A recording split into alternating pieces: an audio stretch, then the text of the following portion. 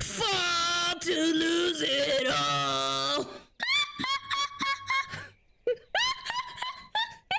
I don't know how out of sync that was, but it was in sync for me. For trust. Are women cringe? Yes. Being on the woman makes you gagey. I could almost do my high-pitched voice again. Round the outside, round the outside, two trailer park girls go round the outside, round the outside, round the outside. Guess who's back again? Shady's back. Tell a friend, guess who's back? Guess who's back? Guess who's back? Guess who's back? Guess who's back? Guess who's back? Guess who's back? Are women cringe? Yo, Red Hot Eraser, they got 4 months. Makes you gagey. Hello. Thank you for the 2 months, Fandom Chief. I appreciate it. Thank you. Hi! Flashbang! Hi! Hello! Tell Alana to start this stream off right. Which is worse? Alanas YT, SmugAlana, or CheeseSy? SmugAlana! Whoa. There you get free spit. Alanas YT, SmugAlana, or CheeseSy? I think SmugAlana is that's kind of fire, not gonna lie. In a cringe kind of way.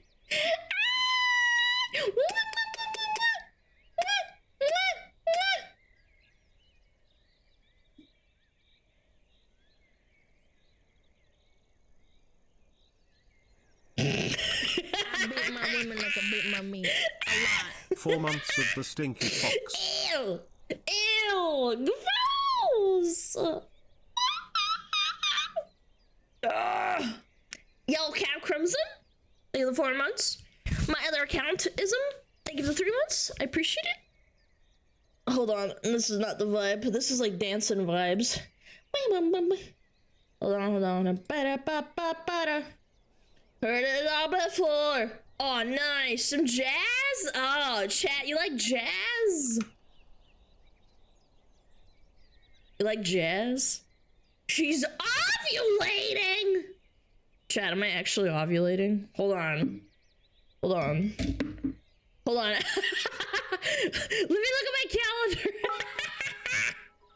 Play Ramstein. Wait, it's on my old phone. Because I'm so lazy, I haven't hold on, give me a second.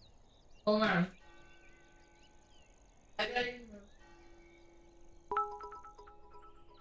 Ya like jazz? Honeybee.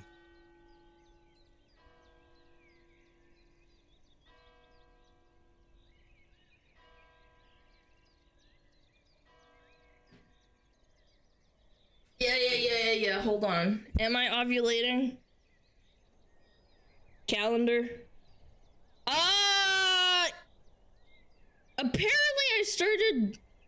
Wait. Oh shit! I forgot to. Hold on. Let me double check. Cause it's period ended then. Period ended then. What is today? Yeah, I actually am. Yep. Kind of cringe. My eats. No, I just wanted to play with a joke. I'm kidding. I'm not actually ovulating. Alana, don't say it out loud.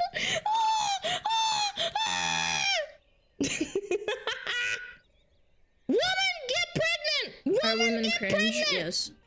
Being on the woman makes She you only gagey. kisses us when she's ovulating. Gifted a Shut tier 1 sub to Falcon up. _ Moonlight. I do not. They have given 5 gift subs in the channel. That is such cap. Classic cheddar, bro. Why do we need to know this? Why?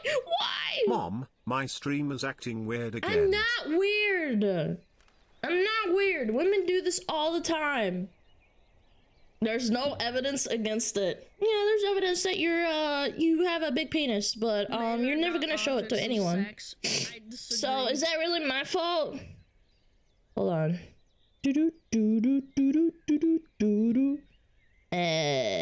Bleh. 1 second. And wiped. There we go. Are women cringe? Yes. Being on the woman makes you gagey. Still not bald. Yeah, you're bald. Bald as hell. Bald like your balls. Bald. Took my schizo meds today. And by schizo meds, I mean my herbal pills. The art you commissioned on Osprey, can you show it to stream? Yes, I can! Oh, it's so good. Let me pull it up. Chat! Gurumi is so nice. Chat, Gurumi I have is a so week nice, off from man. work, which means more time for Yappy Fox in the Aw, evening. thank you, Ash. Thank you. Thank you so much. Where's my tab for looking at stuff? This one? Yeah, there we go. Boom. Oh my god. Oh my god, I'm about to blow. Chat, I'm about to blow. Oh. Oh. So beautiful. Wow. Wow. Ababa. It's so cute. I love it. Interlocked fingers. Chat, go give it a like. Support Gurumi. They're super nice. Like, they're working on it was so nice. So scandalous. I know, they're such whores. I know. Do you want to react together? Oh my god. Imagine the two yapping fucks. Oh my god. Oh my god.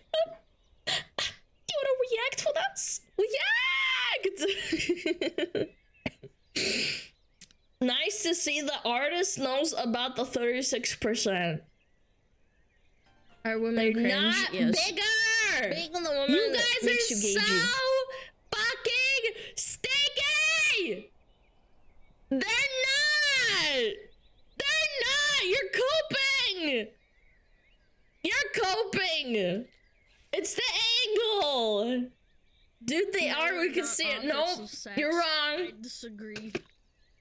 Yo, Sylvia, thank you for the 5 gifted. I appreciate it.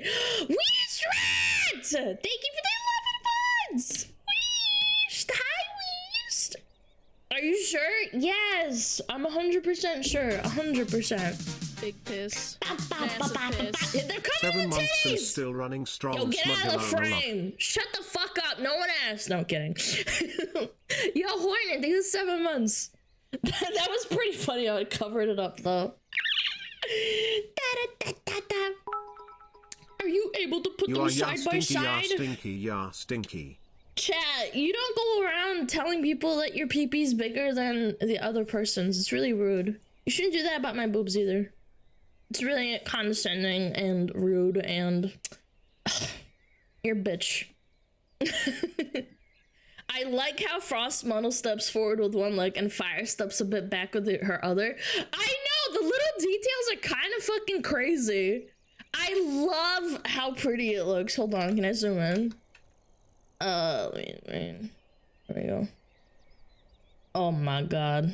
Oh my god, they're so cute. Oh my god, I'm about to blow. Yeah, that's my mobile wallpaper now. Mobile wallpaper, chat. Is that a Savix enjoyer? Hello? Hi, Savix arrive. Chat, donk walk at the Savix viewer. Your boobs are bigger than Filian's personality. Go fuck yourself, like, actually. Dude, I love how, like, the tails look really bushy, too. That's my favorite part, to be honest. I know, cringe, but, like, it's so cute. And the pattern is perfect. Honestly, it's kind of impressive when people do that, like, where it looks like the fabric on my stuff. Because they can take the fabric, right? And they, like, mimic it. It's cute. Oh, fuck. Oh, God. Oh, God. Oh. Dude, sneezing still really hurts. I'm not gonna lie. Dude, sneezing really fucked me up. Bless you, thank you. Budstaro, спасибо. Thank you. They're so cute. Excuse me, I'm still a little bit sick, like maybe 10%. So I apologize if I sound kind of bad or weird or I have like sniffles. Stop screaming. No. Ba, ba, ba, ba, ba. What else do I like about this? I don't know, just everything. Oh, and then they use like a temple background, just like Akagi does. I don't know if that was intentional, because like they maybe saw his other work. I think maybe they did it intentionally, but it's super cute. I love the 3D design in the background. There's a background.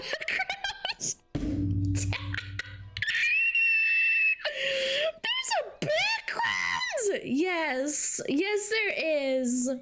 No, I love it. It's so, I don't know how to explain it. It's like cute, demure, but like really sexy, but also demure, you know? They're not objects of sex. Yo, Bob, thank you for the 10! Thank you so much! Guys, if you got a gift us up, please say thank you. Another artist to my blacklist. You can't say that, seriously! What's their code for? Gamer Subs is my sponsor. I don't have many sponsors, but yeah, if you want to check them out, it's an energy drink company. Excuse me. Don't ask me the color of anything. Wait, actually, good point. Good point. That's actually so strong. Chat, if you're colorblind, how do I look? Do I look terrible? Do I look awful? yo, Acme. Glad you like the drawing. There should be a single adventurous cheeser in between those mountains. Oh my god. That is like a self-insert like no other. You're totally right though. Valid. Very valid.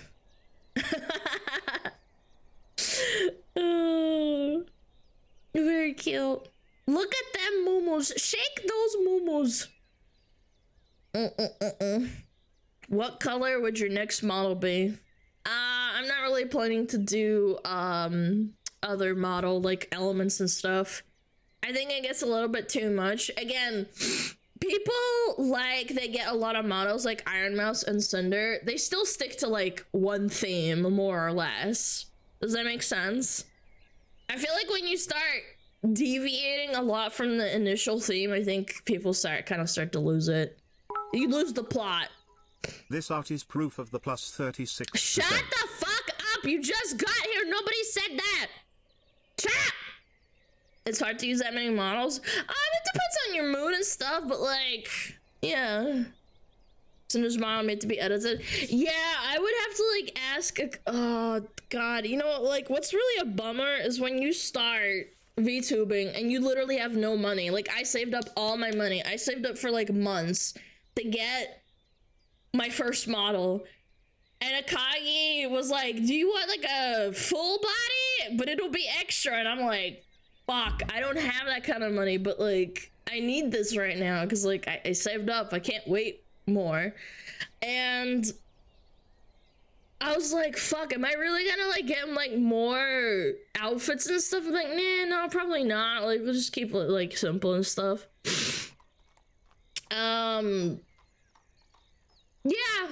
Yeah, and then looking back, I should have probably asked him, but I didn't have that kind of money, so I don't know. You ever thought about live streaming on YouTube, if you don't mind me asking? No, because it sucks and you can't react on YouTube. Yeah. Excuse me. Спасибо, поздравляю, спасибо большое. Спасибо. No clothes toggle. How much was the model? You can go to my commission list down below on Twitch and go to the artists and they have a price. So I'd rather not say how much it costed then because it'll be different from 2 years ago because inflation and cost changes. So yeah. Did you take out a mortgage for the model? No, that implies I own a fucking house. No, I have friends. Yeah, and YouTube chat also stinks. Actually, you're right, chat. Yeah, you're right. It's so fucking cringe. I hate reading in YouTube chat. I try to like, you know, talk in YouTube chats and it just goes by so fast and it's like diarrhea. It's like, and then it stops and then, and like, it's not even when it like goes out. Did you sell a kidney? No, I just saved up money like a normal person. I didn't take out loans for that. Yeah, it's just walls of text, and then like the streamer can't be like as interactive in my opinion. I think it's really difficult to be interactive on YouTube because I've noticed like they don't really read chat, they only read super chats. Until we get a Russian stream, the translator technology is coming along surely. That's YouTube like one of my dreams. P2W. I know, and it's nothing against the streamer. I'm not gonna lie.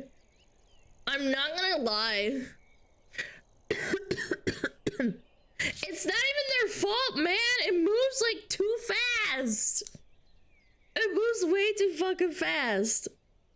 Don't all hit hard on YouTube? Dude, there's like no way.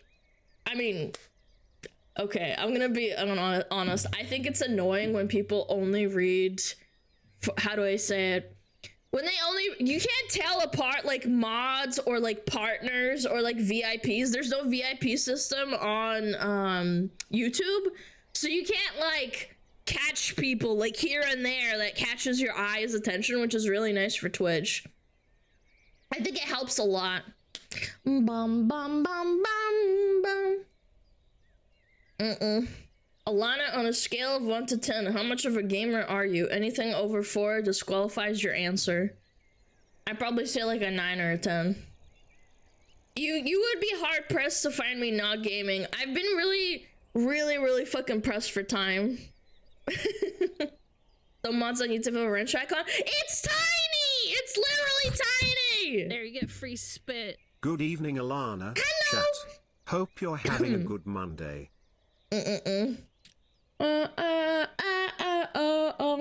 God, I love this cover. Thank you so much, Rin. Thank you for the 4 months. Аланушка, здравствуй, солнышко, песика, выздоравливай. Ня-ня-ня-ня-ня. Aw, Russian chatters, man. So fucking, they're like wholesome, but like I want to squeeze them. I don't know. They're so silly. They're so silly. Have you ever played Marvel Rivals? Yes, I have actually. I spent my time while being sick because I had way more time to play and like do stuff because I was sick and I couldn't really do anything. I played Marvel Rivals. It was quite enjoyable, but I think I would have had a lot more fun if I had friends. Yeah, it was alright. It wasn't that bad actually. Quite enjoyable. Yep. Playing solo sucks. Playing solo definitely blows. Okay, thank you so much. Glad you're feeling better, Alana. Have a good rest of your day. SmugAlana Oh my god, Deli, thank you so much. Thank you. I'm feeling a lot better. I can't really do like high-pitched voices. Like I can't squee and scream, but I'm trying my best. Bitch, you play Rivals and you aren't queuing up with the boys. Okay, hear me out. I know maybe you missed it, but I was sick. I haven't played since I was sick that day trying it out. Yeah, it's one of those games. I mean, Overwatch was awesome when it was like first coming out and everyone was playing it because all your friends are playing it, but yeah. Yep. Ba-bum. Ba-ba-ba-ba-ba-bum. Wow, Alana, you know Russian? Yes, first time chatter. Yes, I do. Unfortunately. It is pretty close to 2016 Overwatch, I know. Yeah. Don't text and drive, bitch, or you'll die. Is your favorite character so far? I've only played like 4 characters. I played Hawkeye, Storm, Iron Man, and Luna, that was it. Yeah, Luna. Yeah. That's about it. That's all I had time for, and then I was like, oh, fuck. Luna's fun. Yeah.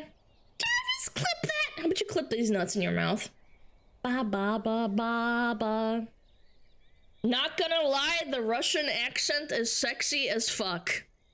I don't have a Russian accent. I have a very American accent, but sure, we'll go with that. Sure. Man, these people are crazy. You have a lovely accent, yeah.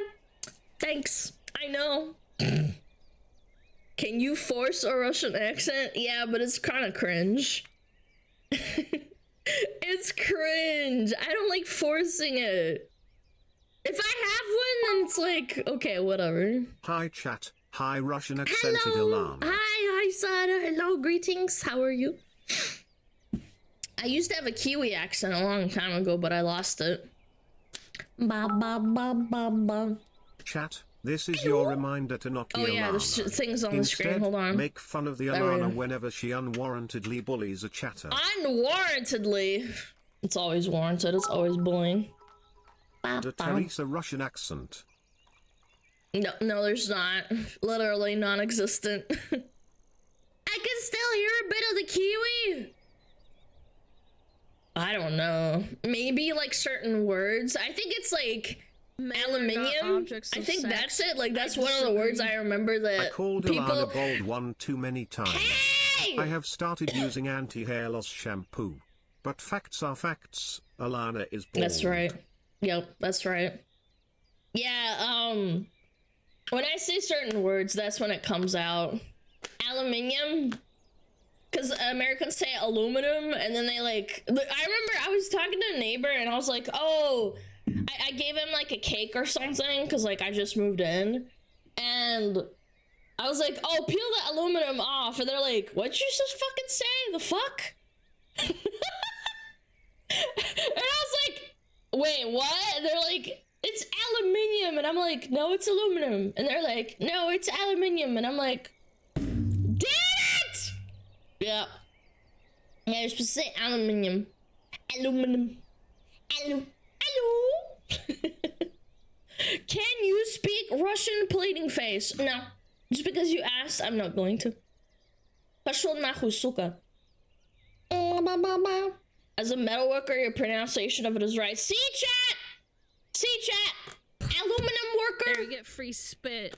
The worker has spoken. Can you not speak Russian? Yes. Yes, I can. Are women cringe? Yes. Being on the woman makes you gagey. Yo, Carbuncle, thank you for the Prime, and Beppo, thank you for the sub. Thank you for 3 months, actually. Thank you so much. Gosh darn it! Bum, bum. Top 2 attractive accents in the world, Russian and Australian. I would not say Australian is attractive. No offense. No offense. I think it's a funny accent, but it's not attractive. For the OGs, there used to be redeemed for like 10k points where you would make Alana play an entire game of DBD in Russian. That's not funny. You shouldn't tell them that. That was a long time ago. That was 2 years ago, okay? Leave me alone.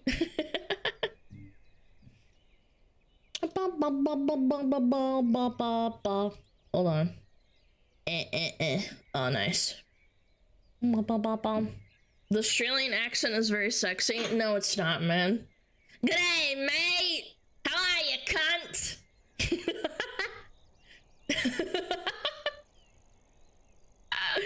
Holy! Hopefully, I can do it. Ba ba ba ba ba ba ba. French accent is pog. Oh yes, oui, mon chéri. Okay, hold on. Come close. I might not be able to do it very well, but I'll try.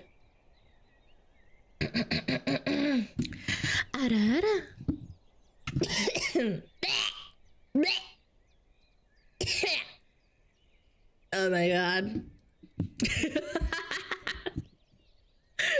Thank you. I know it was horrible. I know.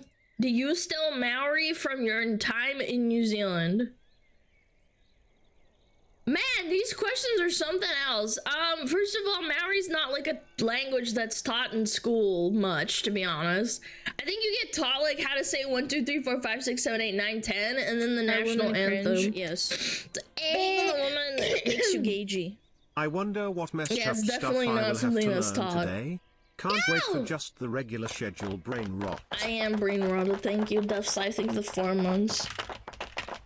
Yeah. I think the only thing that I could probably speak in Maori is the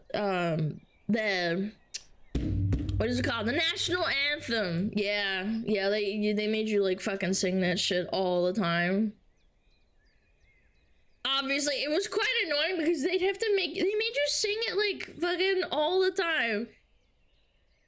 It was like Eowa atua o nai wi matora ata fangarongo na me aroha noa. That was it. Like, I remember that, I think. It's really fast. It's really slow too, by the way. Did you ever do a haka? No. No, I didn't do sports. It was also mostly for men, I would say. I don't really remember girls doing it. She's summoning demons! They made it sing it in Mora, and I live in Australia. What the hell is Mora, and why are you singing the New Zealand national anthem in Australia? Man, you guys are cooked today. Yo, Akira, thank you for 13 months. I really appreciate it. Thank you so much for the support. Yep.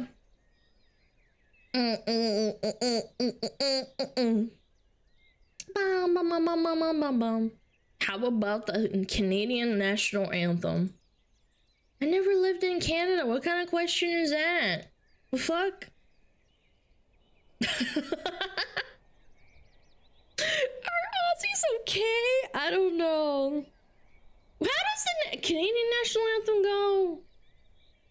Oh, yeah, it's like really fucking, like, I can't remember, to be honest. Oh, Canada! Ba, ba, ba, ba, ba, ba. The rest I don't know.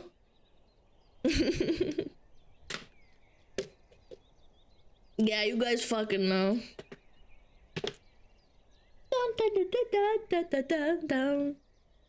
That singing is a war crime. Yeah, and that's why I don't sing and I'm not an idol. Sorry. I don't know if I'll ever release a singing thing because it's like giga cringe. How do you know a bit of German, Alana Skull? Hello, Snake. How's it going? Rapping, I could probably do because it's not. It is singing, but it's not like super duper difficult. It's more about flow. It's not about pitch. I would say. Bum bum bum bum bum bum bum bum. Yo, Kuro, thank you for the 4 months. Thank you. Yeah, I'm pretty cringe. How do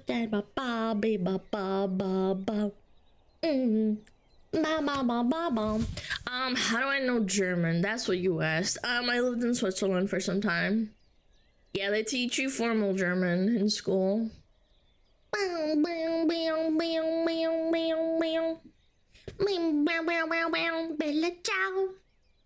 This song's kind of a banger. Parmigiano. Is there anywhere you haven't lived? Your basement. That's where. They teach actual German there. Yes, it's because they need to like actually teach you. Swiss German is not something that. Swiss German isn't like an actual language that can be studied because there's so many accents and ways of spelling. It's more like an informal language. Yeah, it's not taught in school. You get taught German. Yeah, there's so many dialects and accents and it's quite difficult. Are you American? No, bro. No, I'm not American. I live in America, not American. I came across the border. I'm gonna get your job. Are you Yacobian? Yeah, I'm an alien from outer space. She's Canadian?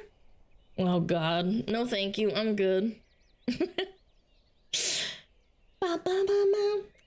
your job. I'm not Canadian. Yes, I understand Swiss German, yes. I don't speak it anymore though. I lost it a long time ago.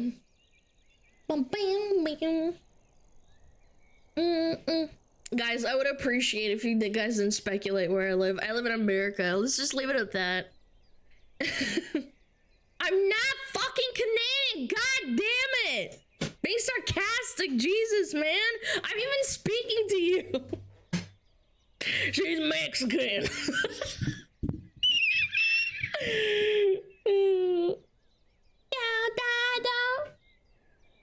Ever been to Scotland? No. I want to go there one day. That would be sick, actually. That would be amazing. Alana, are you replacing Trudeau? No, I don't live in Canada. I can't legally. You can't even be president if you weren't born in the country that you're, like, running for. Yeah. I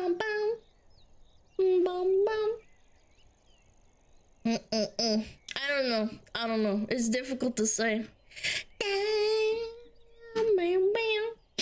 I keep feeling like I have a sneeze. That's why I keep pausing when I talk. I feel like I need to sneeze, but I keep not sneezing. Fox. Yo, Texas Tim, thank you so much. Thank you for the 16 months. Thank you for sticking around. I really appreciate it.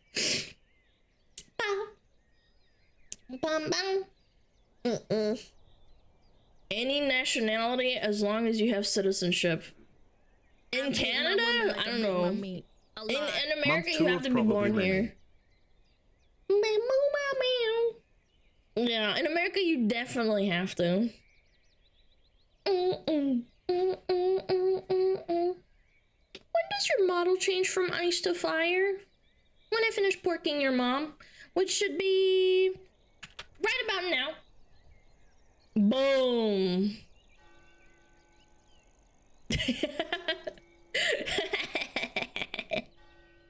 Let me fucking remove this. Hold on. Boom. Goodbye. Hi. Did you have an inspiration for your model?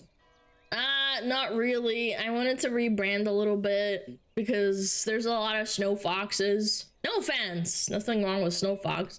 I thought I'd rebrand for more recognizability, and also I wanted a new model, but not too different from my old model. Yeah. This isn't too different in my opinion.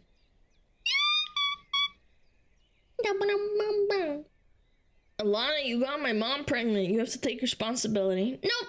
I'm gonna run away. Bigger elbow button. No! No! Alana, if was you call it pop or soda? Soda? Pop, I think, is like a southern thing. No? Or is it a northern thing? I don't know. I never called it pop. Ever. Bam, bam, bam, bam. Pop is northern? Yeah, I thought so. Like Minnesota and Massachusetts. Minnesota salads. South is calling it cola. Yeah, actually I think you're right. Yeah, they say cola or Coke. You want a Coke? Yeah, I say soda. You want a soda?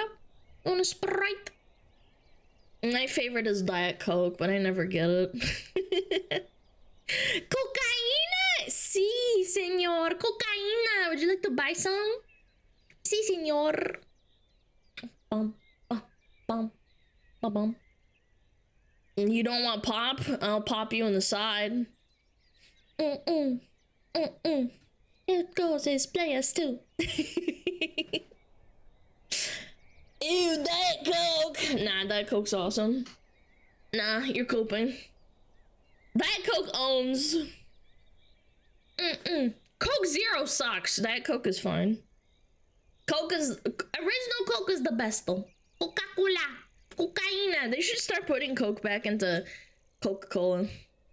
Can I ask you to do a bit of booby shakies? I disagree. No. For those who know, I'm gonna do what I Inca-Cola want. is the best soda out there. Oh god. There's more coke in my veins than actual blood. SmugAlana. Inca-Cola. I've never had that. What is that? I like lime coke. You know what? I like Dr. Pepper cherry too. Dr. Pepper's pretty good, but Dr. Pepper cherry's nice too. Boom, boom. Fallout reference? Oh man, I should have fucking... Inca-Cola? No, it's Nuka-Cola, not Inca-Cola. Yeah, that was not a Fallout reference. Inca-Cola. Nuka-Cola, Nuka-Cola. You know? I remember playing that mission where you like... Are women cringe? Yes. Where you kill a lady and take her Nuka-Cola collection. I did that to her. I killed her. Objects of sex. No. Yo, Fook! Fook me, silly! Thank you for the 5 gifted. Fook me, silly! Fook me! Fook me, fuck you! That's an Austin Powers reference. I probably shouldn't have seen that movie as a child, because that really unboxed a lot of questions for me, because I'm like, what the fuck are they doing? Is that supposed to be... Like, what? Dude, I watched it when I was like, I don't know, 10, and I realized about halfway through, and I was like, I shouldn't have watched this. This is a little bit... I don't get it, but like, I think this is inappropriate. It wasn't that bad. Guys, they literally like imply sex when you're 10. My parents, granted, they didn't know that they had Austin Powers, and I just played it when I was home alone and I was bored, and they didn't realize it wasn't really their fault. They didn't know. Because I just grabbed like not CDs, like DVDs, and I inserted them into the DVD player, and I was like bored. I was like flicking through them, like I had nothing to do. And I was like, this is an adult movie, huh?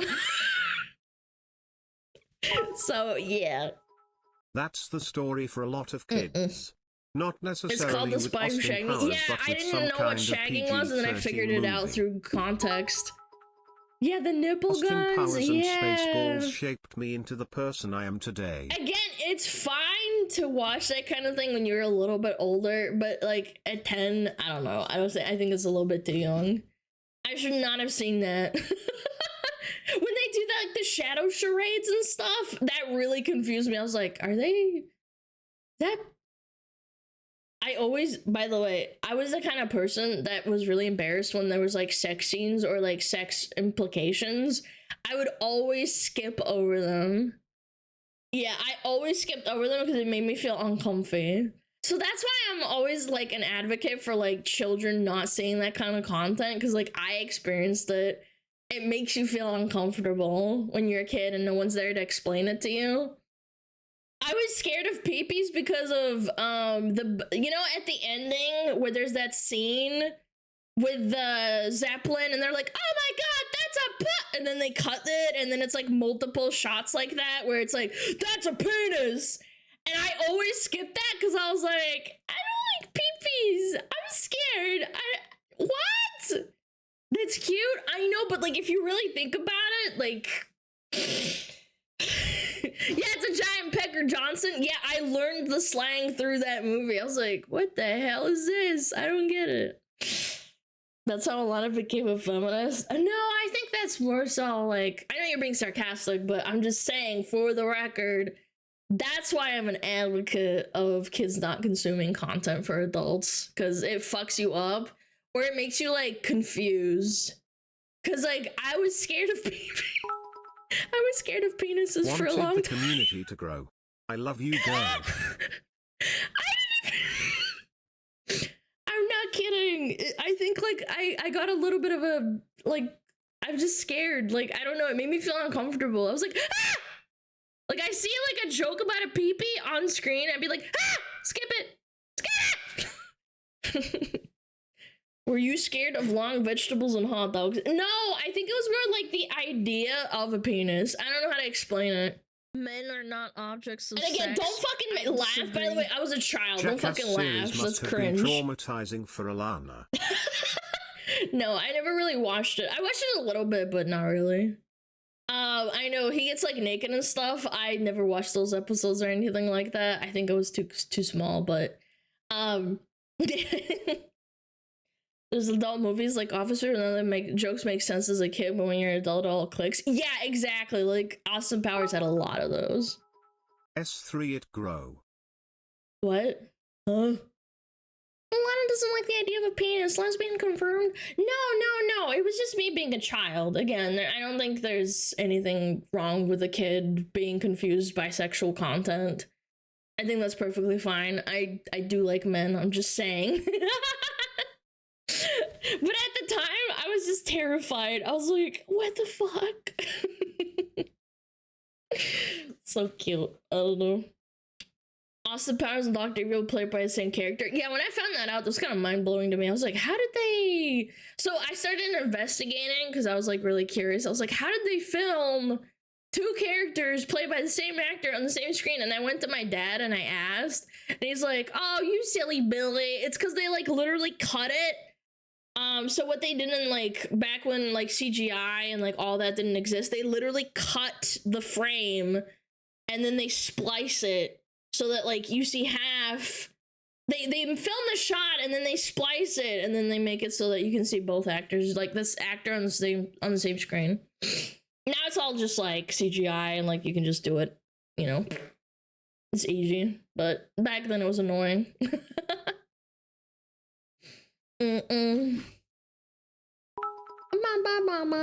Girl, I'm gonna go break a leg. Thanks, man. Thank you. Fuck me, silly. Thank you. Fuck me. Fuck you. That's a bit from there, huh? Behind the scenes for movies is so fascinating. Yeah, I like that shit. I don't know if I were too engrossed if your story, but Fuck Me Silly did another bit dono before this one.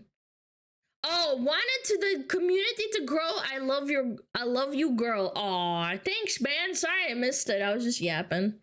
I apologize. That's kind of what happens. I hope you're still there. Bye-bye. If not, then I'm sorry. I even did the wave. I'm so cringe. You come to me on the day of my Oshi stream for a favor.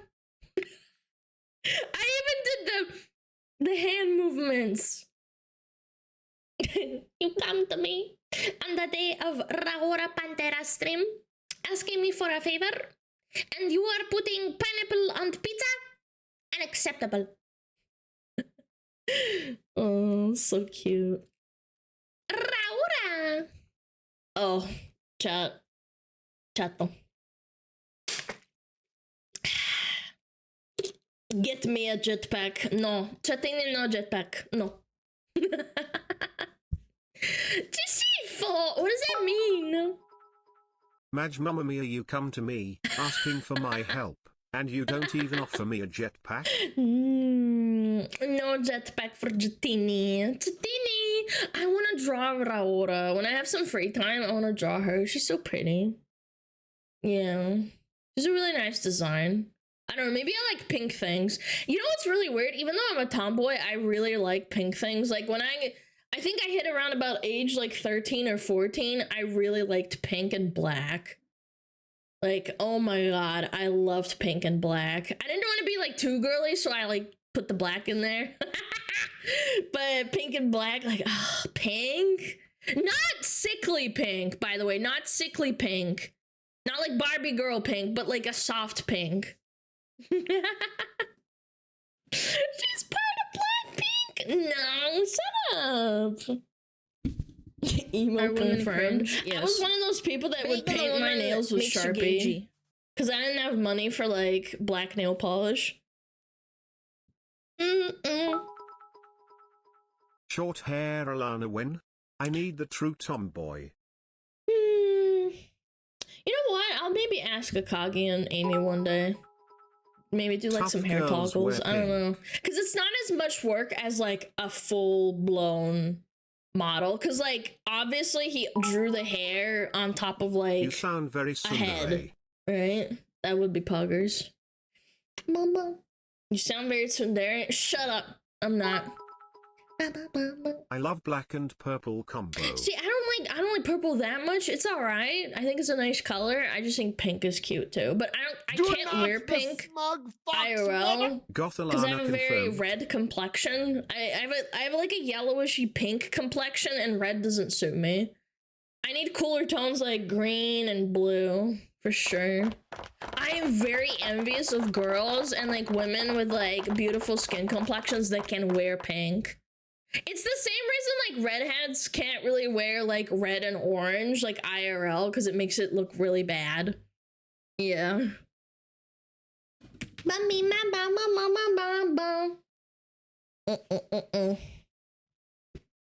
You have a bald head? No, you're bald. Another streamer was threatening to hack my VTuber account and turn my model bald, and I'm like, present the challenge, bitch. Do it. I welcome the challenge. You can't do it because you're dumb and bald. Was that Ellie? I don't want to say. It was funny. But oh, I gotta do white duck ass. Hold on. Is the blinds down? Are the blinds down? Yeah, they are. Okay. It's getting hot in day. Bam, bam, bam, on your there clothes. You get free spit.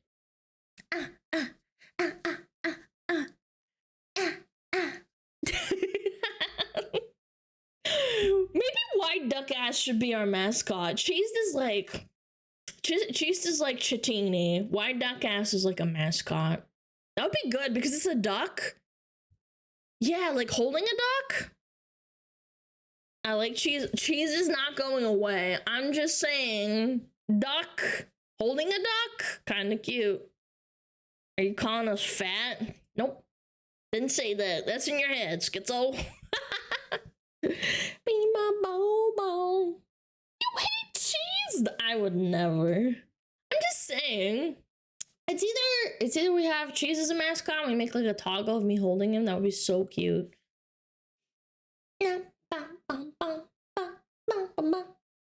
Who is this? Oh, I love the Neil cheese. It's so good. My queen. My queen. Bum bum bum bum bum bum bum bum. Yo, bye horses. Goodbye. And also thank you for the 1,000 biddies. I really appreciate it, man. Thank you so much. I didn't even say that. Yo, Lord Tide, thank you for 4 months and Prophetic! Prophetic, you 14! Oh my god, he snuck in here. Everybody say hi. Yo, Vash, thank you for 2 months. Do you know the way, queen? My queen. Don't hang up all your clothes. Prof. Oh god, prof. What? What's wrong? 14 months. Oh. So take off all your balls. Wide Pom masturbation 7776942 gang shit no mori Fortnite $19 Fortnite guard but he spins. That's power right there. That's powerful. My merch just came in. Yo!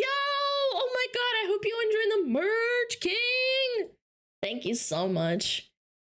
I hope you like it. I hope it's a good quality. I never got like sent stuff to like try or like cringe, feel out, but still. Being on the woman makes you gagey. Yo, run amok, thank you for the prime. Guys, I'm sweating in Dota. Sorry, no time to chat. What MMR? What MMR are you? Alana, are you gonna hop on Fortnite when Miko comes out? I was very tempted. Very tempted. Are women cringe? Yes.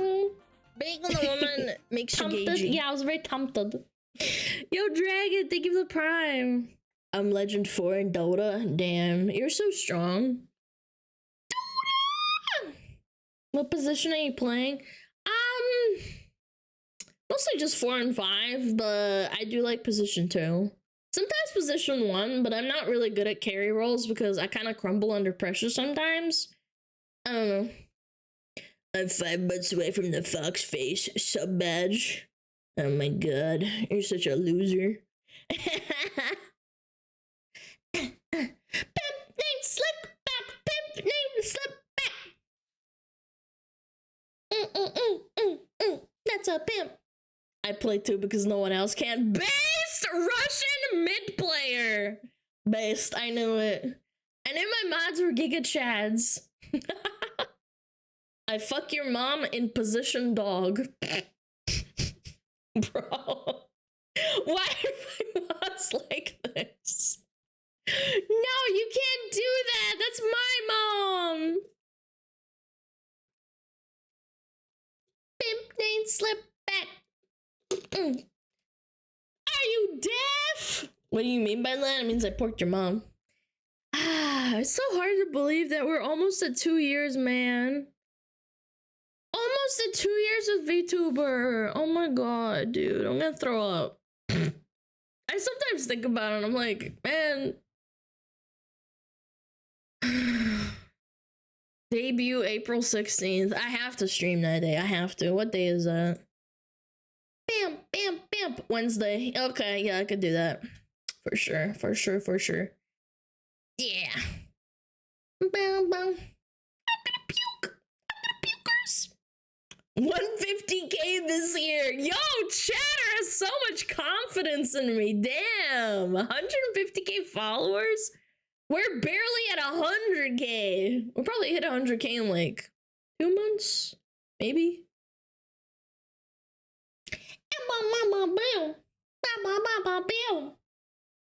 150k in credit card debt, maybe. What the hell? Why do you got 150k in credit card debt? Chat, don't do that.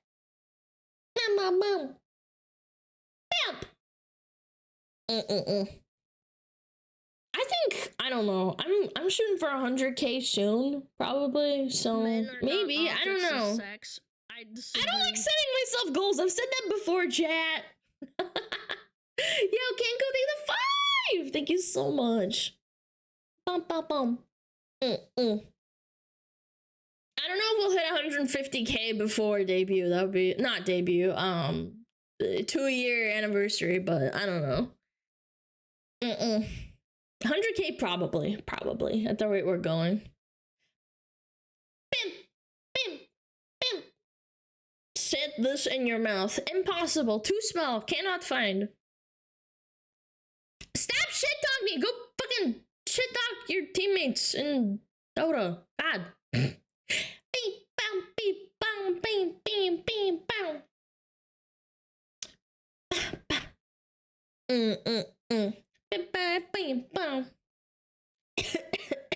1 million confirmed. No, 1 million's like, I would have to stream probably for like 3 years straight. No breaks.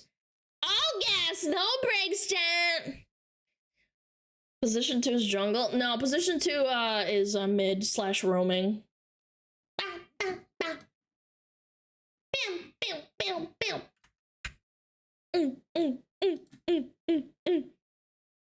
Lich refilled my bottle in mid 3 times in 8 minutes. Dude, that's actually so strong. You got lucky. Twitch followers take a longest time to accumulate. Yeah, I think like a lot of people have to consciously like press the follow button. It's kind of like YouTube where people sometimes don't like, they don't like subscribe. They don't hit the subscribe button. Yo, they just gotta watch. My Kamioshi, 16 Brazilian years. I love it here. Thank you for streaming People Smile. Thank you. Come to Brazil. Thank you so much for 16 months, man. I appreciate it. Yeah, but how do people not know how to play mid? What? No, there's no jungle. It doesn't exist in Dota. It's more roaming.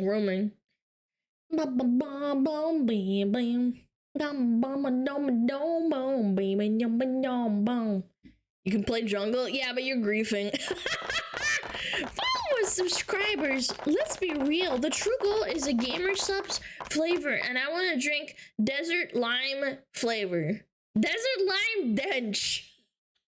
Desert lime dench. Oh my god, dude.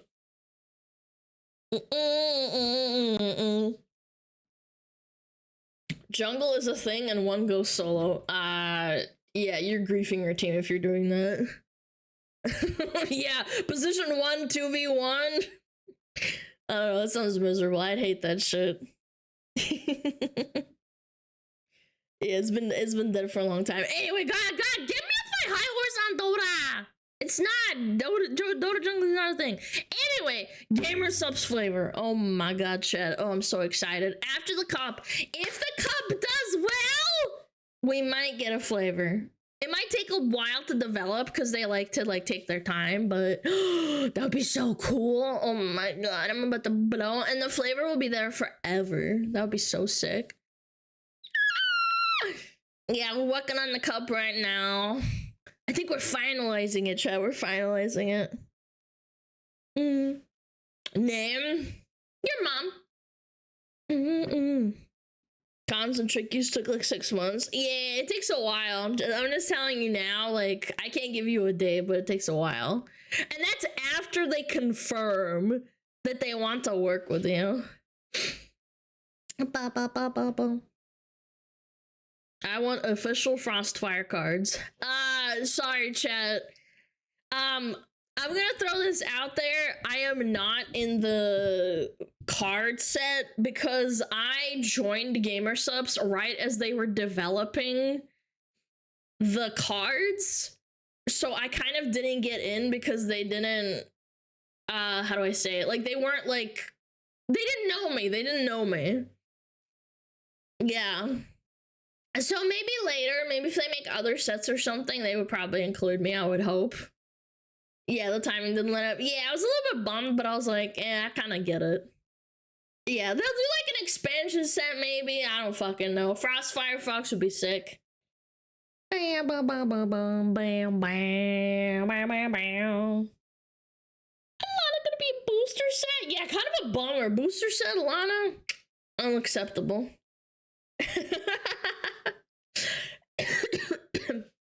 Yo, Ziggleactric, hi.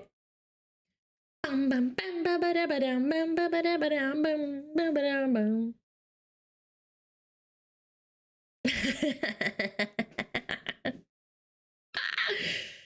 Bum bum bum bum. Is this Johnny Cash? Yes, it's Johnny Cash. At 7 minutes. Aw, chat. I love yapping with you. It goes by so fast. Bum bum bum. Need my limited edition first print of Charizard Lana. Oh, that'd be so cool. Like breathing fire and shit. I was saying how Alana, you don't want to be pack filler, you want to be the face card of the set. Yeah, but I missed out, so. Oh, the ads are on right now? Oh. Oh well. I'll be right back then. Yeah, I'm gonna go check on my dog. I like to check on him, see if he's like doing okay. My cat's kind of like whatever. Yippee-yi-yi-yi-yi.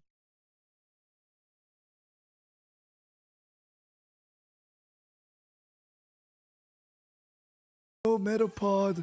Oh, Metapod, use Harden.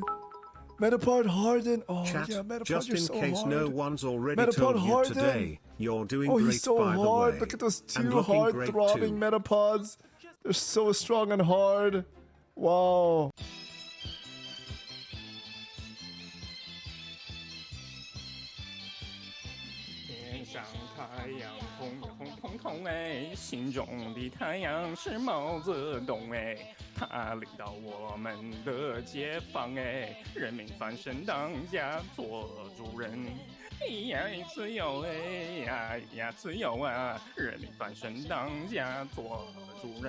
Why are you so good at this? My language, man. What's up with me?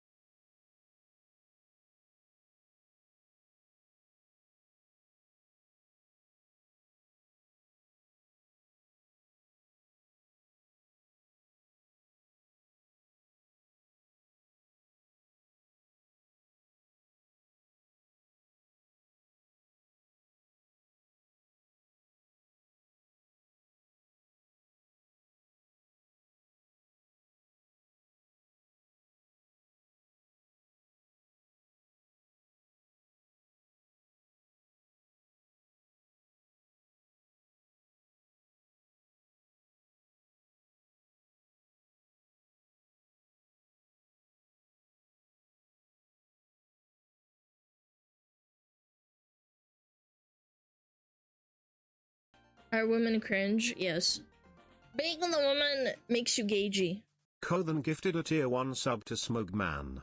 They have given 312 gift subs in the channel.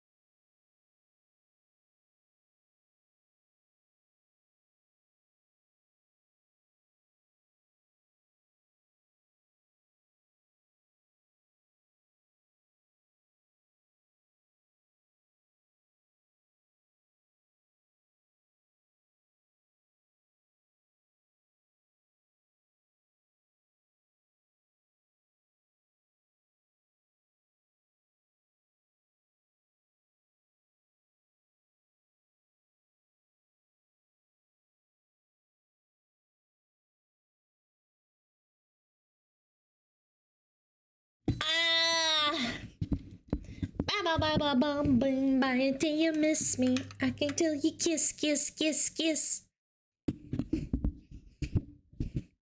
I'll hit it from the back, chat. I'll hit your mom from the back. That's right. Such a beautiful voice. Man, this guy needs to get his ears checked. Be nice to me, mom. No, what the frick? Why are you so mean? Then I will hit you in the back of your head, bitch. I can't. I blocked it. I'm too fast. I read smugglers as gamblers. I'm cooked, chat. That's okay. We welcome cooked chatters. Such a beautiful voice. It's muted. Are women cringe? Yes. Being on the woman This makes song you is such a gagey. bop. Some _SmugAlana _simp gifted a tier 1 sub to listless peasants. Yo, thank They you. have given Thank you so much for getting this up. 230 Thank you gift this subs in the man channel. sub as well. Thank you. Womb will never hear you tapping her urn. Yes, she will. She'll be like, ooh, son. Why did you let this happen? We're all cooked here. The heat from Fire Alana cooks us all. Yeah, exactly. Exactly. Sorry.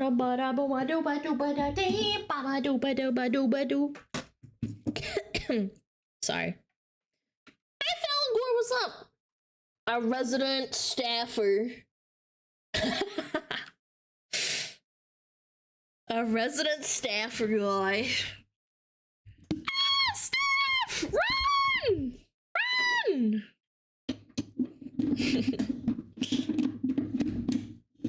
Ugh.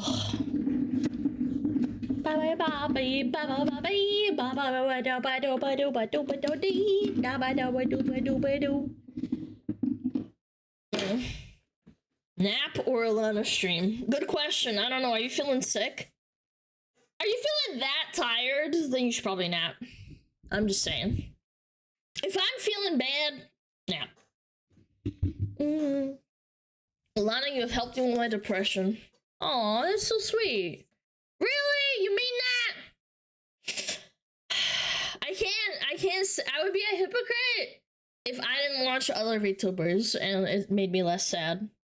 Back in the day, you know, a long time ago. Maybe not even that long, maybe 2.5 years, 3 years ago. Ow, wow. Ow, wow. Hold on. Hi, kitty. Aw. Lana, you helped me want to become buffer and more handsome. Aww. I bet all the smugglers are plenty handsome. And that's okay. And that's okay, chat. If you don't want to be buff, be kind, be funny. Because if you can make a woman laugh, you're probably like 70% of the way there. Like actually laugh, not like fake laugh. Some women do that, but you know, they bitches.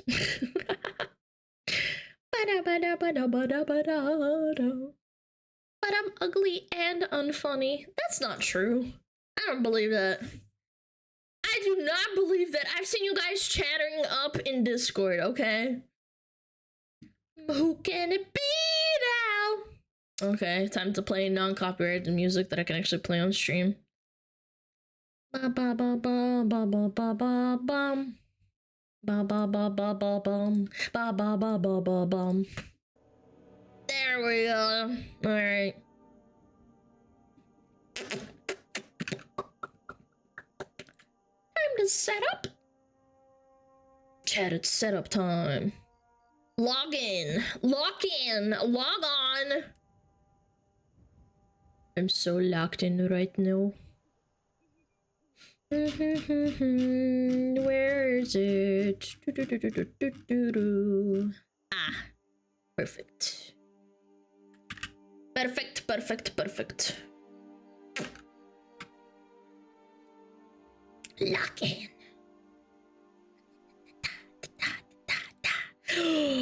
Look at what we have though. We have to look at this again. Can we just talk about this for a second? Oh my god. Oh my god. They're so soon. I love it. Very much captures my personality. That's some good art. I know, guys. Check them out. Gurumi, super nice. Yeah. I came at a good time. Maybe more ways than one. Maybe, perhaps. Fire is bigger. Don't fucking say it! Don't fucking say it! You're a mod! You can't say that! Very smug, very mindful, very demure. Zoom in and look. I don't want to. You're wrong. You're a man, probably.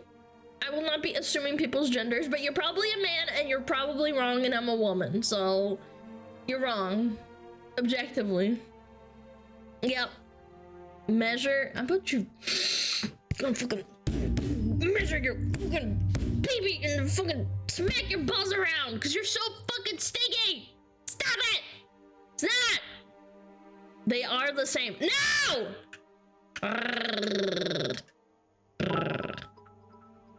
I thought you were a man. Maybe.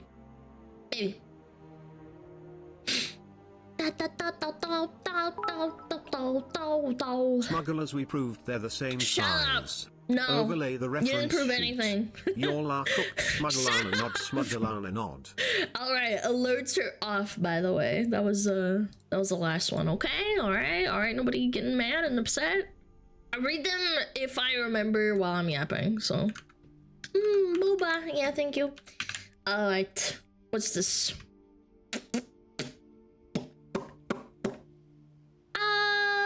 I'm 43 years old. I'm well educated and have a well-paying job. Keep myself fit and I cook and clean. But I can't find a boyfriend. Why? Because you're 43 years old.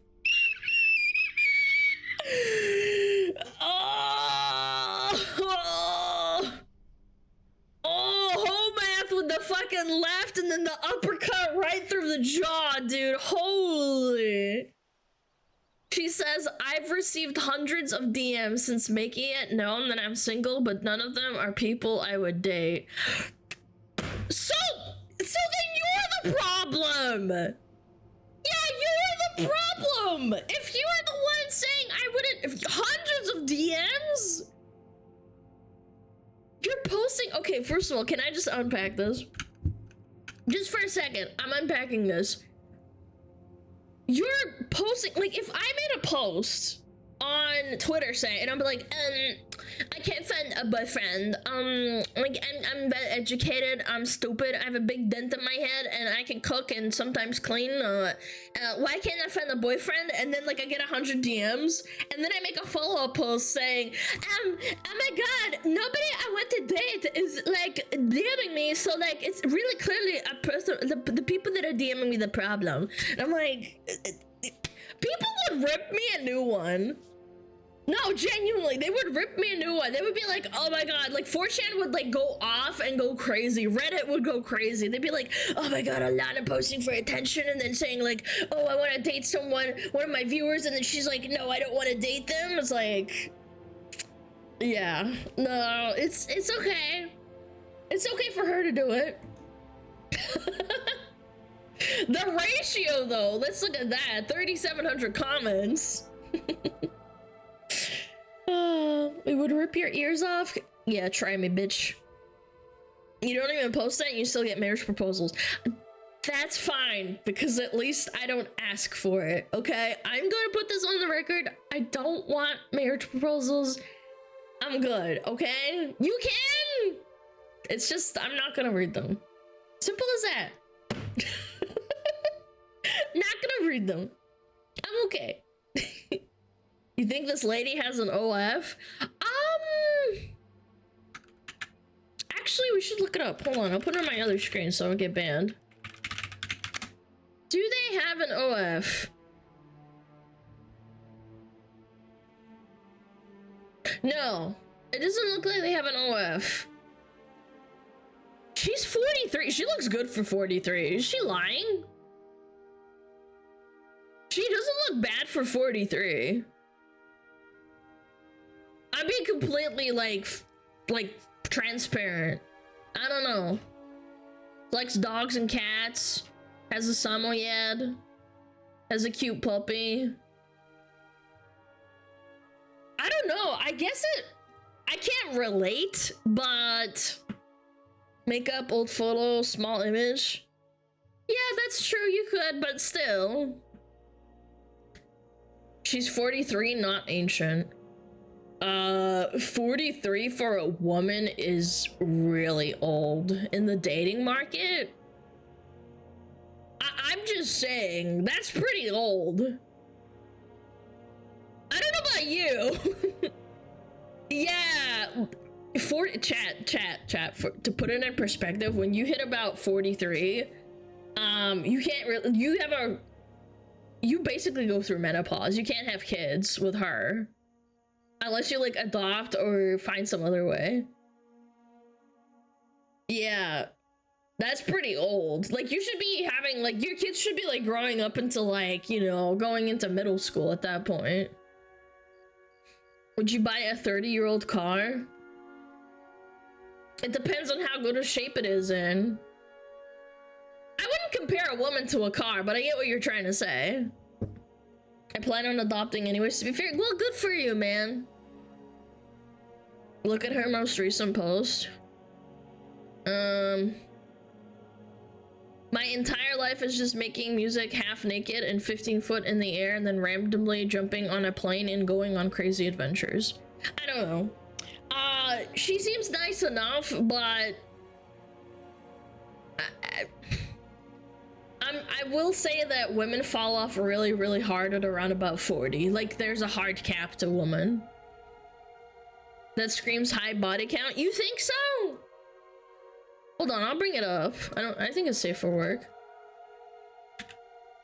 Do you really think that? Like, in my opinion, that doesn't scream it to me, but...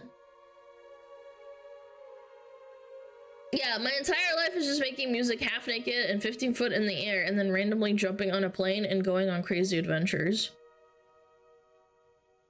You're 43 and you still act like you're like 21? Are we sure she's not lying?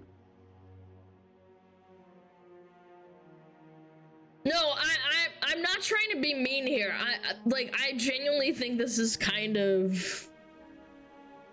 Yeah, this is giving me the how do you do fellow kids kind of vibes. Might be lying. That's what I'm saying, but... I don't know. She's a woman. We're never sure she isn't lying. That is millennial behavior. 43 is like late millennial, I'm pretty sure. That's like the cutoff, I'm pretty sure, 43 for millennial. Oh, early. Oh, early. Yeah, sorry. Got it mixed up, but yeah. Nah, it's Gen X. But the point still stands. Like, I don't know. I don't believe she's 43. She looks mighty good for 43, but I don't know. How do you do, fellow millennials? Yeah, I don't know. If I had a mom and I found her acting like this on Twitter, I'd be pretty weirded out. I'm not gonna lie. Just a tad. Yeah. $19.89 is the cutoff. Oh, okay. Anyway. Alright, let's look at this. This looks mighty interesting. Oh, by the way, is the music too loud? It might be a little bit too loud. Turn it down just a smidge. There we go.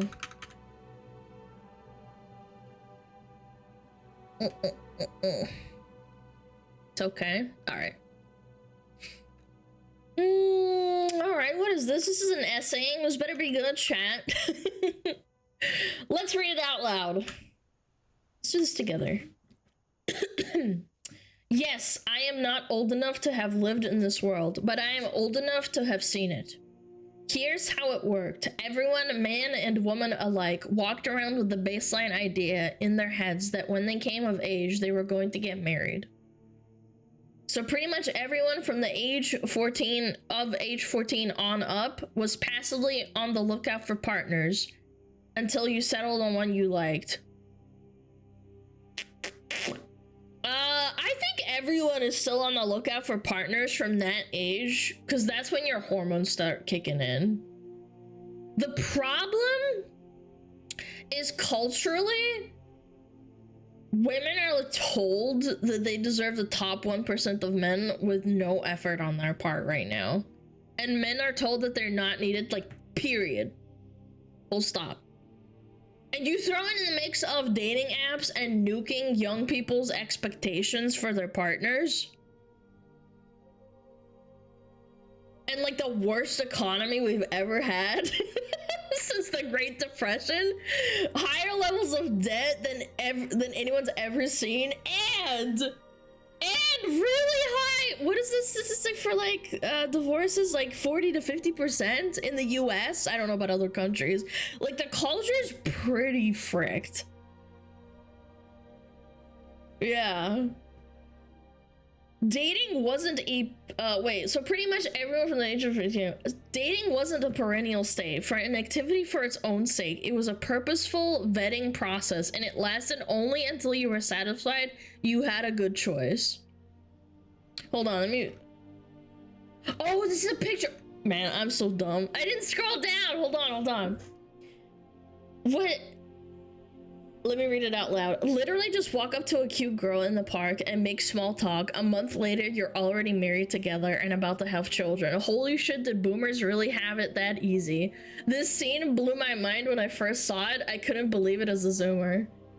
Yeah, I honestly felt kind of the same way. I was like, this is like a fairy tale fantasy. So I was right. Yeah, like dating really does freaking suck nowadays. I genuinely thought this from the get-go. It sucked. It's a fairy tale, it's a movie. Yeah, but that chat. My parents met in like university. At like in the middle of their 20s. They're like 22, between 22 and 24. You can't even argue with statistics. People don't meet in college anymore. They just hook up. I don't think, if I asked my parents, was there a hookup culture when you were growing up, they probably tell me no.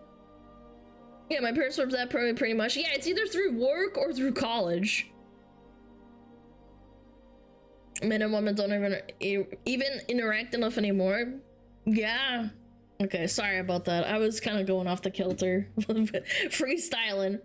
And it wasn't a hard choice to make because you couldn't throw a rock without hitting two suitable candidates. Almost no one was obese because food was made of food and not industrial chemicals. Almost no one was covered in unsightly tattoos or pink hair dye either.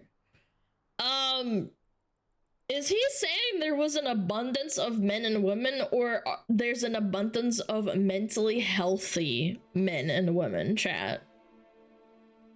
Because there's still a ton of men and women. Like, they're all just online right now. Which, in my opinion, has destroyed, like, dating courtship. Like, normal courtship. A friend of a friend the other day was talking about how he's trying to meet girls on these dating apps, and he was like really annoyed because they want to text for like 2 weeks before meeting. And I remember them saying like, oh, he's like, fuck it, I don't have time for this. I don't want to text you for 2 weeks if I haven't even met you, because I don't know if you're even worth my time. Like, you should meet and see if there's a spark and then text, not like do this texting thing and like waste everyone's time. I think that's super cringe, doing the whole like back and forth. You can't really get to know each other just through texting. You can't. You physically can't.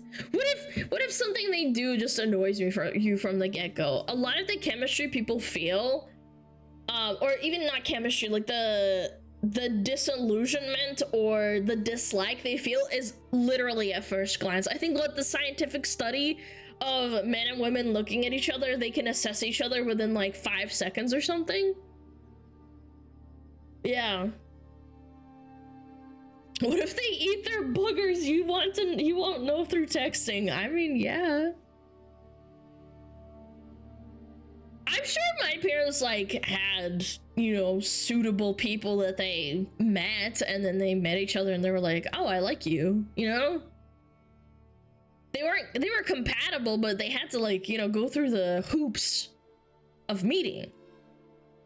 People don't do that anymore, and I think like the probability, so you take away the probability of meeting, and that goes down like substantially, and the statistic becomes extremely skewed because you're not meeting in person.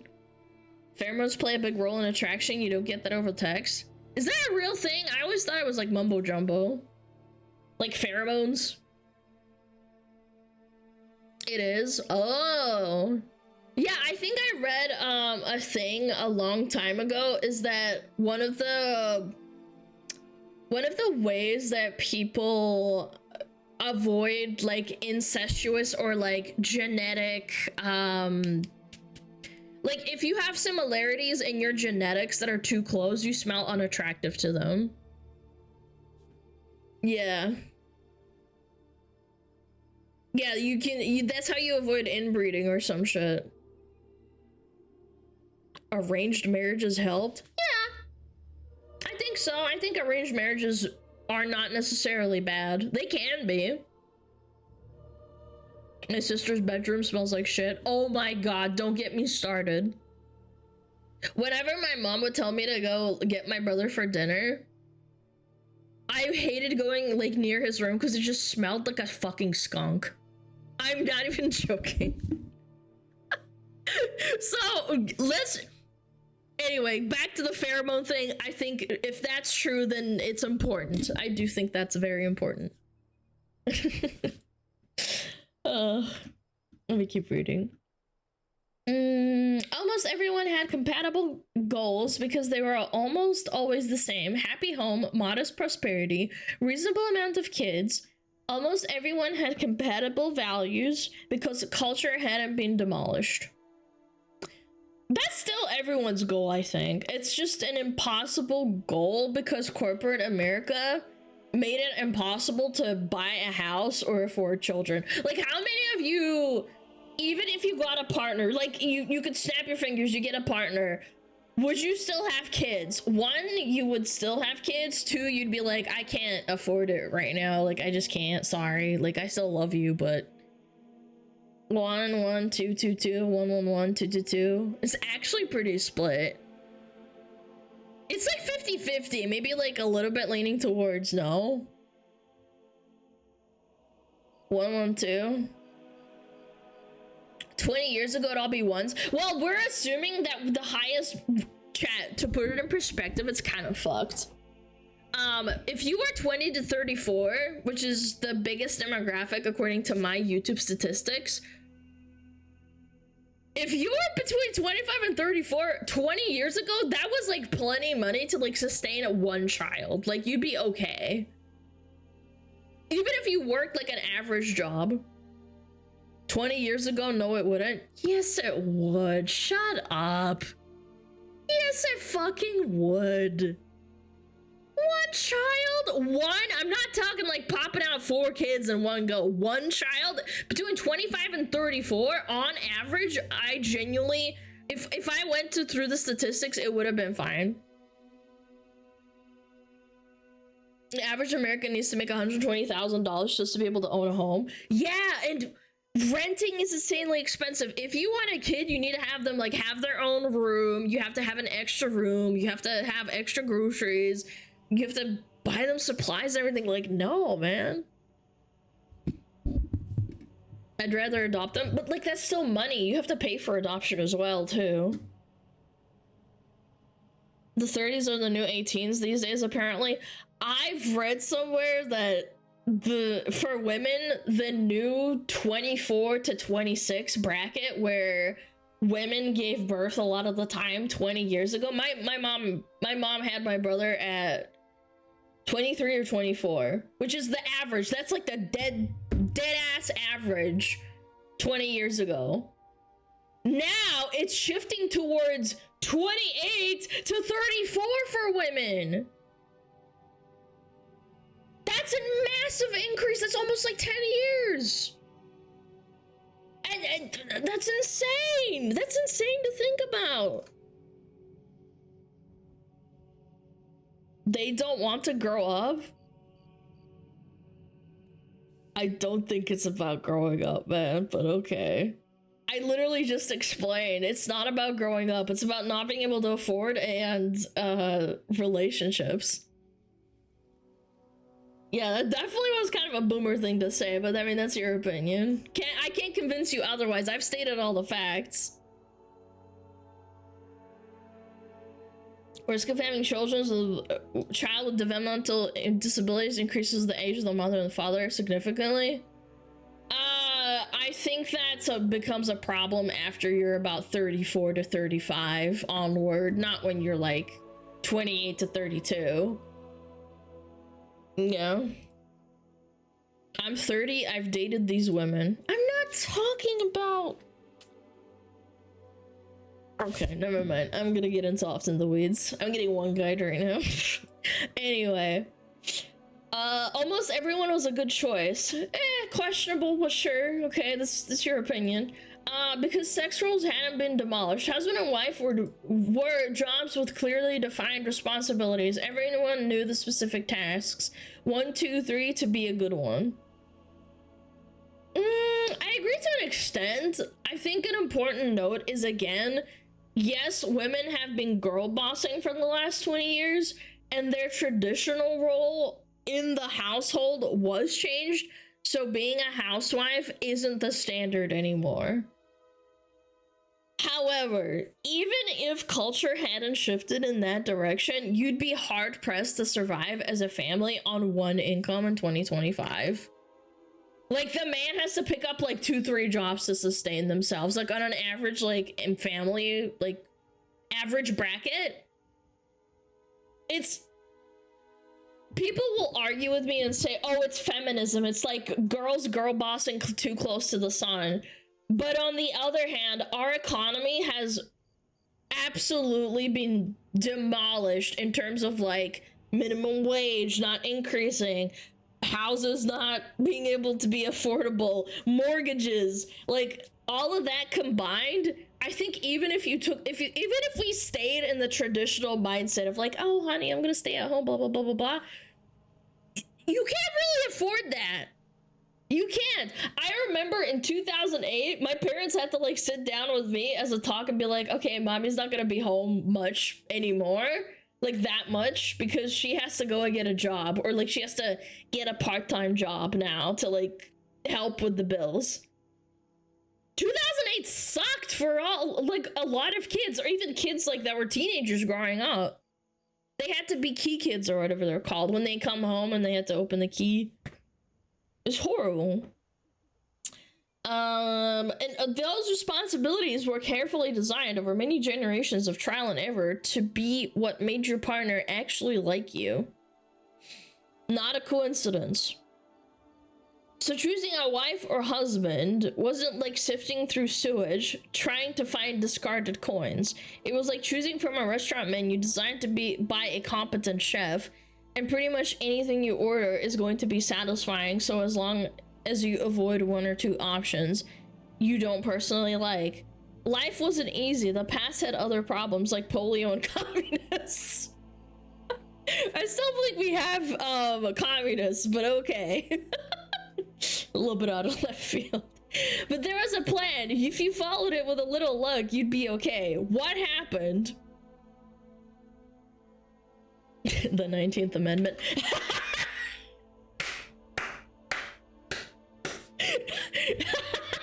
No, I'm kidding. Kick W, haha, lamau, lil W.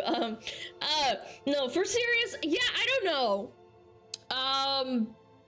Maybe boomers destroyed everything. Maybe they didn't. I put a lot of blame, I always say this, I put a lot of blame on social media. I think social media gave a very, very, very, very loud voice to fucking retards, and they've been screaming ever since.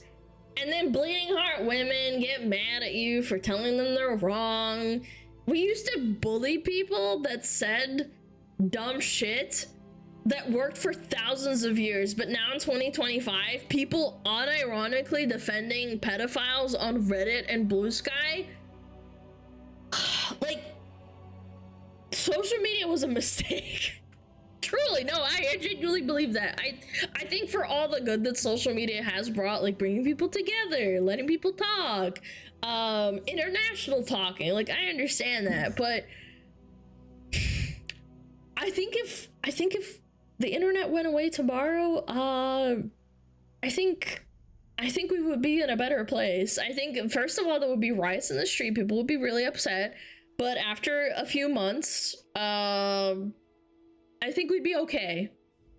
There might be a little bit of a, you know, hubbub, a little bit of chaos, but maybe some rioting, but you'd be out of a job. I've said this before.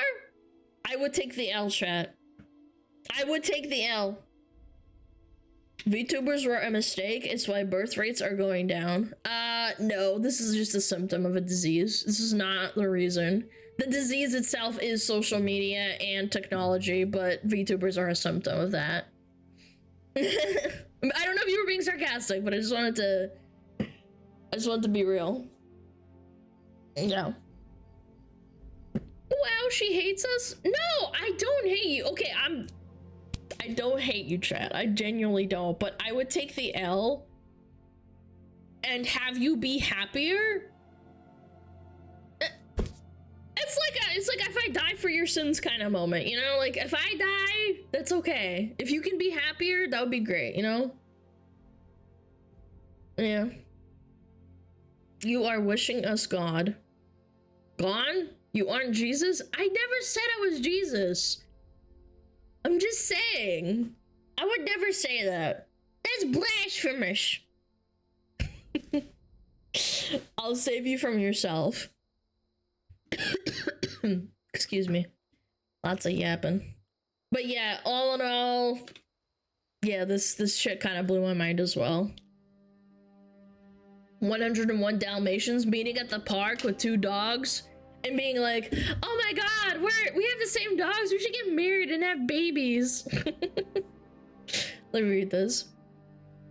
You keep shifting away from the real problem, the financial stability of regular citizens.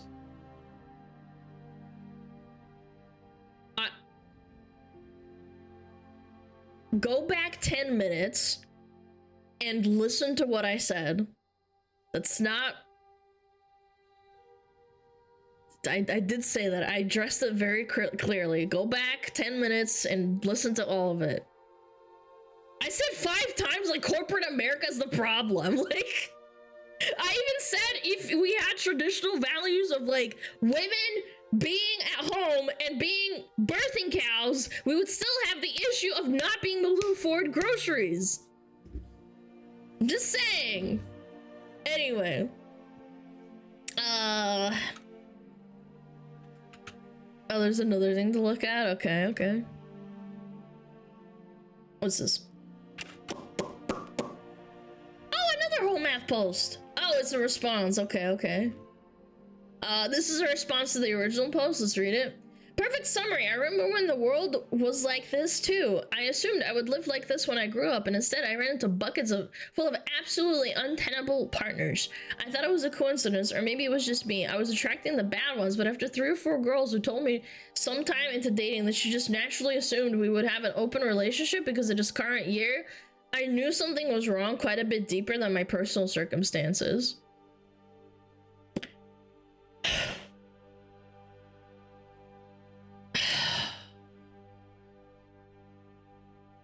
This seems so unfathomable to me.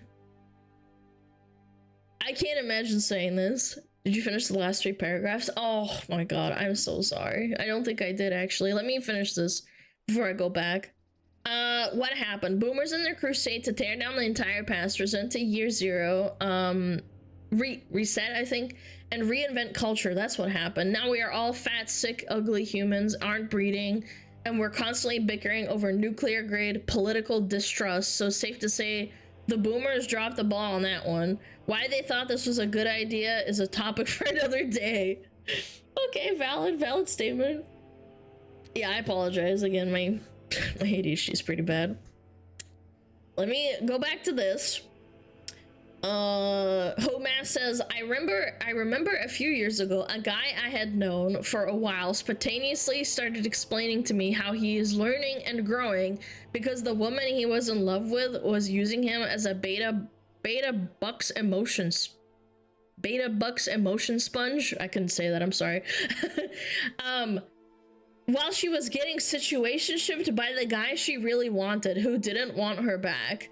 I didn't ask about any of this. He just used me as a sounding board to construct a rationalization for the only attention I can get is from someone who's using me as a mop.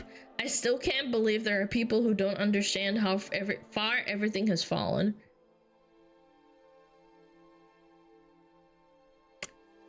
That's really disillusioning to me because when I was growing up, I never had that kind of impression as a young girl. That's really sad. I've never thought about like using men as an emotional sponge, like trauma dumping while you're like talking to another guy. I just felt that that's kind of icky. If you're going to commit or at least talk to someone and be emotional, you shouldn't be talking to someone else at the same time. Is this post not clarity shitposting? I don't think that's shitposting. I think this person's being genuine. You having a brother may have helped with that. Yes and no, because when my brother's a bit older than me, so like we don't grow up in the same like aging bracket. Like he was a bit older than me, so when I was about 15, he was already dating like quite a lot of women. And I only started realizing that he was having trouble with women after like the 5th or 6th girl that he was trying to date. Where he was just like my brother never complained to me directly, but sometimes he'd just like come to be like, I don't get it. What am I doing wrong? Like I'm a fit guy. I'm 5'9", and I don't get what I'm doing wrong, and I have a pretty decent job. Is it me? And I'd always have no answer because I'm younger than him. The fact that he came to me was a little bit troubling because it's like I don't have an answer. I'm a young kid. Like I don't get it. They don't understand this because it's normal to them. Dating apps and situationships are not getting married, and if you do, it's just for financial gain. That's normal to people born after 2005. Really? 5'9" is not short. 5'9" in shoes. but for some women, 5'9" isn't tall enough, and my brother always struggled with that. That's what's really annoying to hear. Yeah. But anyway, this isn't about my brother. I'm just trying to explain that I didn't understand this was a problem until maybe like 3-4 years ago when I experienced it for a little bit. Yeah. I'm 5'8" isn't over for me. My brother's 5'8" as well. I'm just saying. I just don't understand nitpicking like that. Yeah. I'm 6 foot and I feel short? What? That's so weird. Why? 6 foot's a little bit above average. Don't say that. Anyway. I'm not a man, but I have relatives that are men and my brother, obviously, so I can kind of understand the perspective, but recently I've only started hearing it through like online discourse that men are really experiencing a turning point where women are bad. And for a while I thought it was kind of a half-hearted joke, chat. I'm not even joking. I thought that the whole woman bad thing like 5 years ago was like a meme, but I'm starting to understand it. I'm starting to get it. I'm like, damn. Some girls out there are just cruel. It don't matter if you got money. Yeah, but you can't get money if the economy's fucked. You picking up what I'm putting down? Yeah. I'm 6'1" and women consider me short. Shut your face. Get out. Close the door. No shot. 6'1" and you're considered short? I'm 5'6". That's plenty. I'm just saying. Anyway. Yeah, that's so sad. 6'2", consider me average? Chat, that's really fucking retarded. I'm sorry. If you've ever experienced that, that's so dumb. For me, if you're a little bit taller than me, like, that's fine. Like, I don't care. It's not like a deal breaker or anything.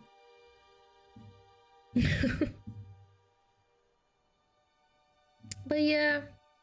Long story short, boomers ruined everything, huh? Yet again. Yeah. I'm 5'10" and I've been told I'm too short because I'm not specifically above 6 foot. That's so dumb. Very dumb, very delusional, and maybe next time if someone says, oh, you're 5'10", you're not 6 foot, you should ask them, hey, how much do you weigh? That's what I would say. If I was a dude and they were treating me like that and we weren't like in an actual relationship, I'd be like, okay, stand on this scale right here. If it's over like 150, I might reconsider. I'm joking, by the way. Like 150 is fine, but like I'm just saying. Like, ask what's their BMI. Yeah, I don't get it. I did that once and got called a pick-me. You're not a pick-me. I get called a pick-me too, and I'm not, chat. I'm realistic. I don't know what to say. I've said that before. How much do you weigh? And what did they say?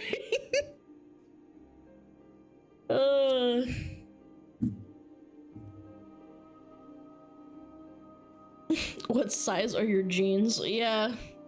If you're over an 8, get in shape. Over an 8, get in shape.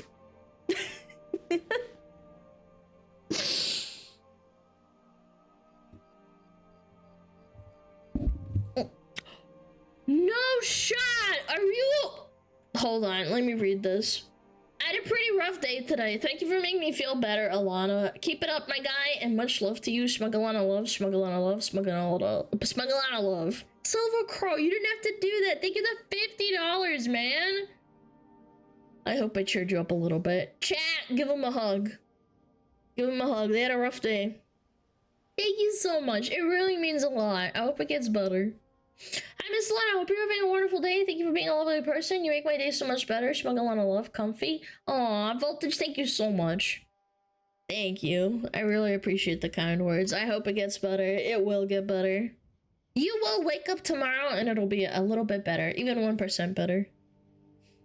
I've always said this also about like fitness and like being healthy. If you are 1% better and then it takes 100 days to get better, but you're always 1% better, that means in 100 days you are 100% better than the last person. Isn't man, fuck my ADHD. You know what I'm trying to say. You know what I'm trying to say. If you improve by 1% every day in 100 days, you will become 100% better than the person you were 100 days ago. I almost said 100 years ago.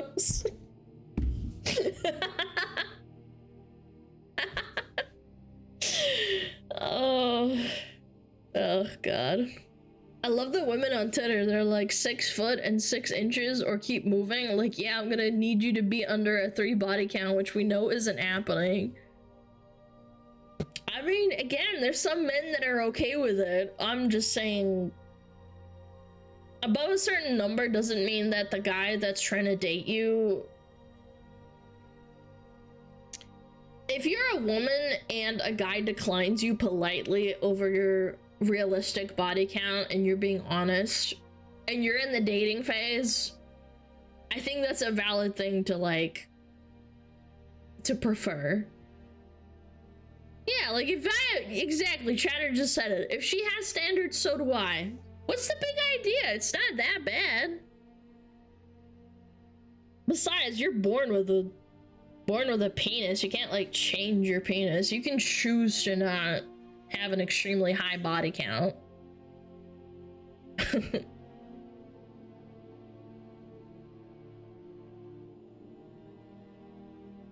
Alana, you know why it's different? No, elaborate. Last girlfriend said I look like Quasimodo. She definitely was original with the insult. I hope that that's an ex-girlfriend, because that's like honestly a horrifying thing to say. Quasimodo was deformed. I'm sure you don't look like that. It's a very mean-spirited thing to say.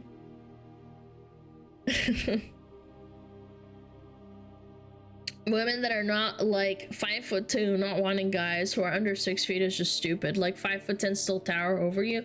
I know, that's what I'm saying. Like, I understand having a preference on like, oh, I want him to be a little bit taller than me, but like, oh, you're already towering over them. What's the point? Like, if you like an inch or two, like what? Do you think that it's okay to be under 6 foot as long as your pee-pee is 1 inch longer than 6 inches for every inch under 6 foot? No, chat.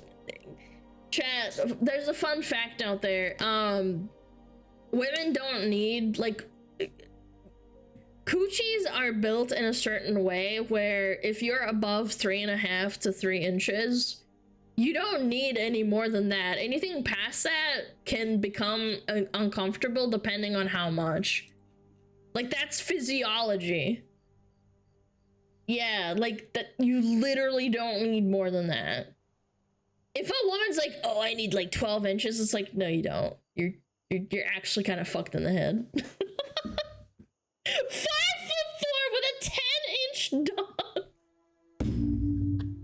Shut your mouth, Chatter. Multiple women have explained that at 6 inches it starts to get uncomfy. Yeah, like, I'm just saying, like, it's statistically proven and scientifically proven that a coochie is built in a certain way. If you want more than a certain number, I feel like you're just being a vain egoist and you're being weird. I get women wanting a guy that's taller than them. That's fine, makes sense. But wanting a guy that's 6 foot when you're 5'6" is like wanting a PC to play Halo 2, but you won't settle for anything without a 4090. That's actually a really good analogy. Yeah, why are you buying a tow truck when you live in the city and you can't tow anything? Like, what's the point? You're not gonna tow anything. Why do you need it? Like, if you're a farm girl, yeah, sure, I get it, but... It depends on a woman, I think. That's why you kind of have to be compatible in bed. No, chat. I don't know what kind of warped perception you have of women thinking that they want like 12-inch penises, but if a girl says that to you unironically, you need to like explain to them that you need help. Like you're probably like kind of a sex addict or something. It's porn brain rot. Yeah, that's what I'm saying. Like you have a warped perception and a warped understanding of what sex is meant to be. Ultimately, it is a reproductive thing. It is influenced by hormones. Hexella, no! No! Hexella, no! She's a porn-addicted Gunnar Turbo Virgin Femcell. Well, she's technically not a femcell because she's trying to date you, but yeah, I get your point. Yeah. If I had 12 inches, I'd share the length with the homies. You're so nice. But for real, like, low-key, people forget that sex isn't meant to be, like, this ultimate instant gratification all the time, like gooning and porking all the time. It's a reproductive act from evolutionary traits. If hormones didn't exist, you wouldn't want to have sex. That's how it is. It's like eating and drinking. Well, maybe not drinking, but eating definitely is triggered by hormones. Sex is triggered by hormones. When you get older, you start losing those hormones. That's why old people don't really have sex, because they don't have a sex drive. Then why does it feel so good? Because you're built like that. Yeah. It's supposed to be intimate, and now it's a hobby. That definitely hasn't had negative consequences for society. No, it hasn't. No. I definitely think we've swung a little bit too far. Huh? Yeah, the same reason fatty food tastes good. Yeah, like there's a million reasons. I know you're joking, but retirement homes are freaky as fuck. The boomers banging on every surface 24/7. Okay, hold on, hear me out. If you lock a bunch of men and women in the same like area, like imagine if all your apartments, like you live in an apartment section and people can come visit you and you can become friends. If you were at age 20, you would probably be banging way more than the old people. Like, statistically speaking, I understand what you're trying to say, but if you make them age down, it's way worse comparatively. Yeah, like college dorms or university housing. Yeah. That's why my parents were like against the whole college dorm thing. I didn't realize it, but like my parents were like trying to like hold me off. I was like, I want to live closer to campus, because like I had to take 2.5 hour drives on the bus, and I would get really car sick because I tried to study on the bus, and I begged my parents to like get me closer to the college, and they said no, and they vehemently said no, and ultimately I was like, okay, fine, I give up. And anyway, my parents eventually said like, yeah, it's not a good idea. We saw what happened to your brother, and not that my brother was like a sex pest or anything, but he told us stories of people being sex pests in college. Yeah, it made him really uncomfortable, so he told my parents like when I was growing up, it's not a good idea. And we went to the same university as well, so like he knew. Yeah, that's college in general. Probably a good thing. I just played video games and studied. Anyway, sorry. Yep. Let's do it.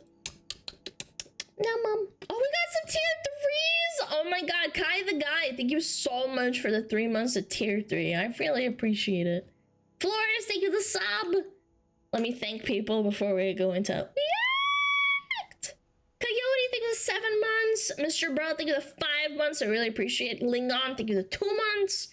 And I think that's it. Did I miss anything else?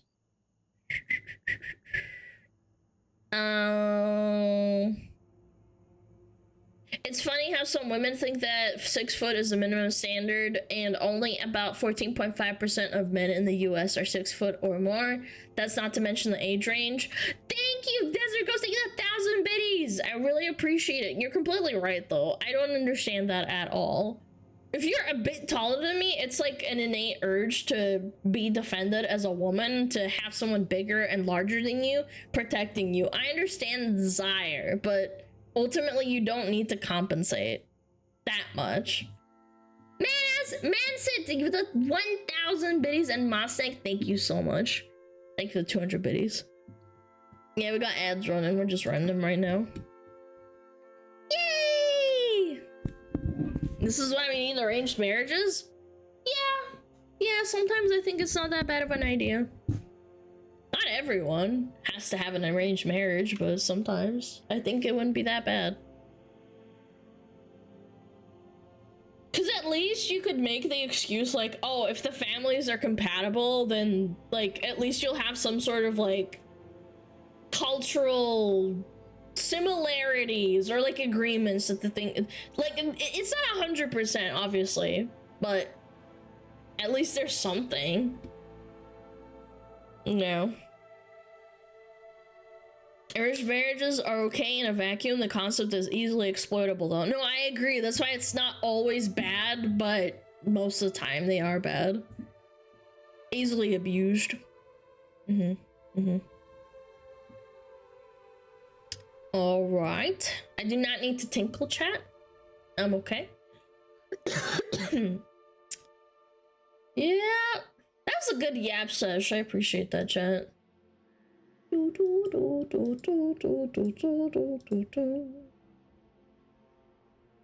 Kazi, thank you for 700 biddies. Thank you so much.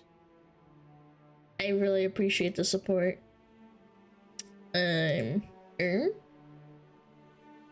Where's my sheet?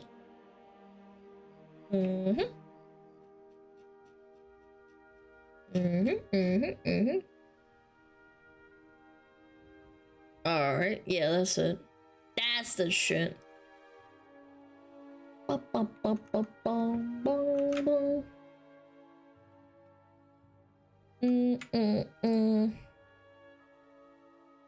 Ooh.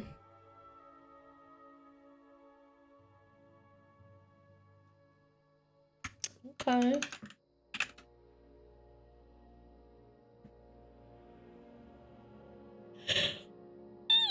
Oh shit, I forgot to. Oh, dang it. I forgot to turn on this light. Hold on. I have a little, light I like to turn on. It stops me from getting so eepy. Yeah. Does this Chadge make my look big? What? You tried. You tried. Did I read that wrong? I don't think I did.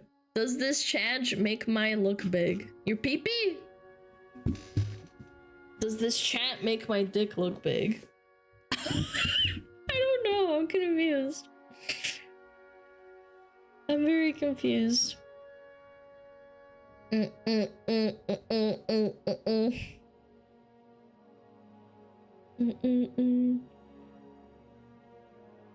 My dent is big, yes. Very much so. Why do you different? I miss that person, that chatter that was just saying, why do you different, Alana, after my debut? Why do you different, Alana? Where is Snow Alana? Why do you different? Yo, right, birthday the Prime and Josh as well. Thank you so much. Why do you different? I don't know, I just feel like it. Are you fucking sorry? Alright, let's watch. A developer calls out political brain rot. Can't wait. Can't wait. Helldivers 2 just destroyed the modern audience. Oh boy. 3, 2, 1, boom. So Executive Pile Stat of Arrowhead, that of course being the dev studio behind Helldivers 2, recently made a statement that has absolutely offended the modern audience. Part of his take being, quote, "I really don't care, make good games, don't make a contemporary political statement," unquote.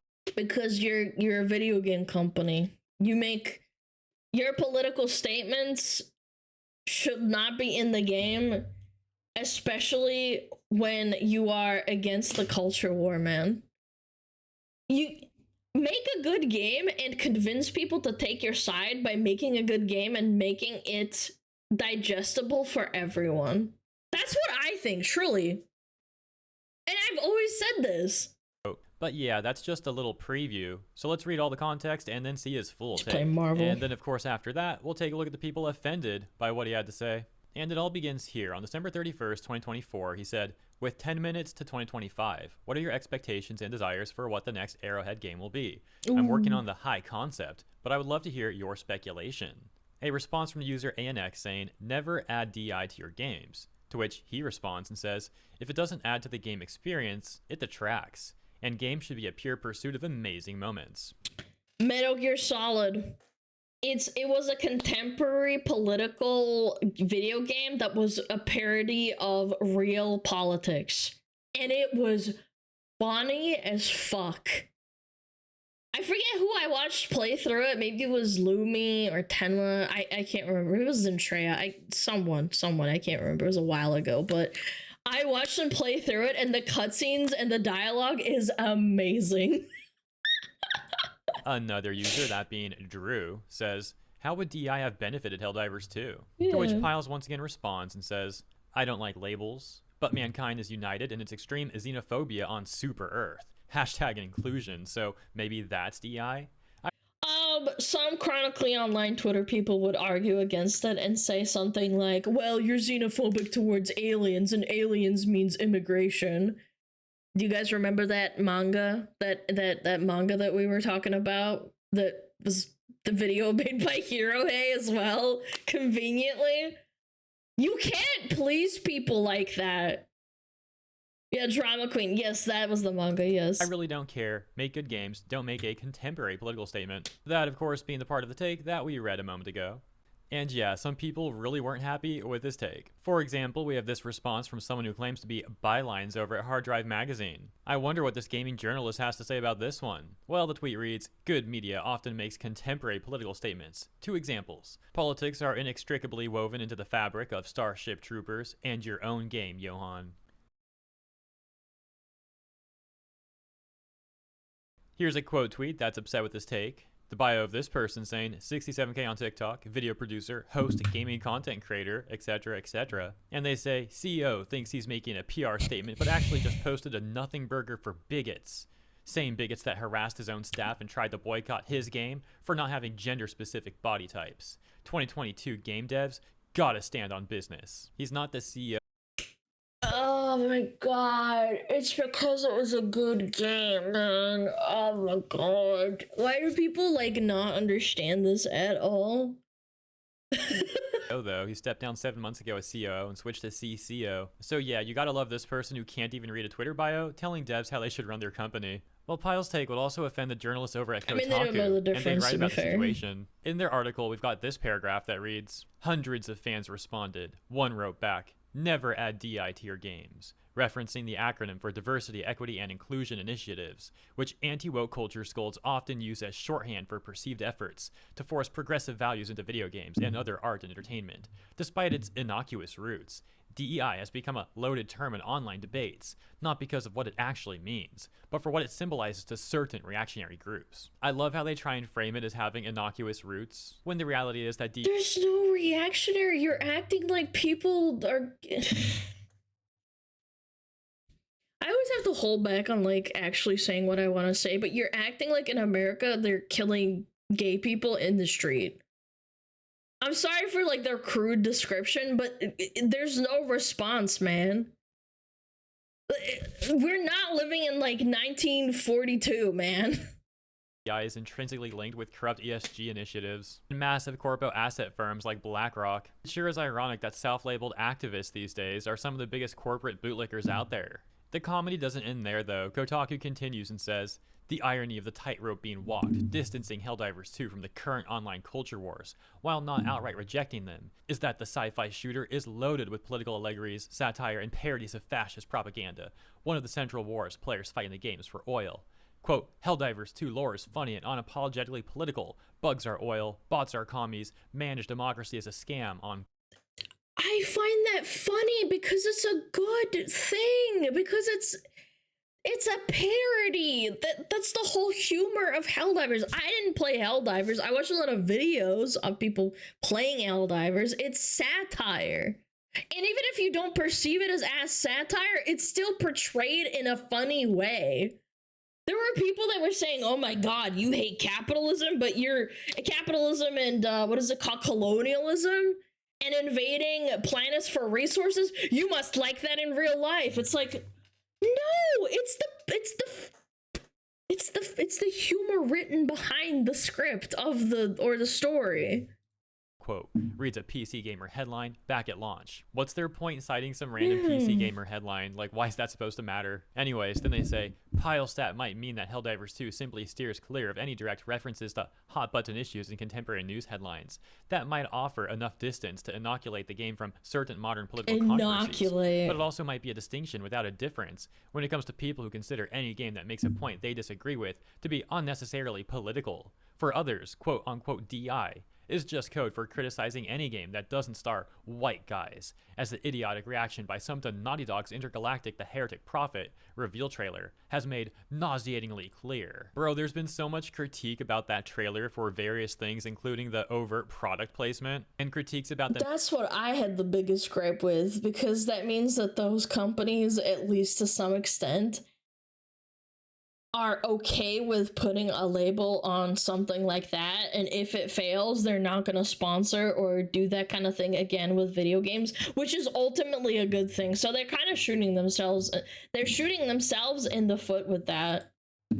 main character's personality and how obnoxious she is, like slurping the straw in response to her friend warning her. And these corpo journalists and their associated activists are always the ones trying to reduce things into a bunch of straw men, trying to say like all the criticism is just because there's not a white guy starring in the game. Oh my gosh. Like, bro, this journalist is the one saying that. They're the one making that up right now. And if it was an Asian guy starring in it, then they complain that so it's not a woman. It doesn't matter to them. You can't please these people. The people that are complaining, I've said this 100 million times before, but I've had multiple people coming to my stream or writing comments saying like, I fucking hate you. Why do you make content? I don't like your content. Why do you keep making it? It's like, you're not the target demographic. If you don't like it, don't watch it. Go watch another nice VTuber. I like plenty of VTubers that don't make content like I do. It doesn't mean I hate them. Like, what are we doing? Like, just mind your own business, man. The modern audience types are also upset over on Reddit, as Pyle's tweet would get posted there in this post titled, "All citizens of Super Earth are welcomed, cherished, and equal." I don't know if Pyles understood what he was replying to. And the OP including a screenshot of the discussion over on Twitter that we went over earlier. However, that post largely getting mocked by the other divers. For example, the post getting 0 upvotes and 50 responses, and ultimately also getting locked. And we can see exchanges like this. User Alice said, "Nah, that's a fairly decent corpo response, very neutral." To which the OP says, "I fail to see how having diversity or things that add expression for players can detract from the game itself. Saying something is DEI is a racist, misogynistic, queerphobic dog whistle." One of the oldest like space fantasy like operas in the world is Star Wars. It's very political, but it's underlying political where you have to really know the lore. You have to really know the inner workings of the fantasy universe. If you take it at face value, it's just an enjoyable like multiple saga. Nobody cares. Like, as a child, I liked Star Wars. I watched through it. It was enjoyable. I liked the fighting scenes. I liked the dialogue. I understood what was going on, but ultimately it was a political movie where there's rebels and people fighting each other, and there's like an empire and there's overthrowing, but nobody cares because it's just enjoyable. And it's just mind-blowing to me that people can't understand that. That doesn't have to be like a statement by the director. Like, imagine Steven Spielberg's like, yeah, you know, Darth Vader was actually just an allegory for like killing a president or something. I don't fucking know. Like, I'm just making shit up. But like, it's just like, what the fuck, man? Like, you don't have to say that. Another Redditor, Read New, saying, that's one heck of a word salad. And the OP saying, Liking the dialogue of Star Wars is wild. Shut the fuck up. It has... Not George Lucas. Yeah, sorry, I've mixed it up. Again, I'm not as big a Star Wars fan, but... One of the best script writing in the world is from Star Wars. Shut up! Sorry, I got one guy. That fucking pissed me off. Fuck yourself. saying read more, getting -5 downvotes, and Shut Read New up. saying a Reddit response. So the OP Nizzy is trying to say that calling something DI is a racist, misogynistic, queerphobic dog whistle, that word Yeah, salad sure. stuff, yeah. Which is hilarious because it's a term that the corpos made, and then was also getting used by government. And then once people started talking about and criticizing the terminology that these I don't think the government said that.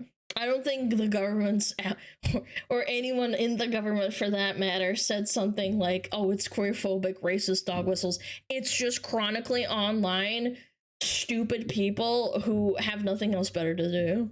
The government doesn't really care, I don't think. At least not yet. large groups created. Oh, well, suddenly it's just a dog whistle. It's just problematic. They completely ignore how that terminology even started and try and smear any of the criticism as just this problematic list of buzzwords. It's really pathetic. Another response by Read New saying, why should modern politics have a place in a fictional universe set in the year 2184 and where humanity is governed by Super Earth? The OP saying, what's going on with Super Earth is a modern type of politic.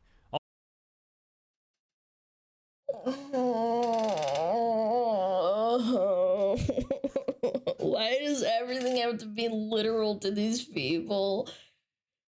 Oh, we have a mental health crisis in the world. If we shut off the internet, this would all probably go away within like a year or two. Genuinely.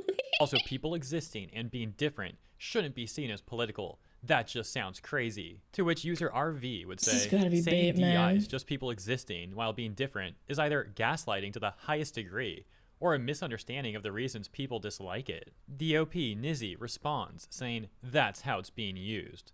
And RV then says, in most cases, people hate DEI for the same reason they hate affirmative action. We can both agree that it's clearly wrong to prefer someone based on skin color or other identity traits. Disliking that someone was hired or chosen based off of skin color is absolutely not the same thing as disliking that people are different from them. Now let's And again, affirmative action was a response to something where people were actually being discriminated against because of their skin color or their gender or whatever. That was a long time ago when that actually started being a thing.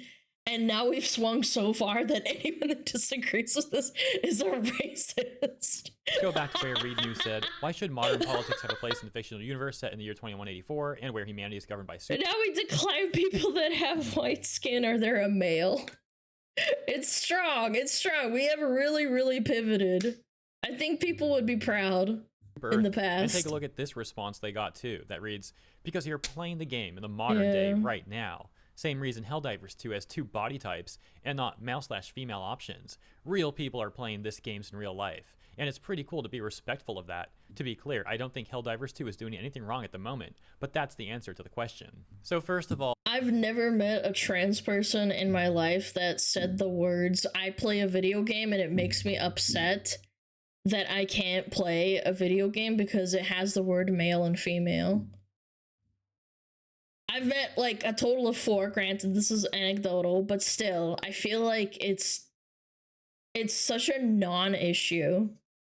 They'll pick whatever the fuck they want. Most of the time they pick female. It's like, why is this an issue for these Twitter people?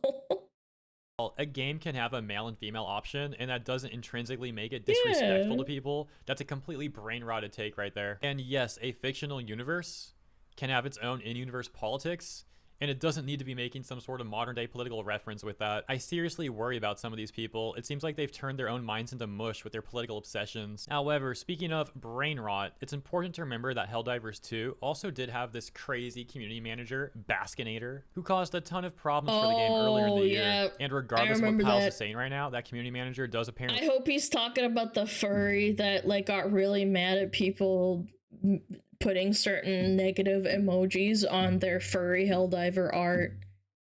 I don't know if it's the same person, but that was so funny when I saw that. I didn't believe it was real, and then it was actually real. Still work for Helldivers, according to they put clown emojis. And if I recall correctly, there was also some other like crazy Discord mod they had, Purple Squid or something like that, who once again, if I'm recalling correctly, was getting upset in Discord about people who critique DEI. And there was also that Spitz person who I do think they let Spitz go, but I'm not sure what happened to Purple Squid, and it does seem like Baskinator is still around for sure, at least according to the bio. As such, I think community managers and people like that aren't actually involved in the game directly, even with community managers, it's such a stretch. They shouldn't have personal social media. I don't know. I'm of the opinion that it's a difficult call because you are a part of a big company, and when you say dumb shit, it does affect you, the company and the game. They never are. They're just social media hires to promote a product. Yeah, but then they, I don't know. I'll just let them talk. Many gamers are currently skeptical of any statements that Pyles is really making against DEI, given that actions do speak louder than words. But that's where the situation is currently. All that said, I do like to find amusement from things going on the internet, and regardless of all that, at the very least, Pyle's statement did upset the modern audience, which of course is amusing to see. So I hope you enjoyed this segment, and if you did, consider liking and or subscribing. Appreciate ya, and I'll see you in the next one. Yeah, in the same world, you pull that shit, you're fired. If I start talking about politics in the break room and someone reports me, I get written up. Like, that's just kind of how it was. But nowadays, if, like, some community manager says, like, fuck X, fuck Y, if you vote for X, I hate you. I don't know. Just, everyone's fine with it, and if you disagree with them, then you're a bigot or something.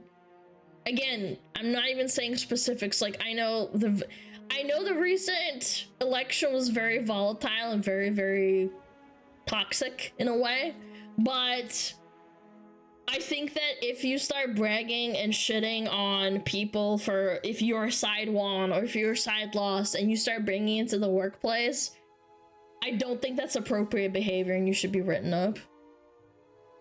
And it's also personal. Like, if you vote for someone, it's a personal thing. It's like religion or sex. Like, it doesn't ultimately matter. You're working. Like, no one cares. Yeah. Polarization of tribalism. Yes, and I think that when you work for a company, a lot of these people in the last, like, 15 years, I think they've been emboldened by the idea that they work for a company or a big company that's trying to fight like the chuds or the right wing or the gamers or the white males. I'm putting a quotation marks. I can't do it with my hands in the model, but just imagine. They start to like overflow their personal opinions into the workplace, or the workplace being their work Twitter, and it really, really hurts the company. Genuinely, I think that does affect the company to some extent. Like, you'd have a person that would be buying the game and maybe they saw like a video of their favorite YouTuber saying something and it would affect the audience. Maybe not everyone, but like I think a larger majority would. Yeah. I think we're allowed to put a little bit of bravado. I'm not saying that. I'm just saying that I don't think it's appropriate for anyone to do it in the workplace.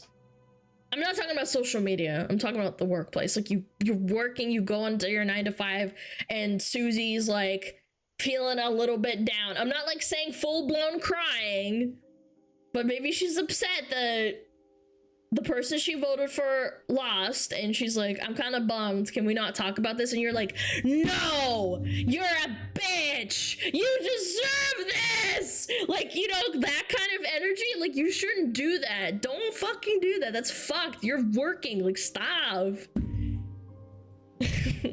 That kind of thing belongs, like, I don't know, like on social media or like a public place.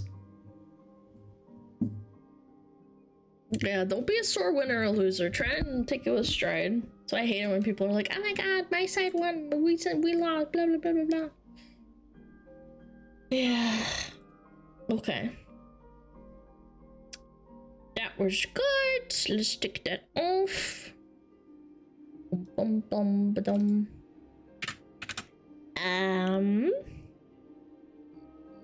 There's something I wanted to look at. Ah. Yo, is this an Asmongold react? Yes. Oh, Link? Oh shit. Yeah, you're right. Yeah. Boom. Check them out. Your way. Check out their channel.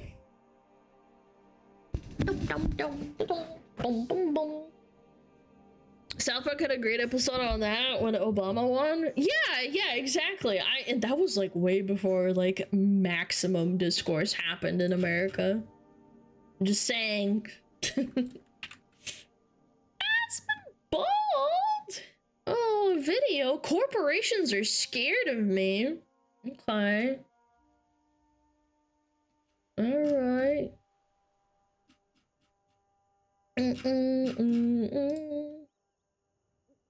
What's this about? Asmonbaldy being Baselger?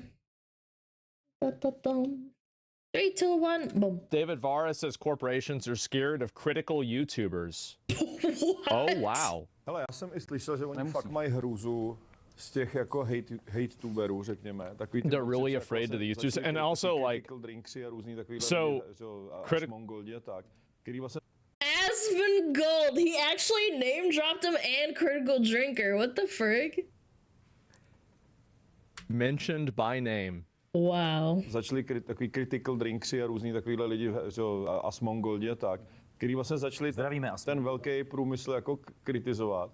A mně to přišlo, že je takový niše, že vlastně jako dobře, on má třeba 1 milion sledujících, ale to prostě mají nějaký dopad, ale rozhodně to není, že na to nekoukají všichni. That's crazy. I don't think that corpos are afraid of me. I am very small in comparison to Asmonbaldy, but I do think he has an impact on a certain demographic. Being white single men, I would say large majority, maybe like a few girls and here and there, but like I'm just saying, I think he genuinely has an impact. A teď jsem jako zjistil od nějakých lidí, že z toho fakt mají ty společnosti hrůzu, to fakt má vliv. Jako, že oni opravdu, když někdo to takhle řekl jako o té hře, jako ještě začne... They said hi? Well, I'll read the transcript for it after this. A hlavně to je prostě neudržitelný, jak to ty korporáty dělají. A když si jenom vezmeme, oni opravdu vyráběli hry, které byly pro nikoho. Oni jako a oni to i říkali, že když... You're famous, you got a lot of people talking about you? Well, the videos are popular, man. Tak prostě vlastně jim ty By the way, Asmon's videos criticizing video games sometimes get like up to like 2 to 3 million views after a couple of days. Some of them pop off even harder. You can't even argue that he doesn't have an impact. He genuinely does. Já si ještě říkají, že jsou blbí a že to není hra pro ně, že? Což je vlastně úplně jako bizár, když jako... So they are talking explicitly about me. And also apparently the critical drinker. Based Poland. And so let's see what... Oh, I thought it was Polish. This was translated from. What is said in the Next clip. To Poland. Listen. Okay. Thank you. I've even heard that big developers and companies are really scared of hate tubers. Hate tubers! What do you mean, hate tubers? Having an opinion is hate? Man. Bro. That's what they call them? Is that it? Hate tubers? Yeah, well, these guys, if people don't know, these guys are the ones that are making Kingdom Come Deliverance. Oh, shit! And so, like, they're not saying that about me. They're saying that other people in the industry think that. And they do talk, by the way. For those that doubt that they don't talk, video game companies, even if they're making separate games, they do mingle and talk in like cons or like just general communication. So if they're talking about Asmongold and like other people, for example, I don't know who, but if they're talking about him like that and like passing, it means they're kind of terrified, I think. And the kind He's of guys hated, who started criticizing Critical Drinker, Asmongold, and others who started criticizing big companies. And I thought it was so niche. Okay, this is me. Asmon's got a few million followers. His videos have some impact, but it's definitely not what everybody's watching. True. Yeah, it's a very niche bracket. And now I found out from some people that companies are really terrified of them, and it's having an impact. And then when someone starts to critique the game and the corporate world, that it does have an impact, and it's unsustainable how these corporations do it. What's that Star Wars quote? Like, it's afraid.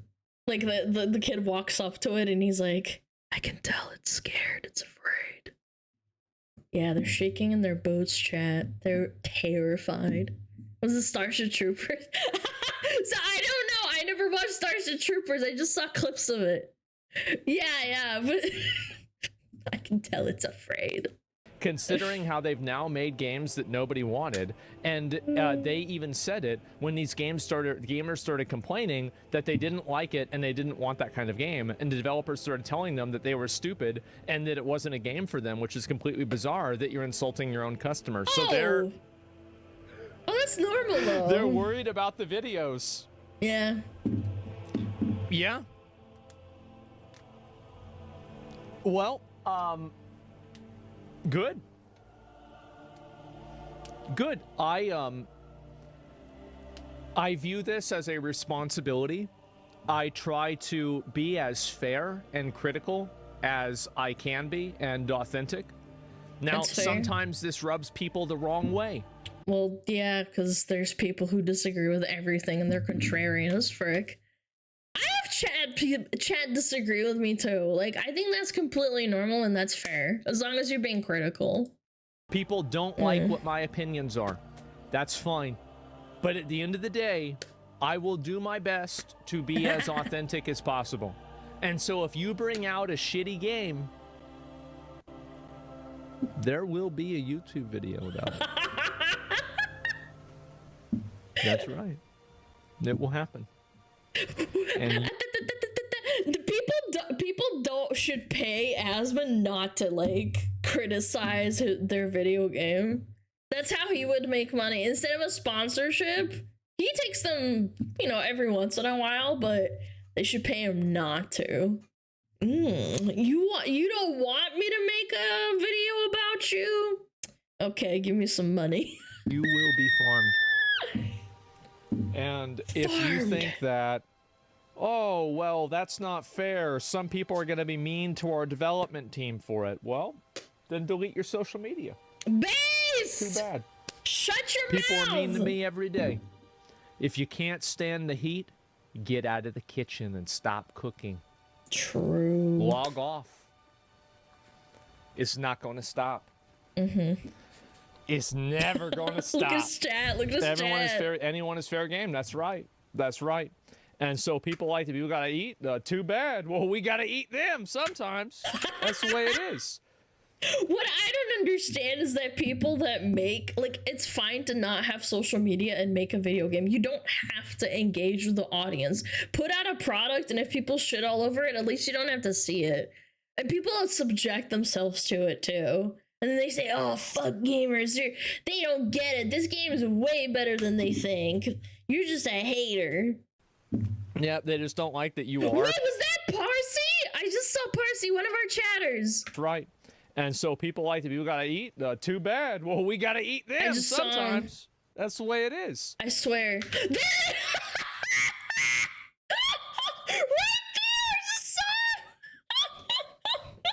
See, I do watch chat. Come on, man. See, I notice things. That's funny. Our smuggler!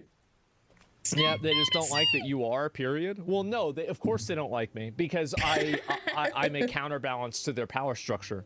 So why would somebody want to have a counterbalance to their power structure? Exactly! Like, people say that Asmongold is the tyrant that's, like, ruling over the video gaming sphere, but he's not a Giga Corpo. He's just a dude in a stinky old room that's dusty as hell with Wendy's chili on the ground, making video games and streaming almost every single day. Okay? Come on! He's not some power-hungry freaking freak. They wouldn't. So why would they want me or a person like me to exist? They don't. And so it makes sense. And so it's a circle of life. Yeah, exactly. And you're surprised devs stopped caring? Well, I don't think that devs stopped caring. I think the guys that make Kingdom Come Deliverance care a lot. And that's why a lot of actual gamers are really excited for the game and they're looking forward to playing it. So I think this issue where, like, Eastern Europeans. oh, devs don't care or they don't like gamers. Well, maybe you shouldn't be in gaming. If you have this worldview that alienates you from a huge percentage of your audience, maybe you shouldn't be doing that. It's like, if you're a vegan, you shouldn't go work in a steakhouse. It's that simple. Cinema. That's their problem? Yeah. Cinema analogy. That's their problem. I don't give a fuck. Yeah, they're afraid because gamers are now opposing them. Yeah, if the developers go nuts, yeah, it's not my fucking problem. Why do these people who hate gamers make video games? Because they want to, the reason why that happens is because they want to change the games. They like, their goal is to come into gaming and then change it in a way that they want. Yeah, I would say also the money that they get from grants is, like, really, really, you know, not gratuitous. No, that's not the word. Yeah, the money they receive from grants must be really, really nice, because they're fleecing people. Like, for example, Sweet Baby Inc. I bet you they make millions of dollars. Even if split amongst, like, a small team, that's still a lot. That's still a lot of money. Do you think a percentage of dev sentiments are coming directly from orders from their superiors? No. No. I think that it's individual developers acting on their own. I think that anybody in a senior leadership position at any of these companies doesn't want to have anything to do with any of these social media debacles at all. I think they don't want to have, like, in their perfect world, like, if you're the game director or, like, the, you know, CFO of the company, the CFO's perfect world is that no employee has Twitter. When he goes to bed... Based! Actually true! We talked about it. The guy that's losing his game studio because he made a shitty game is crying on Patreon because nobody's buying his game and now the studio's going under and he's begging for money. Just take it away. Let them fall, man. No one cares. Let them die. Not literally, but, like, just let the studio die. At night, and he dreams of his utopia. It is the utopia where not a single employee at the company has Twitter. Based. That's I believe what I was that. saying Yes, earlier. not even marketing. Well, I mean, the company itself has a Twitter account, but not the employees that work at marketing. Why do they need a Twitter account? That's it. That's what I've been saying. And if you have a personal account, leave it at that. Like, I don't care. It's just that when you start, like, inserting the game into your personal opinions, that's when it becomes cringe. Theater kids sneak in. They sure do. And so that's it. But the narrative is that all the companies are full of DEI and that's why all games are bad. Well, I don't say that in my videos. I mean, if you want to blame me for something that somebody else said, then I feel like you're kind of missing the point. I'm not saying that. Yeah, I don't think he's ever I said think in that. some cases there's like a DEI effect, sure. But to say that that's like always what I say, no, it's just not. I talk about things much more than that. Just because there's a correlation doesn't mean there's a causation. There are games that are popular. For example, off the top of my head, Dead by Daylight is associated with Sweet Baby Inc. and it's still a popular game. That doesn't mean that there's an instant correlation, but there's definitely a pattern. Baldur's Gate 3, I don't know if Baldur's Gate 3 had any influence like that. Only Dave Vera is a dev for Kingdom Come. In the clip, by the way, yeah, I don't know about the other guys. So yeah, Asmon and his Asmon followers, the whole world should be catered to me in my belief. Anything different is wrong because it's woke and DEI. That's correct. Yep. That's correct. I'm going to advocate for what I want to see. and I'm going to push back on people who want to advocate against that. And you want to bet someone clipped this out of context and probably took a big massive shit and said Asmongold is a tyrant. Him and his 400,000 Reddit members are all neo-Nazis that want to change video games. My guy, Asmongold, even though he has millions and millions of followers, or at least like a couple million followers, he's a small drop in the bucket, man. No, yes, there's a large audience that watches him, but there's also an equally large, if not more large audience that doesn't watch him or hates him. Because if I don't do that, other people will do that to me. And that's how you lose. True. I'm going to advocate in my own self-interest. That's correct. It's funny, using your platform to push what you want and see from a consumer perspective is seen as being the worst person on earth. Yes. And the guy switched medication. Yeah. The dude from yesterday had shit evidence. The evidence was not great, to be fair. It wasn't. But yeah. Anyway, but I did also say that a lot of people were discounting him because of his appearance, and I think that's exactly what happened. But anyway, so yeah, I'll look at this in a little bit. But I'll finish this off and talk about this a little bit more. Is that the only one hate tuber saying your product sucks is harmless, really, even if they're as big as Asmon? No. This entire premise that I'm causing the hate is fucking retarded. That's what I'm saying. People think that big number actually means that there's like a lesser amount that counteract. Most people don't watch Asmon. I've name dropped Asmon many times and people are like, who? And I'm like, well, that's okay. Like, you don't have to watch him. I'm just saying he's a popular guy. And I'm going to prove it right now. So this is a video I uploaded, I guess it's like a few hours ago. And by I mean the editors uploaded. If you read the comments in this video, the majority of people in these comments are getting angry about me because I'm not covering the game and talking about it the way that they want me to. And that's fine. Like, you control industry PMS. Well, what I'm saying is that they're all mad at Bro's playing defense for his buddy. Every time there's miscommunication, always making money from it. As a very obviously biased, right? Everybody's saying that I'm biased. So, oh, this is about Ashes of Creation. I can actually figure out what this means. Asmongold is very obvious to bias on his topic for me to take any of his opinions on it seriously. I know exactly what this is about too. If this is an Ashes of Creation post and it was like, what, like Ashes of Creation sucks, he was probably saying like, oh, it's an indie developer and miscommunication can happen and they're best friends and Asmon gets sponsored. Yeah. That's probably what they were saying, and he probably said something along the lines of like, I don't know, if Blizzard did this, I would be shitting on them more. Which is rightfully so, because they're a AAA company and not an indie company. But I don't know. I don't know the whole situation. What is the point of me bringing this up? Yeah. The point of me bringing this up is to say that I do not control people's opinions. Based. If I say something is bad and it is good, people will call me wrong. Just like That's just the truth.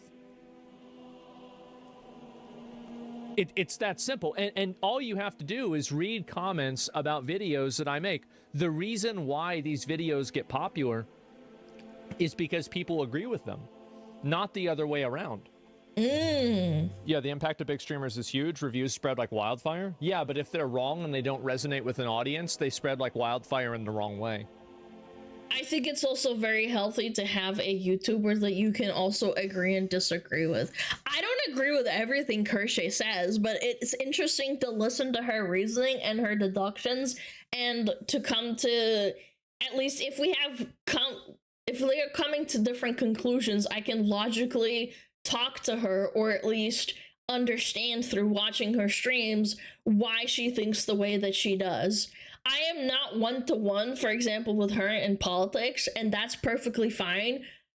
And I hate that people can't come to the conclusion that maybe a streamer isn't like going to be like your perfect partner or your perfect ideal response in every single aspect of your life. I would be scared if you were. That's what I'm saying. It's just so annoying that people have this. I mean, it's not annoying. I guess it's kind of understandable, but like people need to like grasp that I don't agree with everything Asmund says. I've said multiple times, I've had situations where I'm like, Asmund, that was fucking dumb to say. You shouldn't have said that. And I'm not even talking about the big things. I've talked about the small things, like World of Warcraft even.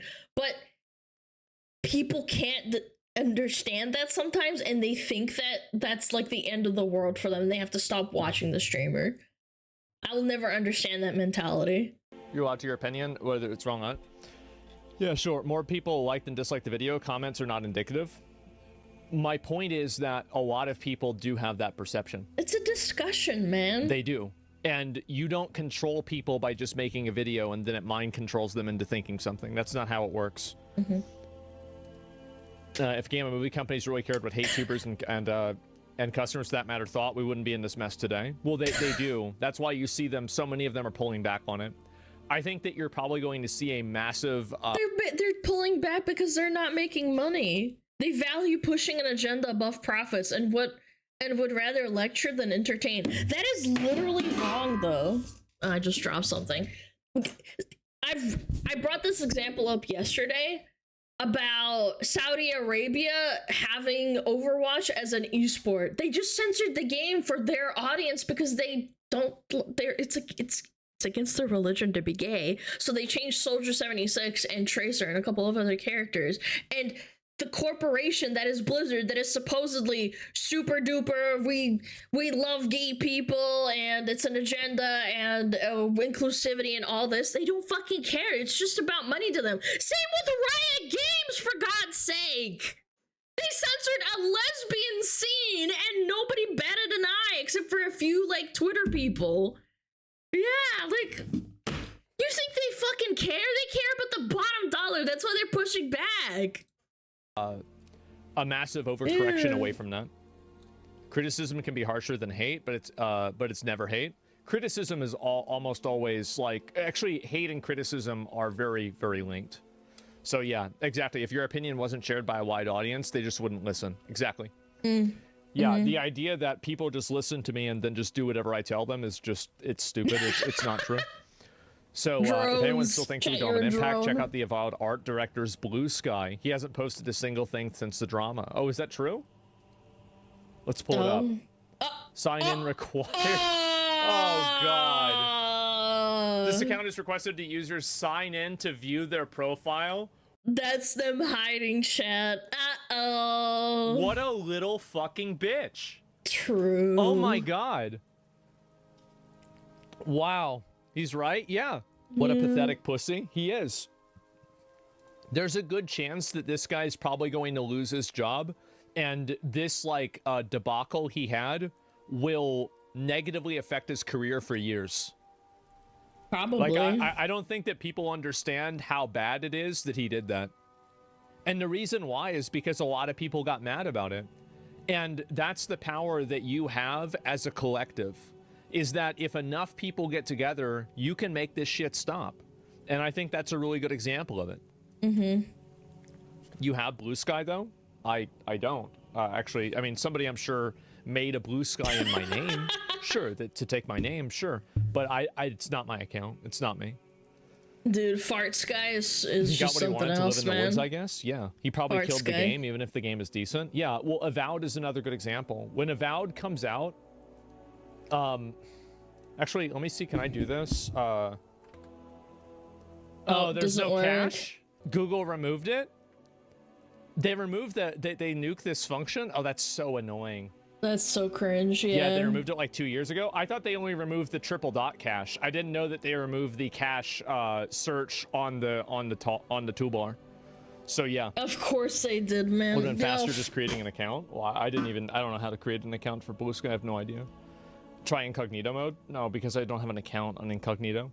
So yeah, that's really how it is. Classic. And again, I do think that his remarks will negatively affect the game, and it will cost the company effectively millions of dollars.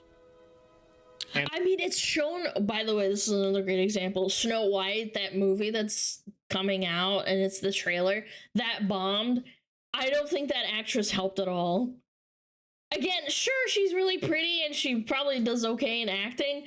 I do think that influenced it at least to a modicum of a degree. It's all because of people making negative YouTube videos about it. It really is. It did not help. And that's the power that people have.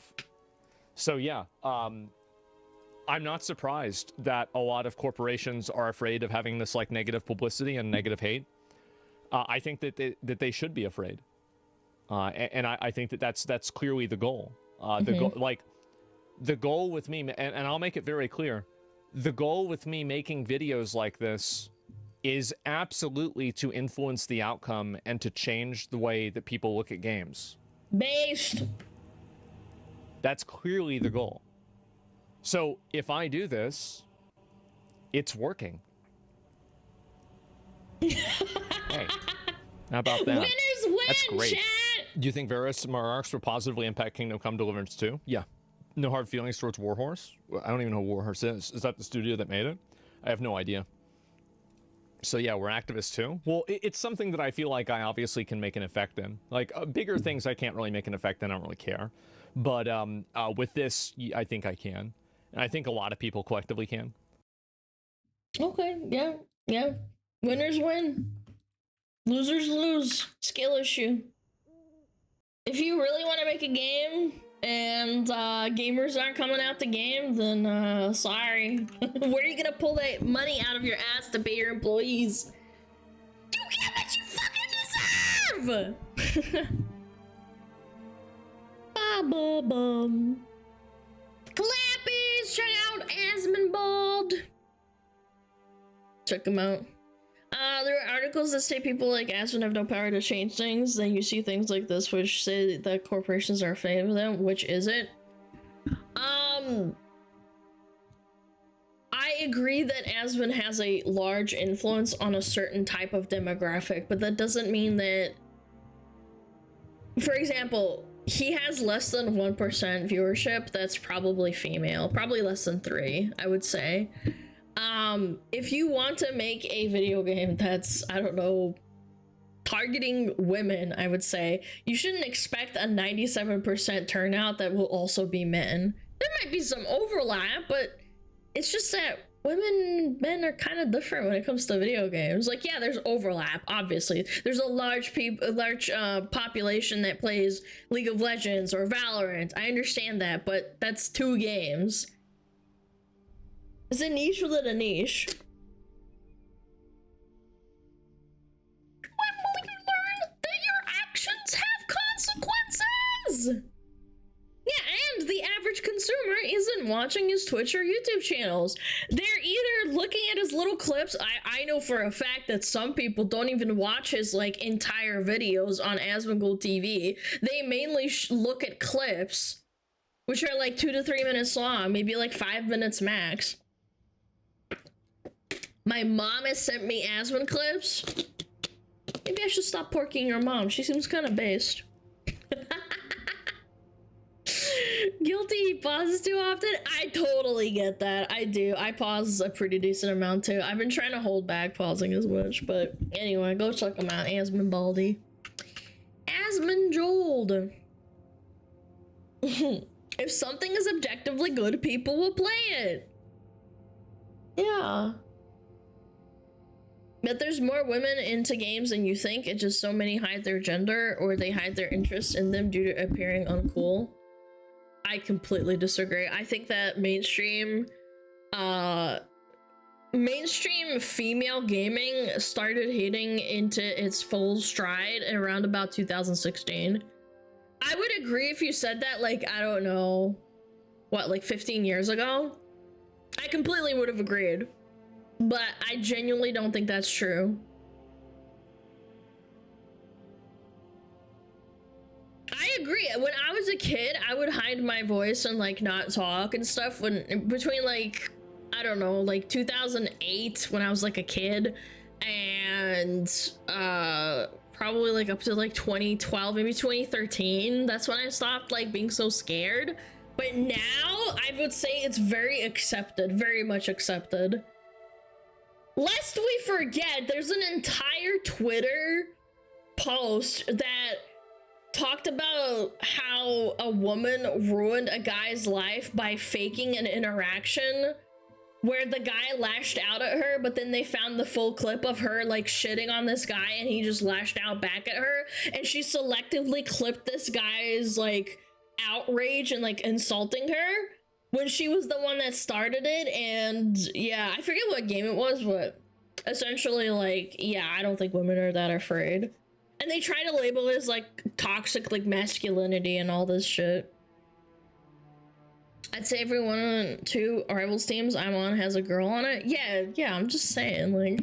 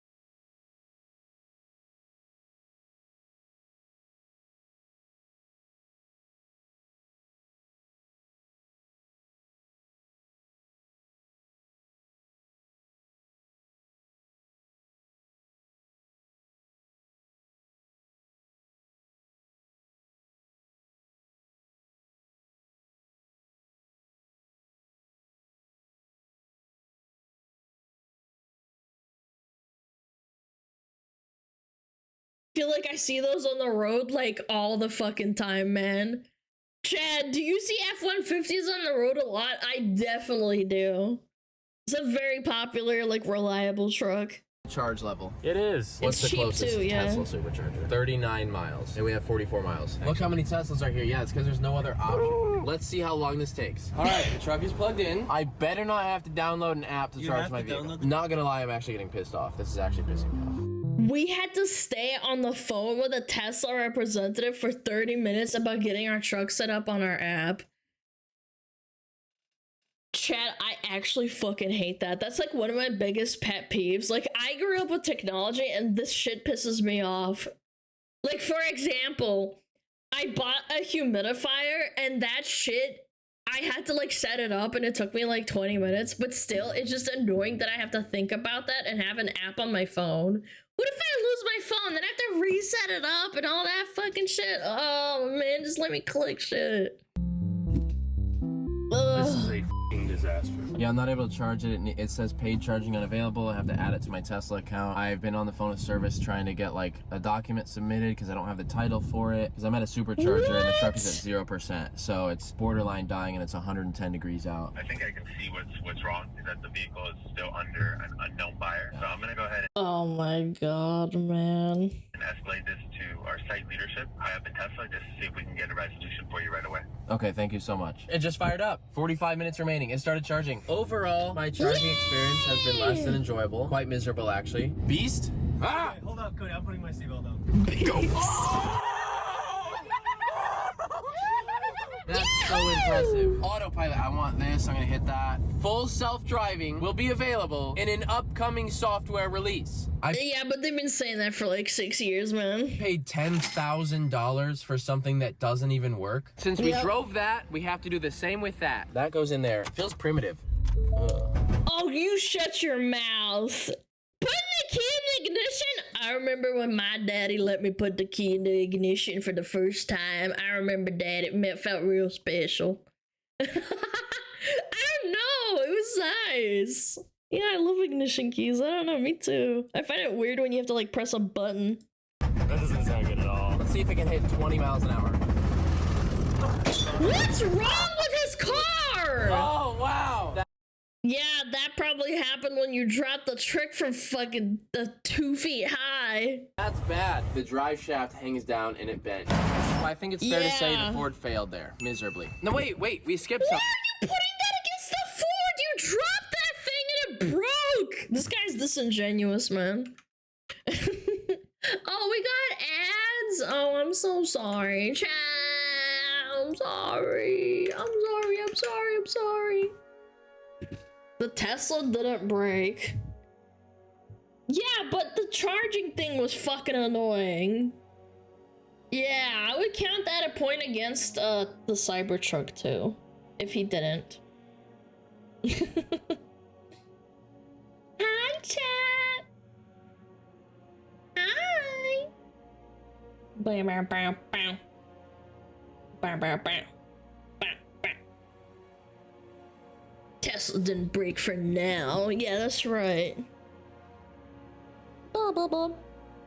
45 minutes to charge versus 5 minutes of filling up the tank. 1 point to the Ford. Yeah, I would say so myself as well. This is terrifying. Shut up. Nothing is more terrifying than the crippling loneliness that you feel every day that you try to fill the void with. And it only fills up a modicum of your loneliness. I know, I can relate. It's okay. It's okay, chat. Yo, Viking Taco, thank you for the 10 gifted. I really appreciate it. Thank you so much. Will you watch part 2 of this? It just came out. No, just part 1 for now. Just part 1 for now. I don't like spamming people's, like, you know, reacts. Yeah, we will. I'm just saying another day, okay? Is that fair? Is that fair, chat? I think that's pretty fair, no? Yeah, give the video time to simmer. Yeah, that's right. Simmer these nuts. No? Okay. Mine's get us balls.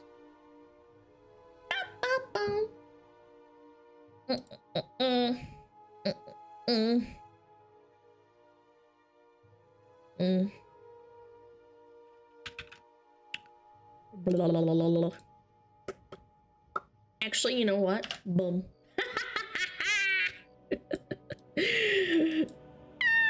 Hi! Flashbang! Why do you always go for the balds, Alana? Because they're tender and... I don't know. They're interesting? I don't have any, so it's fascinating to me. She likes to cause pain. Yeah, that's why I have a really annoying shrill voice. You do the same with other women? What? Women don't have balls. You never touch balls. Yeah, but I can look at them. What, chat? You think I'm that innocent? Okay, chat. I'm sorry. I broke the illusion. Yes, I've never seen balls in my life, chat. Porn, hentai. Yes, I've never seen any. You're right. What?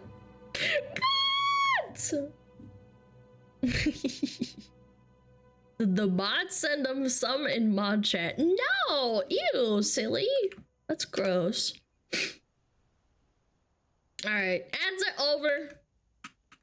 Ads are over. Alright, sorry about that. I didn't realize we had ads. Edge. Ad chat gone. Bye-bye. Alright. 3, 2, 1. Boom. I didn't have to waste my entire day charging the F-150. Next! Beast! Okay, he did give him a point. Okay, that's fine. That's Test even now. suspension. We're gonna do the speed bump test. Right height off-road? Oh, that's very tall. That's like a 6-inch lift. If we needed to go slow, we'd call it a slow bump. Okay. Oh, we made it up. We're going. Woo! Bumpy ride! Ooh, backwards too! Okay. That's strong. Okay. It's rough, but it's smooth at the same time. It really is. It's not like bone shattering. Oh! Oh my god! Oh my god! Oh my god! Oh my god. Whoa, did he break his fingers? Wow, is there any damage? Oh, that's what hit. I didn't even know that was there. We just discovered a hitch. I would say that was a pass. No Jesus. critical damage whatsoever. Lane departure avoid. Regenerative brake, stability control, vehicle, hold, adaptive ride, automatic emergency brake. I think we did something. Rebooting? They just went away. Yeah! Now let's try the real truck. It's like a real computer. Turn it on and off and it'll be fine, chat. I'm scared. The truck is driving. We just put a new drive shaft in it. That was almost $900. I feel like this is gonna hurt more, and the airbag is probably gonna blow up in my face. Oh, wow. Ooh! There goes the drive shaft. My back. Okay, my neck. Bro, that hurt. That was painful. Well, we gotta do one more. Oh, oh, oh. So we're gonna race the F-150 now, off-road. 3, 2, 1. Damn! That's a big start. I'm dusting that little. Yeah, get her done. I can't even see him in my mirror. It seemed pretty neck and neck most of the way. It wasn't neck and neck. I just want to tell everybody genuinely, if you compare an electric vehicle to a microwave, you are simply just a loser. You just lost. It's actually more like a computer with wheels on it. It ain't no microwave. Oh, there's a ditch here. I might actually be stuck. We had low suspension. Locking differentials coming soon. I hope they come really soon because I'm stuck. Oh shit, he got stuck! Now it's time for the pothole test, which is why we have these 6-foot tall culverts. I'm 7 foot tall. You're not for 7 foot comparison. tall. The trucks are gonna come Yeah, up I the don't know ramp. about That's that. easy, you know? Then they're gonna fall into these giant ruts every time. We don't have a ramp on this. I'm getting PTSD. I broke a suspension or something one time because there's a massive pothole and it was a puddle. Yeah, I don't like this. This makes me uncomfy. Side, so it's just gonna fall off. Yikers. Oh, look at that wheel! Oh! We're gonna go one more, and then we gotta send it, okay? Oh! Critical steering issue detected. There we go. I'm surprised they're not wearing helmets, but they are men, so...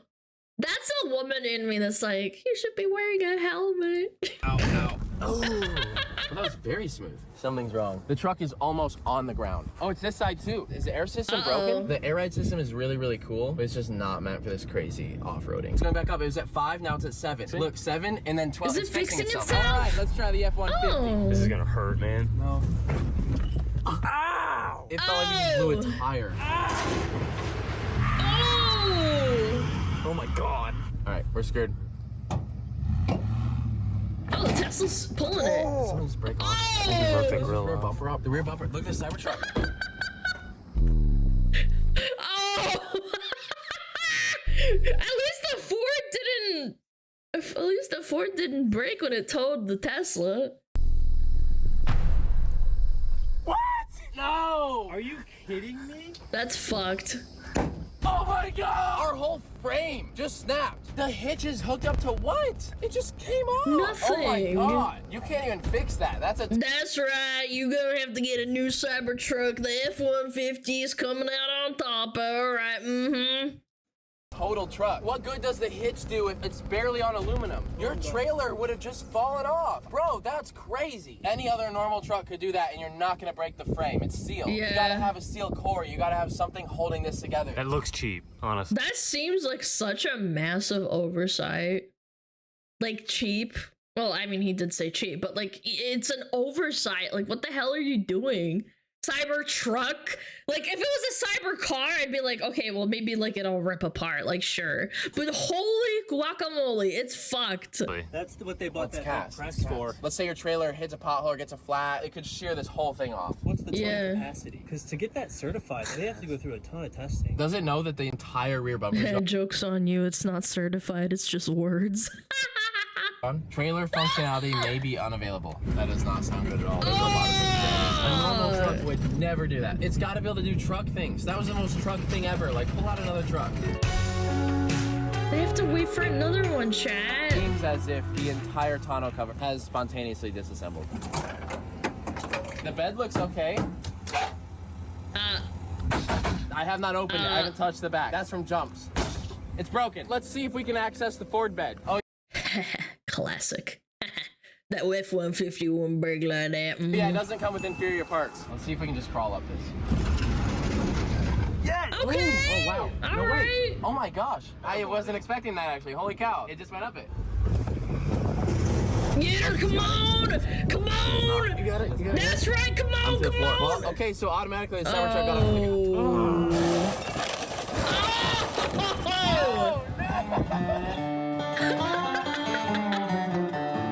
I think we just downloaded front differential controls finally. Front on.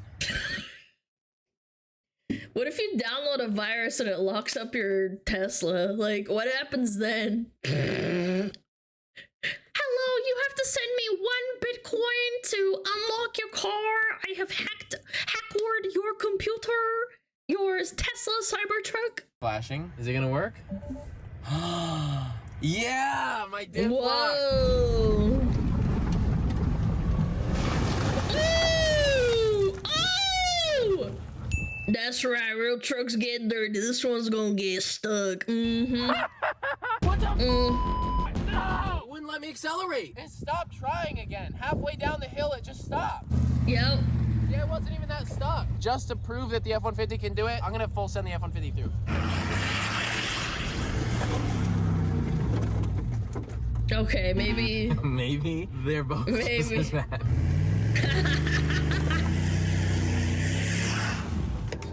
Well, before we get some air here, let's pop an LFGO. I've actually been using this stuff. It's amazing. 200 milligrams of caffeine per pouch. I'm a really health-conscious person, and I don't like drinking energy drinks and getting a ton of sugar for no reason, but I don't like the taste of a sugar-free energy drink. This LFGO has more caffeine per pouch than 2 cups of coffee or an energy drink. There's no tobacco, no nicotine. It has 6 extra vitamins and minerals as well, so you can stay energized in a healthy way throughout the day without getting a sugar high. So if you want to stay energized efficiently, pop an LFGO. Let's f***ing go. Our truck is only on 1%, and I'm on 2%. Let's just pop one in the truck. Little sponsorship, I like that. Vroom, vroom. How much does a Cybertruck cost? Like $80,000? Dude, no helmets!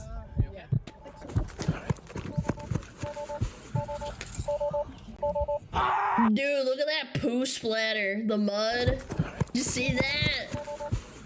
They're not okay, man. This thing's totaled. Yeah, where's the airbag, chat? You said you don't need a helmet if you got an airbag. That was not an airbag. Why the f is it doing that? It lowered, dude. It f***ed us up. Every time I'm ready for a crazy stunt, it just lowers again. Dude, it shattered our windshield completely. Oh, no. Yeah, the whole windshield just gave out. I bet it's fine.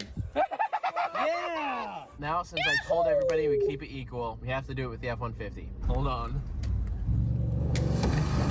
Yeah!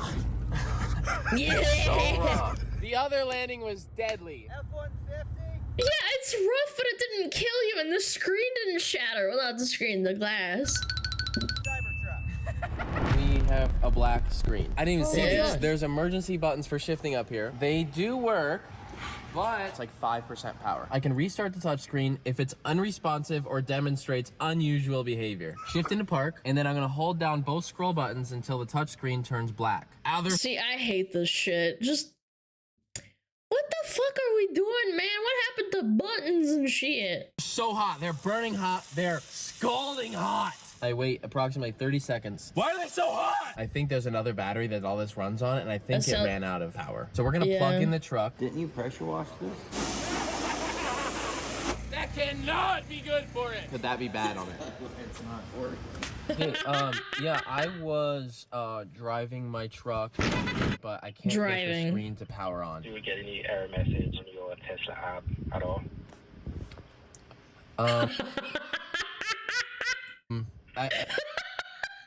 Yeah, I'm getting like some notifications. Maybe would I tell a woman that I'm not interested?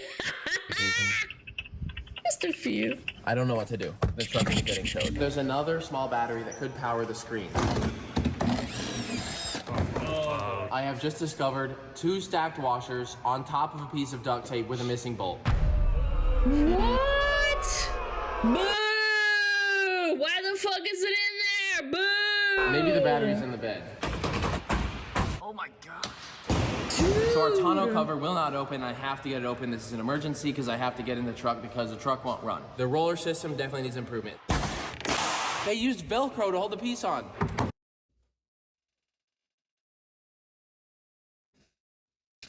Velcro is definitely a high quality material, chat, for sure. That's the compressor they're using? Oh, that's tiny. Oh! Dude, he got It's insulted. We did not find what we needed to find. You remember the last time we had a Tesla, and every time you'd slam the door, the entire door fell apart? The whole... You know what my biggest gripe about electric cars is that if you're a mechanic and you grew up on, like, I'm not even talking about like boomers, I'm talking about like people that work with cars. You trying to figure out how to fix your truck is ultimately almost impossible. They make you reliant on the company completely. Whole door panel just came off. We're gonna start with a very gentle It's door cringe. close. Make you rely on me. Where's it binding No. up at? It's fucked. Boo. It's the same thing as the Model 3. You slam the door hard enough, the entire panel comes off. We didn't even call our celebrity yet. Wait, what celebrity? Who? Huh? What? You don't know. Who is it?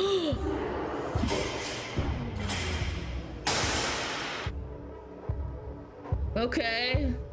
A little sponsorship again. Hey man, you're Cody Detweiler, you're the... Pro bodybuilder. That's a smuggler right there, chat. He's angry. Just slam the door really hard. Yep. It's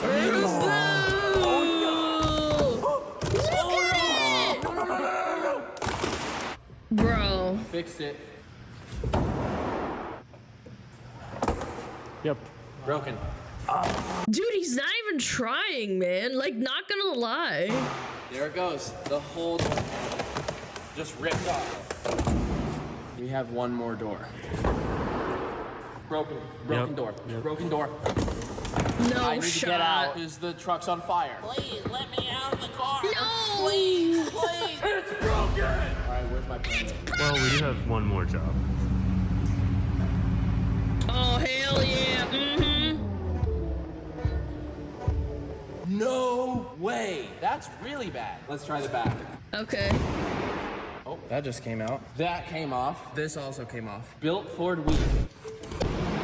Yeah, but the entire thing didn't fall apart. Like, it's not that bad. It's bad too. Okay. Nope. Oh! Wow. Someone slams your door and breaks your window. And the winner is... neither of you. Both trucks suck. Now we have something extremely critical to discuss. Which crate are the bombs in? 9C up at the top. You can climb up and grab those. I had 9C, C9, get it, chat? That's a joke. seen a video that recalled C9. all of the Cybertrucks for a sticking accelerator pedal. The EV maker has issued a voluntary recall of all its long-awaited Cybertrucks. And so what they did, I guess, is they used dish soap to apply the pedal. I'm going What? To slam down on the accelerator pedal and see if it sticks. And if it does, I'm gonna get into a head-on collision with that F-150. Wow, it's actually holding on. Wait. Wait. Oh, I think it's broken. Oh my god. I think it's broken. I was actually looking forward to running into the F-150. Let's do it anyways. I mean, Tesla's just not made for apes, man. If you're an ape, you shouldn't drive a Tesla. You might break it. Wait, no, hold up. Oh, the pedal, it's jammed in the floor? Yeah, it's got jammed in there.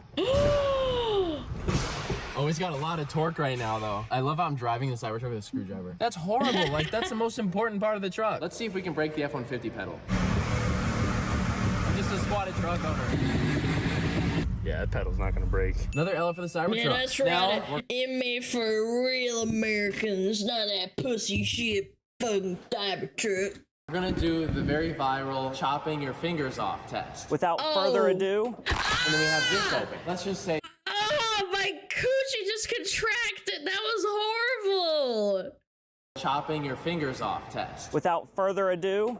And then we have this open. Let's just say, well, oh no, my fingers hurt. And lift it back up. Now this wants to be all robot-like. That one actually scared me a little. Larry, hey, put your fingers in there. No, stop. No, this is gonna hurt so bad. Oh gosh. No, stop! I would hate to be this guy's mom, just watching him subject himself to pain, man. Stop! Open it now! It's about to open it! Open the front! Open it! Oh! Hit the button! Hit the button! This actually hurts really bad. Open it! It says open it! I'm the 911! Open the front! Oh. That was... I don't think he was acting. I think they were trying to get it open and he was actually scared. I don't think that was acting. Low key? Dude. It went down, but then it locked. It was like, So I'm putting my head in the deadly Cybertruck frunk. Why would you do that? Nope. It's like, I'm gonna kill you. No, I'm not. Elon himself referred to the Cybertruck as an armored personnel carrier from the future. And I want to it'll kill you in the future. Verify for sure. that my personnel will be armored. Surely this is more durable than this. Let's say you're shopping and someone snuck a pound of C4 onto your tailgate. Would you be fine? Some C9, chat, some C9. Wow! Oh my god. Oh! Okay. Superhero smoking. No. It doesn't work. Now we're gonna try it on a real truck, because that should be able to handle it, right? It's aluminum. I don't think it will, man. That didn't look good at all. Parts went everywhere. It's cheap too. Yeah, I mean, I'm not a car person, but I could have detected that the aluminum thing is gonna break harder. The tailgate is gone. It's over! That's an explosive device versus fucked aluminum. Here we have an explosive device versus steel. You've heard of Elf on the Shelf? We have C4 on the door. C4 on the door. My god, this is big. Dude, that is... This guy's an ape, man. Yeah, I'm in. Oh my god, it latched. Run. Oh! I got hit with shrapnel. I'm good. Oh! It's fine. That's not bad at all. That looks so That's cool. the Jack though. Doherty treatment. That's the Jack Doherty treatment right there. He's like, you're fine. I didn't get hit. You're fine. And it's just shrapnel. No hole. Hole. Hole? No hole. hole. We're Okay. still rate the Cybertruck. Shut the fuck. Shut the frick up. How many people can the Cybertruck hold? 1, 2, 3, 4, 5. Oh, is that Logan 6, Paul? 7, 8, Jesus 9, Christ. 10, 11 12. and a half. Oh, Now we're I going to be would've said testing the 12. riot defense capabilities of the Cybertruck. The glass is going to be the only thing between me and Proboxer Jake. Along with him. Is that Jake or Logan? I can't remember. Him with the RPG. You can put the RPG away. So I'm going to sit here Sorry. and I'm going to hope and pray Guys, they look nearly identical. I'm sorry. that this super durable glass hangs on tight. You, Cody. Yeah, they're both ding dongs, okay? Cut me some slack. Is that kind of dangerous, chat? That he's in there? Oh my god! He's spitting on it! He's spitting! Yeah, come at me! Of course they had a hawk to meme. Naturally. Wow! Oh, look at Chat, how many drugs are they on? A lot or a little? Oh my god! Oh, he finally put a helmet on! Good for him! Oh, it broke! Ooh. Oh my freaking... Whatever those are. I think he would be okay. I did notice one slight issue. No way. Ew, what is that? That just peeled off like cake, man. Oh my god! 3 fingers. It's all one piece of the body. Oh yeah, they don't use house parts for their trucks. Now let's see how the mirrors compare to the F-150 mirrors. Okay. Okay! This is gonna be good.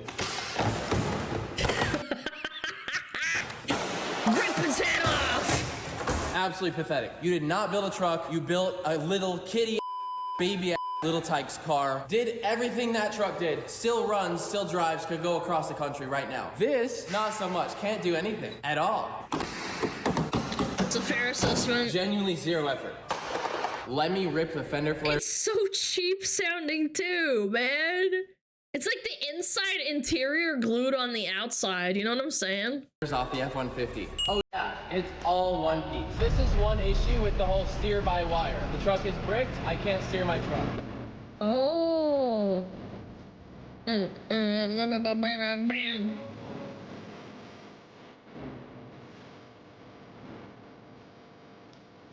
this bitch shit. I wish there was more damage. I'll be honest, I want to do a lot more, but the truck is bricked. It's not your fault you can't do more damage. I literally can't do more. We have the poor worker that has to deal with this, man. Hey, what'd you do to the truck? Oh, we just fucking threw Logan Paul at him. Or Jake Paul, whatever. Cybertruck for y'all. Yep. Needs a windshield and some other stuff. Okay. It does not run. We don't know why. Get it back up and running, get it charging again, replace the windshield, is that it? Yeah. My only goal is for it to like drive again. I give the Cybertruck, I have to say, I think it lost this one. It did lose. The Ford. Yeah. Won. Woo! The Ford! Yep. So when we couldn't charge the truck, we got in touch with Tesla customer support. And this guy texted me, and so I have his number. I told this guy who we were and what we're doing. And I said, Tesla won't answer my messages. There are critical failures on the Cybertruck that need to be addressed. It's the top comment on all of their videos. They're ignoring my messages. There's memes everywhere about it. And they haven't contacted me. It's not a way of like me being offended. It's more of a way of like, I'm just mind blown at it. I'm going to... You paid $80,000 for a car and they don't even talk to you. They ghost you. That's like girlfriend levels of like ghosting. Find every single weak link with this truck, and I'm not being biased. I'm doing it with other trucks too, so it's not like I just hate the Cybertruck or anything. Anyways, I messaged this guy and I said, hey, it's Whistle and Diesel from YouTube. We're doing our durability test on this truck. I've tried contacting Tesla and IG, but they have not replied. I've found extremely critical issues with it, and I think it would be in Tesla's best interest to contact me whenever they can. You would think that would be like, okay, let me like bump this higher up, like someone should talk to you. I have no idea who runs the social media accounts, so I apologize they aren't responding to your messages. I don't care that they're not responding. It's like whatever. Your local service center would be your best point of contact to reach out about this or any issues with your Cybertruck. If you are comfortable detailing these concerns with me here via text or over the phone, I'd be more than happy to escalate it to the service manager. Possible permanent engineering flaws of the frame of your vehicle, as in this cannot be fixed. The frame snapping off on the back that's labeled to haul 11,000 pounds. They're going to escalate that to the service manager. These automotive And you're telling me this isn't a scam? I don't know. I feel like you're getting fleeced. You're getting unironically fleeced for a car. Manufacturers have to realize who your customers are, and it's the everyday people that are watching these videos. And I think it might be wise for manufacturers to realize the power that that has, because this is 2024. We got Cybertrucks. You can't be ignoring the internet. We did not buy this to blow it up. We bought it to actually figure out what it can do for the everyday person. Sure, yeah, that seems fair. God tier scam. Well, the fact that they have self-driving advertised since like day one when they started releasing it, yeah. And it's still not up. Let me see, what was the score? It was 4 to 5. Let me see. Here we go. Can you see it? Yeah, at the end it was 4 to 5. Not that it ultimately matters. I don't think it takes a genius to figure that one out. That's right. The F-150 rised again. Part 2, please. No, guys, we're gonna do that another day. Chill out. It just came out. I'm gonna let it cook, okay? Don't worry. We'll watch it another day. That's right, Chevy. Any GMC enjoyers in chat? Yeah, go watch the video yourself. Give us some views. I don't want to be like, oh, let's watch it just because it came out literally like yesterday. That's right. Go check them out, chat. That was a nice video. Yep, that's right. GMC, hell yeah, brother. No, I drive a Jeep. How do your farts smell? Do you sniff your own farts? Every person I've ever driven a Jeep has been really, really sad that they got a Jeep. I don't know why. Even the ones that are nice people, they always like... they always say they regret getting a Jeep.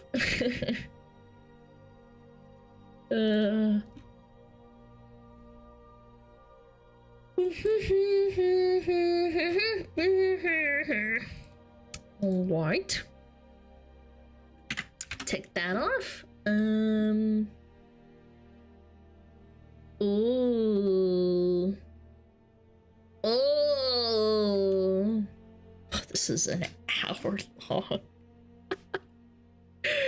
Never mind. We'll do that one tomorrow for sure. Yeah, for sure. The land of X. That's because they're always fucking breaking. Yeah, and then people say, oh, it's not that bad. It's like, if it's breaking all the time, that's pretty bad. Can we recommend paint drying react? No, that's just my stream in general, chat. Don't kid yourself. We don't need that. Yeah. No. Alrighty. Actually, if it's an hour... You know what? It's an hour. Yeah, we can go over. I don't really care. You know what? Fuck it, chat. Surprise! Ah! Surprise! No Diddy. Yeah, you're a little surprised.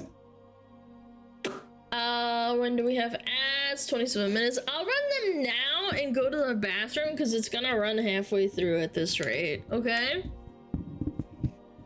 Have you played it? No comment. I have watched other people play it. Chat, I literally don't have time to game. Oh, help, help. I literally just edit shit, sleep, and work. Okay. Shadow of the tree. Shadow of the tree. I'll be right back. We're going to run ads and then we can just have a nice little Maxor react. Yo, Grand 360,000 biddies! Thank you so much. Alright, I'll be right back. I'm gonna go pee.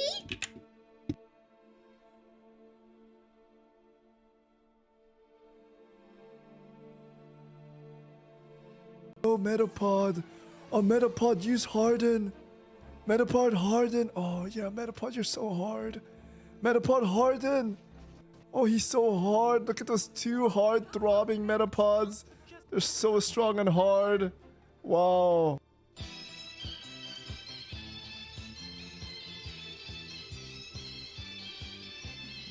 像太阳，红红彤彤哎，心中的太阳是毛泽东哎，他领导我们的解放哎，人民翻身当家做主人。呀，自由哎呀，自由啊！人民翻身当家做主人。Why are you so good at this? My language, man. What's up with me?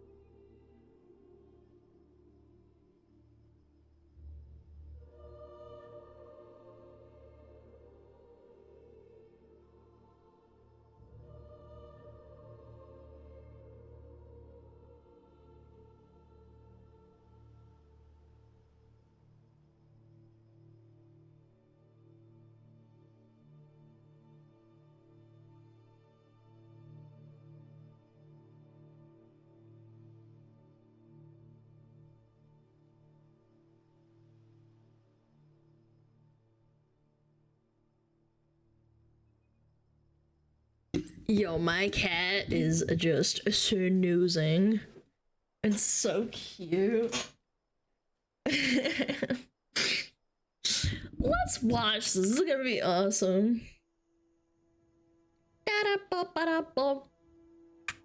Cat's just snoozing, dude. I found him curled up on the bed next to the dog.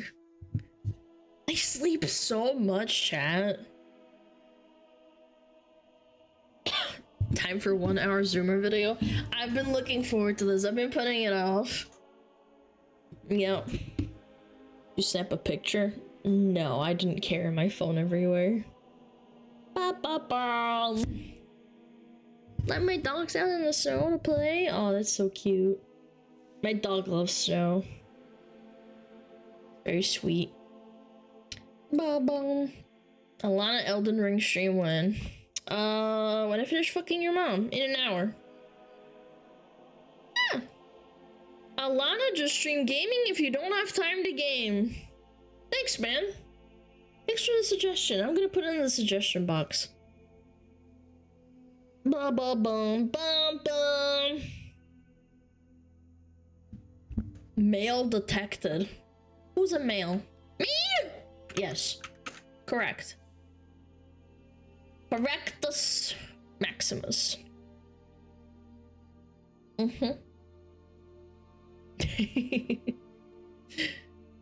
Alrighty.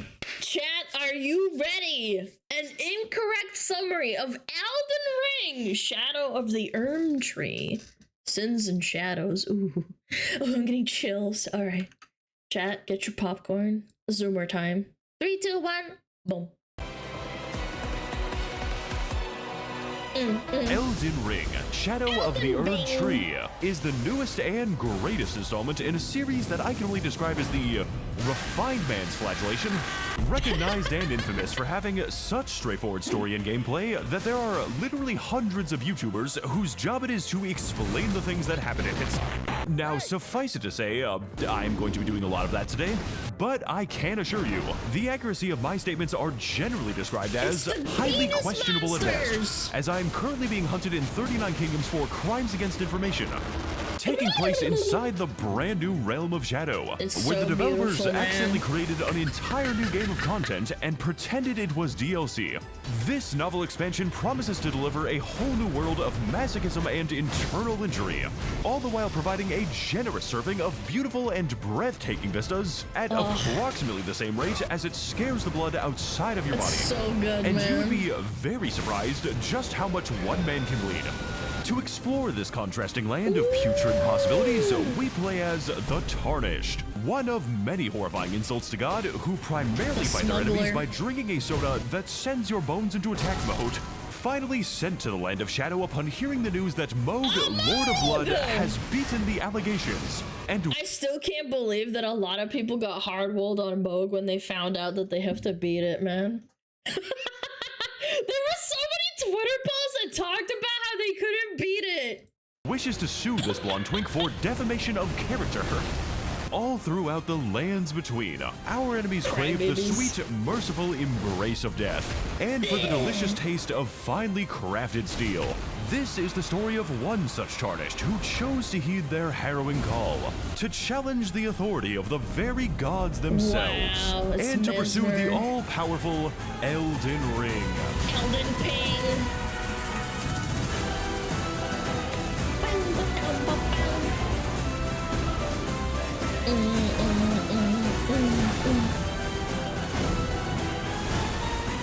Wow! I love this, man. How long do you think it took him to render that? Probably all day. Cinema, Chatterma. It's beautiful. Miquella the Kind spoke of many things. That the birth of a god oft requires sacrifice. Is that who I think it is? is? And for each light that dawns, a shadow is cast in kind. Thus, I was about to say that's Cotton. Did he depart to the place cloaked eternal in twilight, in search of his birthright, his Just such a nice voice. godhood. Yes. And now from you, I request something similar. To find the path sanctified by Miquella's stride. To venture with us to the lands of Shadow. What the fuck are you talking about? A land whose wonders shall never be put to song. Doomed to be forgotten evermore. Wow, where the remnants of an ancient war suffer even still. The indignities of defeat. And the abandonment of victory. The land under the wings of the dreadnought veil. In the gaze of the beasts. It's the beast. Once divine. The dancing beast. And cloaked eternally in the ashes of Mesmer's flame. Mesmer's. All to follow in the footsteps of kindly Miquella. Across all corners it may lead.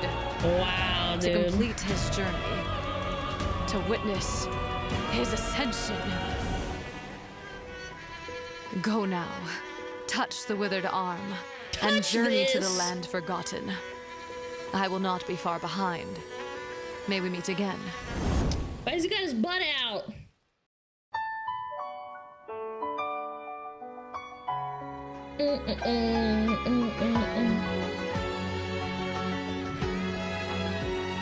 Cinema. Draggy!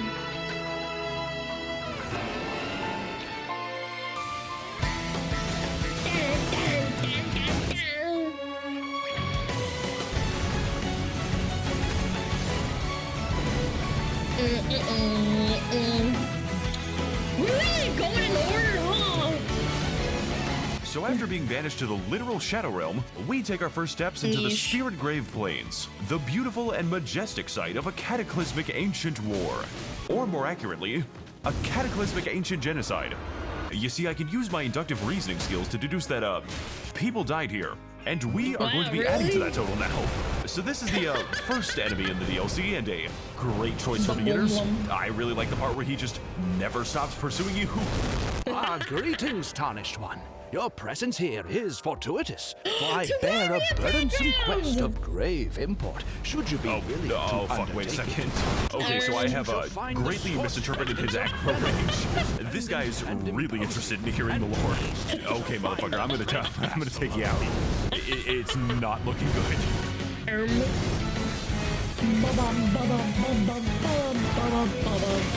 Now, seeing as my physical safety is currently an open question, we have to equip ourselves with brand new threads every single time I walk into a new place.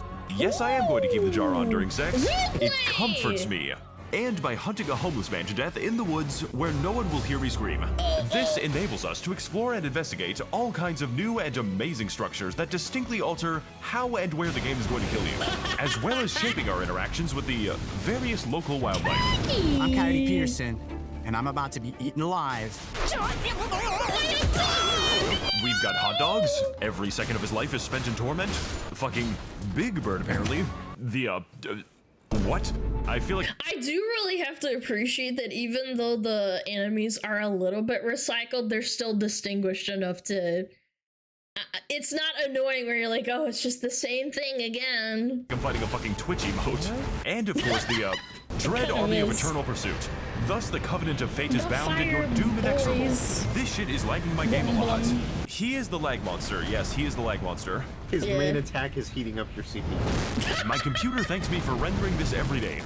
Wandering erratically in a given direction, we probably take shelter in a random cave, only to realize that that was a horrible mistake, and that this is no random cave. Oh god. Oh god. What the fuck is that thing? Okay, so I ain't gonna sugarcoat it. The jars are people. We've been killing people this entire time. Probably babies too. You can never unlearn this information, and honestly, it's like abortion. I would fucking do it again. Like, my brother in Christ, you firebombed Renala's preschool. Do you think anything is going to faze me at this point? See, kids, this is what happens to your body when you smoke pot. I cast deathlight on myself. Oh, please, not the jar. Anything but the jar.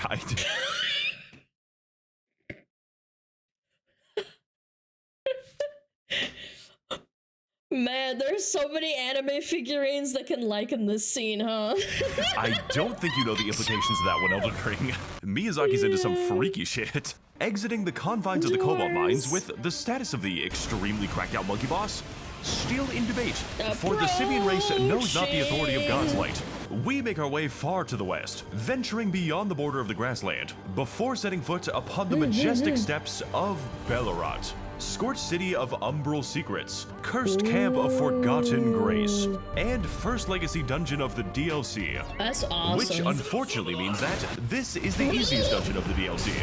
Please keep that in mind when you're fighting the giant scorpions. As a revered guest of this troublesome town, it's up to us to investigate exactly what happened to Bellerot and why it was incredibly funny. Following in the footsteps of Mikola as he gets lost for the next 40 minutes and accidentally ends up inside the sewer system. Miyazaki designs my favorite Indian burial grounds. How many times do we have to teach you this lesson, old man? Green Giant was never the same after he visited Chernobyl. Getting back to the site of Grace in a very green fashion, we decide to visit my grandma because she is old and has dementia. Oh. Who are you? What are your kind doing here? I'm your grandson, silly. Burnt Bellerot, burnt it all until naught remains. But tarnished to death. 1,000 curses upon your kin. 1,000 curses. Oh, you're so funny, Grandma. I'll be seeing you later then. Bye, Grandma. Nah, I hate these birds. That's a lot of spiders. These are scorpions, Reese. They're geniuses. Cloud, don't move. Okay. Oh, thanks for telling me not to move. There was a spider. There was a scorpion jump scare. That's a scorpion, yeah. That's a good clip right there.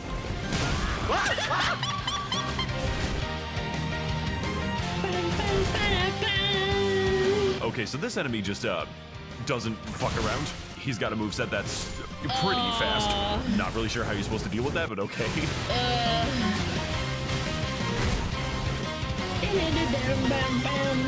Hey guys, can you come over here for a sec? I think I found a secret. Oh, fuck!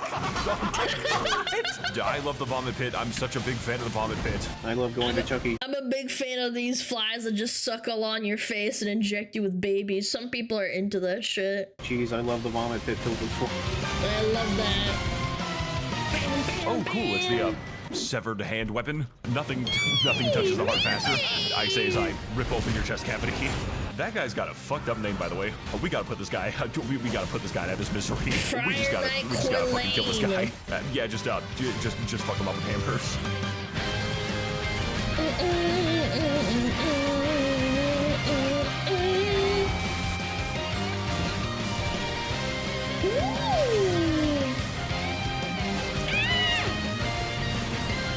The bugs, they must be killed.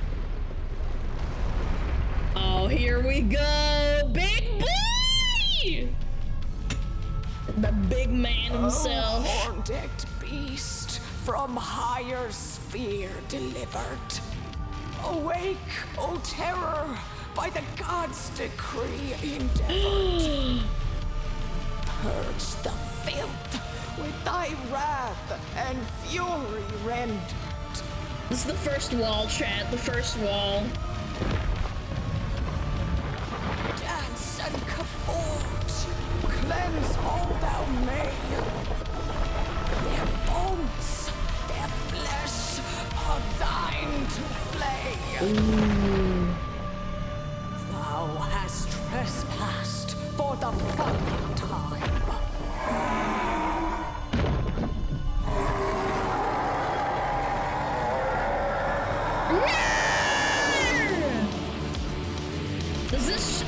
Does this boss have grippers? Yes, they do. So she does remember. The dancing lion. Welcome everyone to the first major boss of the DLC, Divine Beast Dancing Lion, who is not an actual lion, but are in fact two very coordinated people inside of a big suit, presumably so they can sneak into a movie theater. Somebody is like grabbing him with the... I thought it was supposed to be like, you know, like when the Chinese New Year happens and there's that dragon and they have to like commandeer it. I thought that was the whole point. Yeah, lion dancing. Physics gun attached a couple thrusters to him. Yeah. Dancing Lion is the perfect introduction to this game's DLC bosses, both functioning as a difficult challenge for the player and also as a massive warning sign, because this shit is not going to get any easier for you. I am having difficulties killing Mr. Beast.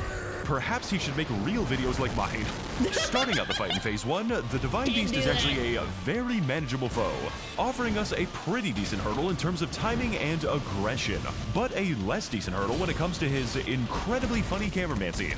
This, however, is merely a glimpse into what fearsome and frightening assaults lie just around the corner. And after a brief yet exhilarating bout, Divine Beast finally enters Phase 2 by channeling the power of He's a great sword, Giga Chat. Entire atmosphere, gaining access to 3 related yet distinct elemental phases, each one. Dude, the first fucking phase, I was like, okay, so he's like a dancing fucking ice lion, and then it changes into the lightning. Dude, that was so cool. An absolute wrecking ball to both my health bar and this video's bitrate. With the lightning phase adding a great deal of range and aftershocks, the frost phase adding big stumps and punishing damage, and the storm phase adding in 50 tornado sirens. Jesus Christ, I'm fighting the fucking Avatar. Going from an ostensibly straightforward battle to a ruthlessly engaging and unpredictable gauntlet, switching between all manner of elements to keep you on your toes while giving you precious few moments to breathe or reciprocate. Because by the time you've gotten used to an element, he is already switching to the next one, greatly compounding even further into the fight when the Divine Beast shifts into a medley of every element back to back, forcing you to flee in abject terror while the boss channels the power of the 4 elements. And number 2 will shock you. So despite and because of this chaos, Divine Beast Dancing Lion is an absolutely peak fight, balancing out explosive violence with a myriad of openings, each one gated by the guesses and gambles that you are willing to take. And I just so happen to be very bad at the casino. Such a good fight. For the first fight, it was so good. Definitely. Very cinematic. When he eats you is funny too.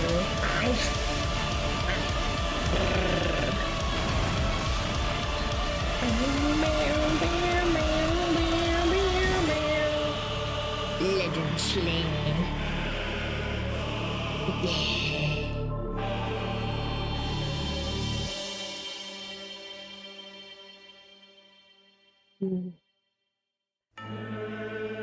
Cinema.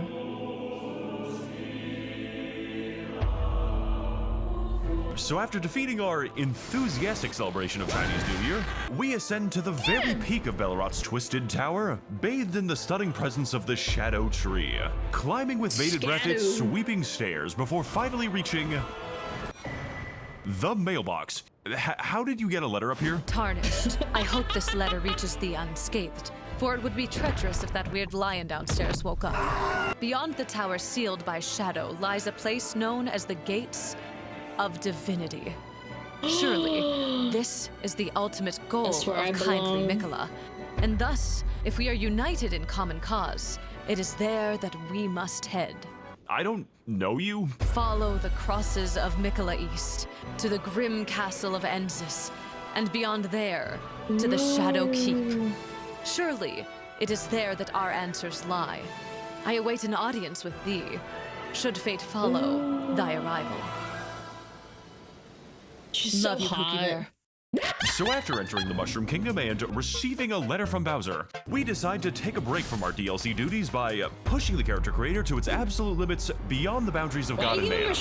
He's just so beautiful, like a sunrise over the crashing waves. Because, as it turns out, my sponsor GamerSupps, wandering merchant of the energy drinks, literally allows me to slander them by creating funny builds and characters based on each of their terrifying flavors.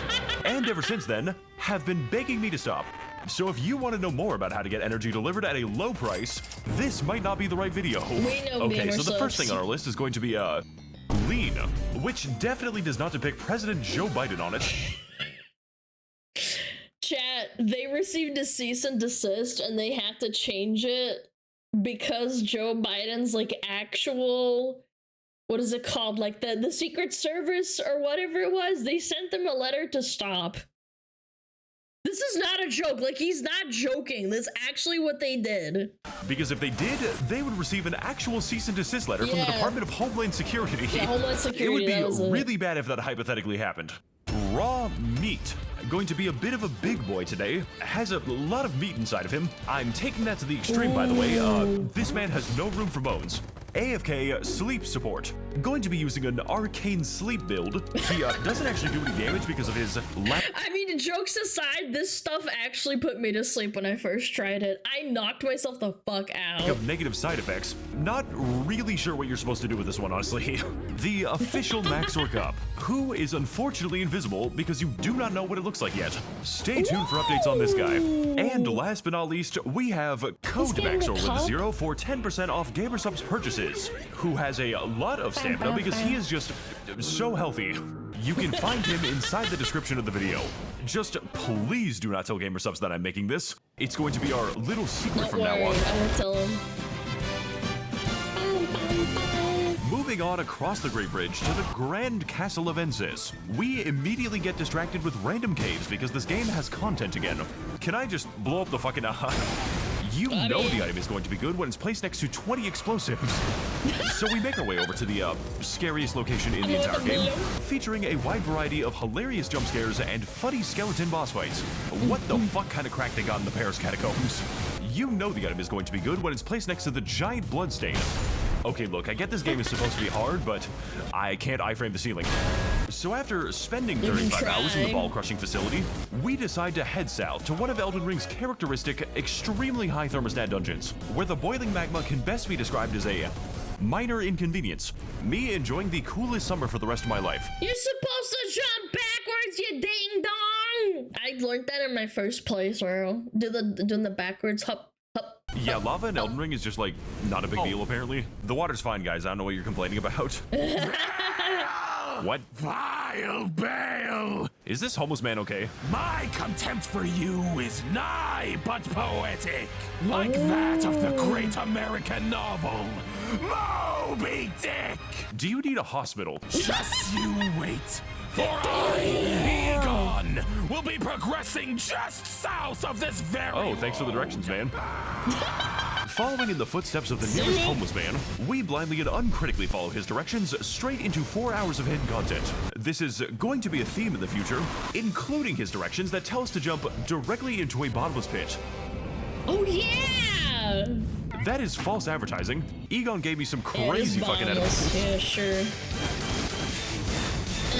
It was around this time that the game began subtly suggesting to me that I may wish to come back at a later time. You need and to I get chose to ignore it. Oh. Oh, this isn't a good place to be. Welcome back, Kalid. We missed you. It's almost as if the game was specifically trying to prevent me from getting here. I just can't get over the fucking... It looks like a joke. Welcome back, Godskin Noble. We missed you.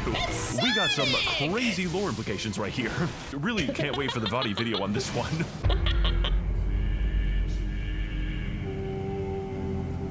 Oh. Oh. Is he okay? Does he need a fucking aspirin? Tarnished one. Hi. Do you hunger for the soul of a dragon? It's a for family dragon. The beating heart of a beast. Those are kind of expensive, lady. Then, in exchange like for a your fanboy soul chat. offered to the Drake Flame, Waifu. I will offer you power far beyond what you can imagine, greater than even the... What are you doing? Are you listening to me? What? What? Never mind, fuck it. Girls implying that she actually had to ask. Heading on further over the dragon's extremely detailed feat. This is Miyazaki's vision, guys. You can't make fun of it. We are greeted by the beautiful and enthralling landscape of the southern coast. Realm of contrasting colors and majestic saffron shores. Oh my god. Except the landscape here isn't actually yellow. I'm just fucking with you.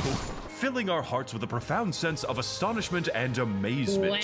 Holy shit, what is this? Oh, there's a blue area. Oh my god, it's fucking too for it.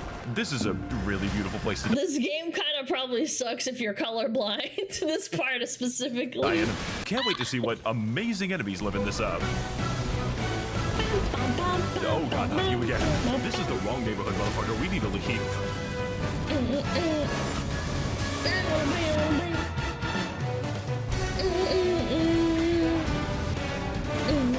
Welcome to the southern coast, a land comprised of many distinct areas, each with their own unique and stunning color schemes, including but not limited to the Crimson Countryside, the Azure Abode, the Funny Finger Family, and of course the secret green area that no one will tell you about. This one is a Maxor video exclusive. Moving on through the red part of the map while ignoring the various color combinations, we decide to take shelter in the local torture dungeon where we can find the undisputed best item in the entire game. 3. The ability to scream. We did this for like 10 minutes. Just do what I do when I have problems.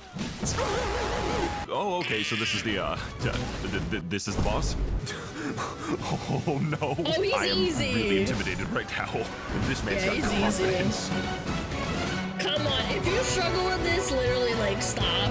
That's an easy Now, boss. out of every for horrifying sure. area that we've seen in this game, the southern coast definitely takes the cake in terms of visual splendor, consistently capturing the player's imagination and attention to the detriment of everything else. There are so many beautiful things to see around here, and the only thing that could make it better was if all of them didn't want to kill me, usually with a very intense immediacy.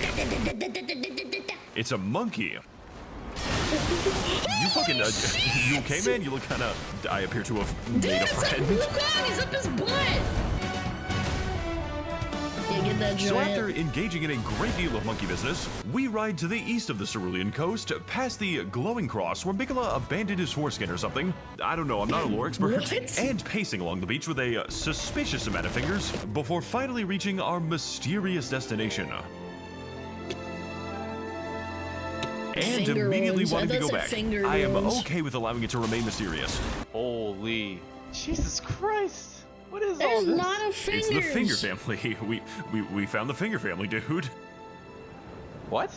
These are the Finger Ruins, where Miyazaki, uncontent with his weird foot fetish, has decided to move on to the next best thing. And even more disturbing than that, these ruins are exclusively occupied by the funny suckmen, who I spent 40 minutes getting sucked by because this area is just so difficult. Oh my god! What the fuck are you?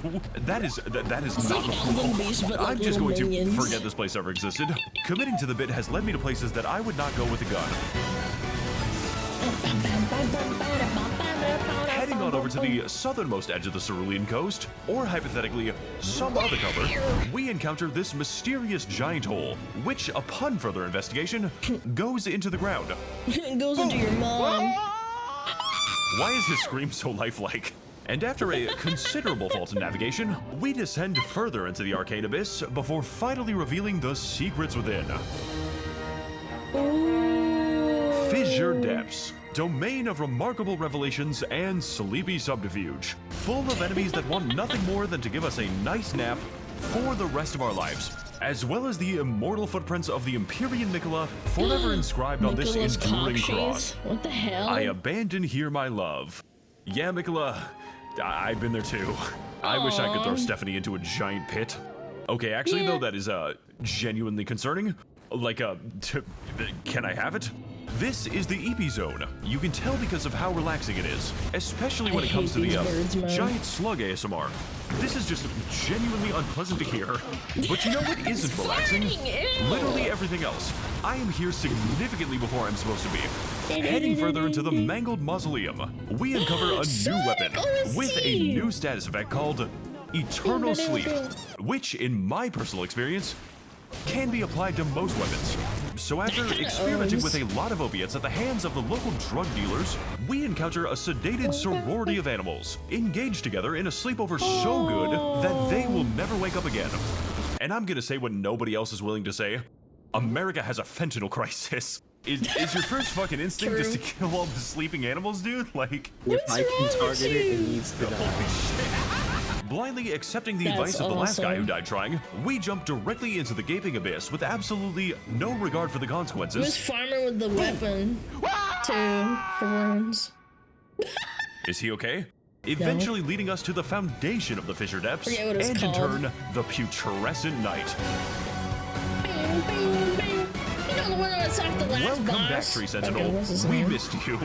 This boss is pretty hilarious. Not because he holds his attacks until the heat death of the universe, although he does do that, but rather being a literal skeleton riding his own skin, Putrescent Knight has a habit of moving away from you during his only attack windows. And also he's fucking horrifying. No matter what I do, I just cannot seem to hit him. In the same way that I just cannot seem to interpret what I'm currently looking at. This is what happens to your horse when he survives the glue factory. Like, bro, that is not okay. Mom said it's my turn to do the attack combos. Overall, Putrescent Knight... For me, I feel like Mikola's kind of like that. There's just so little times to attack her. truly represents the southern coast, both in terms of its intrinsic beauty and its congenital terror, especially considering the fact that you aren't supposed to go here yet, and the game spent at least 2 hours trying to tell me that.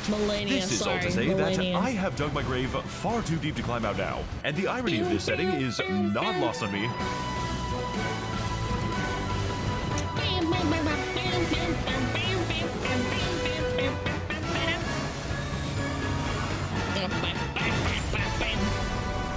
Slain. This is so good, dude. Tarnished, do you grow weary of this life? Longing to shelter from suffering with eternal sleep? You know, honestly, I wasn't before, but then I looked at you. By oh my god. Tarnished in my choosing. She's like a flower. In the velvet embrace of Saint Trina, you will lie at peace. She's good. Forever. You can't handle it. The lead is too strong. Oh, he's fine. That just kills you. I guess it was just all a dream. What a lovely NPC, honestly. So after unfortunately suffering an overdose at the hands of the local drug dealers, we decide to head instead to the craggy landscape of the Jagged Peak, which is in fact where I was supposed to go in the first place. A sinister and looming feature of the landscape visible from almost every location. Rumored dwelling of forces most malicious, and home to the funniest wildlife thus seen in the lands between. With our first example being the Jagged Peak Drake, which despite being a fairly rudimentary fight that we have done 15 times already, implies the existence of a Jagged Peak Josh. I'm just gonna not play this one, honestly. Riding further east along this mountain's broken bluffs and sharp stones, we navigate this dismal and desolate terrain, wondering what stunning content lies just ahead. Only to find 2 more of the exact same dragon, prompting me to immediately terminate my playthrough. I think I personally extremely dislike fighting dragons just because of all the camera movement and locking on you have to do. That's just me. I'm bad, but to me, dragons are not fun to fight. Jagged Peak Drake again. And They're he's fighting cool. Jagged Peak Josh. It's not fun to fight. At least I don't have to play the game now. It's almost as if the game was specifically trying to prevent me from getting here. God damn it, not this guy again. Oh no. In my unyielding state of rage, you've made me forget the name of the whale in that book. It's called Moby Dick. Damn you, Vale! Damn you, Drake Warrior. Mighty Drake Warrior. I prefer Kendrick personally. Upon the top of this rotten peak lies a dragon most foul. A dragon who has thus confounded me! It is Moby Dick. Bale!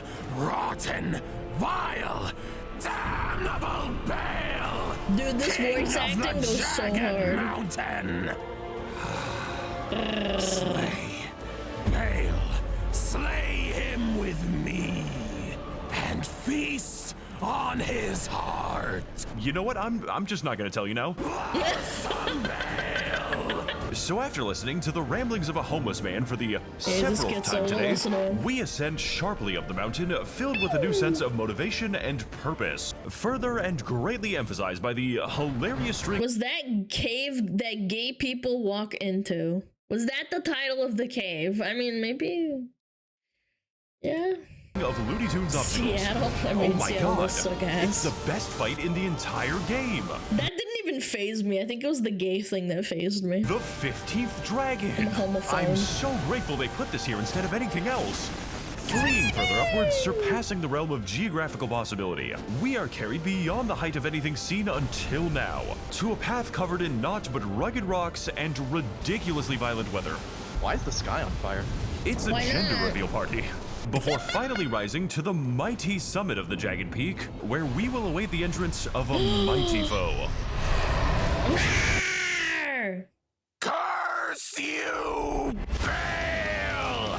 Here he I is. hereby vow you will rue this day, for we have come to hunt thee, Bale. Dude. So cool.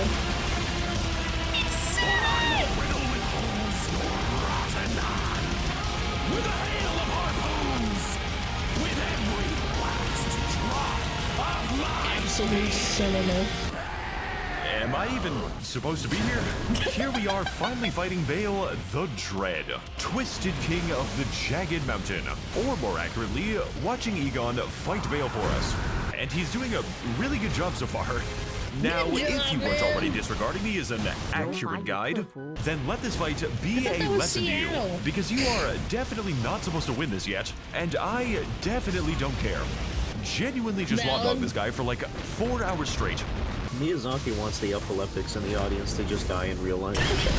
Bale the Dragon has a dreadful arsenal of attacks, each one requiring their own reactions and responses, with a consistently small margin of error that will keep you guessing for a very long boss fight, and some of the funniest damage that a nuclear weapon is capable of. including but not limited to swipe attacks, grab attacks, extremist attacks, and a significant amount of the color orange, making for a battle that is as beautifully chaotic as it is violently explosive. Because Lord knows this boss fight has plenty of that. You shall know fear yet. Egon, can you, like, shut the fuck up soon?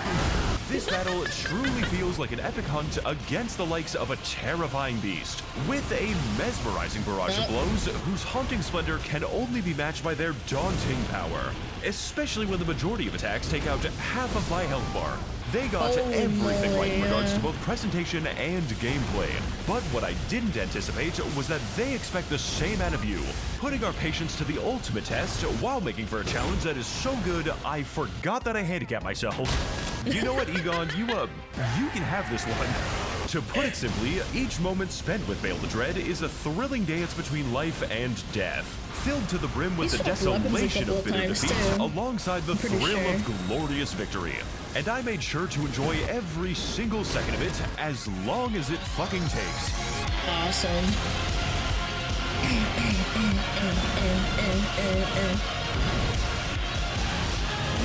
Dude, this editing is insane, man. It's kind of almost like Final Fantasy, almost. It's giving me that vibe when the frames happen.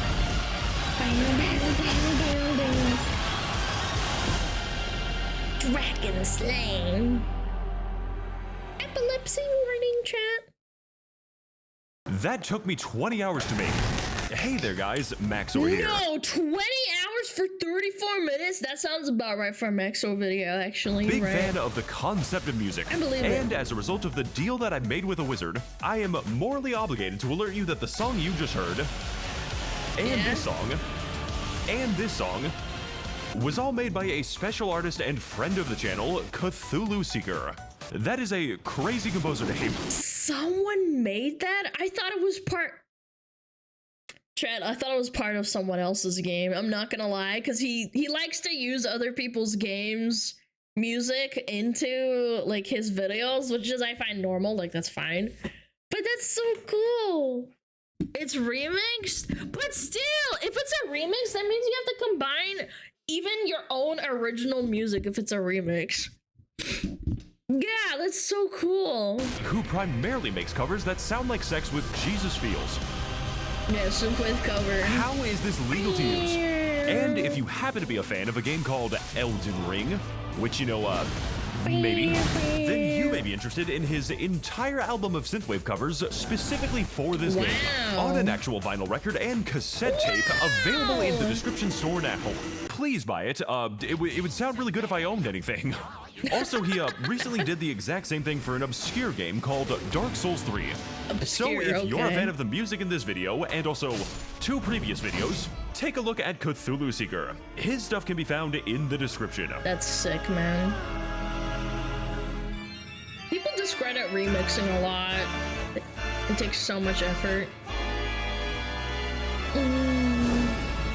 So after defeating the vile, loathsome Bale on behalf of the now vaporized Captain Ahab, we move on through the Speargrave Plains once again, continuing across the Great Bridge to the Grand Castle of Ensis. They're very nice people if you get to know them. An impressive and imposing structure standing in the path of the Shadow Keep beyond. And also where I was supposed to go in the first place, but for real this time. Very easy to get distracted in this game. I don't blame you. I have ADHD as well. Castle Ensis is a bit of a weird location, and a great way to tell new players that it is time to stop playing now, featuring many twists and turns with the distinct architectural vibes of the once populated Academy of Raya Lucaria, the fate of which I am not currently aware of. Except this time featuring so many impaled corpses that it began to destroy my computer. And the 15 particle effect throwers are not fucking helping right now. Here we can acquaint ourselves with the numerous cracked out enemies strewn about these puzzling paths, as well as the population of the starving dog pit. Every single castle has to have one. Making note of its many nuances, right before those nuances, make note of us. I swear to God this guy can be the final boss of this game. You know, I would normally say that this place is pretty cool, but then I found out that they were Redditors. So unfortunately, I have resigned myself to kill everyone inside this goddamn castle and then move on to the next logical target. Erratically moving onwards in the vague direction of the exit and acquainting ourselves with the classical Carrion hospitality. Only I am allowed to heal. That is illegal. We ascend to the very center of the Dread Fortress and consequently to the formidable Twin Moon Knight. Before we start the sequence, I have to interject for a minute. I watched Savix, I'm pretty sure, bash his face into the wall trying to kill this boss for like 6 hours. Dude, this fight is insane. It was like 6 hours, wasn't it? Someone correct me if I'm wrong, but it was really long. Like he got stuck on it. Dude. R'Alana Twin Moon Knight is the very confusingly named Rude Awakening for players of all strides who, in their hubris and pride, thought they would be able to experience the game they bought. Bet you're feeling pretty silly right now. This boss has every single trait that you could possibly consider difficult, with extreme aggression, incredible mobility, an astonishing amount of variation, and to top it all off, just enough magic to make you feel uncomfortable. Meticulously designed in every aspect to induce an instinctive primordial panic response, and then immediately punish you for it, with the majority of attacks ending with an optional combo extension, which itself can also be extended, so on and so forth. Like, holy shit dude, please relax for a second, proving definitively that the most threatening bosses in the game are not dragons, giants, or lions, but are in fact 9-foot tall women. I would argue Malenia is easier because you can memorize her patterns easier. With R'Alana, I keep saying R'Alana, the ending, because she hesitates for a moment, you think you can go for her, and then she fucks you in the ass. Like, I just can't, man. When you get waterfouled like 5 times in a row, and then finally she stops on the 6th, it's like you can get like some shots in with R'Alana. You just can't. Like, you have to hesitate, and that moment of hesitation is what fucks you. What did Miyazaki mean by this? Sorry about what happened to your sister, by the way, and your nieces. The divorce really hit this family hard. So after a long series of lessons on how not to be so terrible, R'Alana finally enters phase 2 by buffing herself. Malenia is easier than her. I don't know. It's just my opinion. Sorry. I don't know what to tell you. I personally think Malenia is easier because she's more telegraphed. She's not as telegraphed just because of the hesitation. Once you learn how to dodge waterfowl, it's kind of a joke. Not gonna lie. It does take a while though. Yeah, Malenia is also slower. Yeah, she is. Which, on top of giving her an excessive amount of fiery fury and magic mavings, enables her to use her ultimate signature carrion sorcery. Her massive balls. The moon balls. Yeah, so this fight's gonna take me a second. I have never had so much fun getting obliterated. She's in pain, for sure. Damn. If you're patient, I don't know, she's probably pretty okay. So cool. And she has my colors, chat. That's why I like her a lot, even though I hate her. She's got a frost ball. Frost moon ball.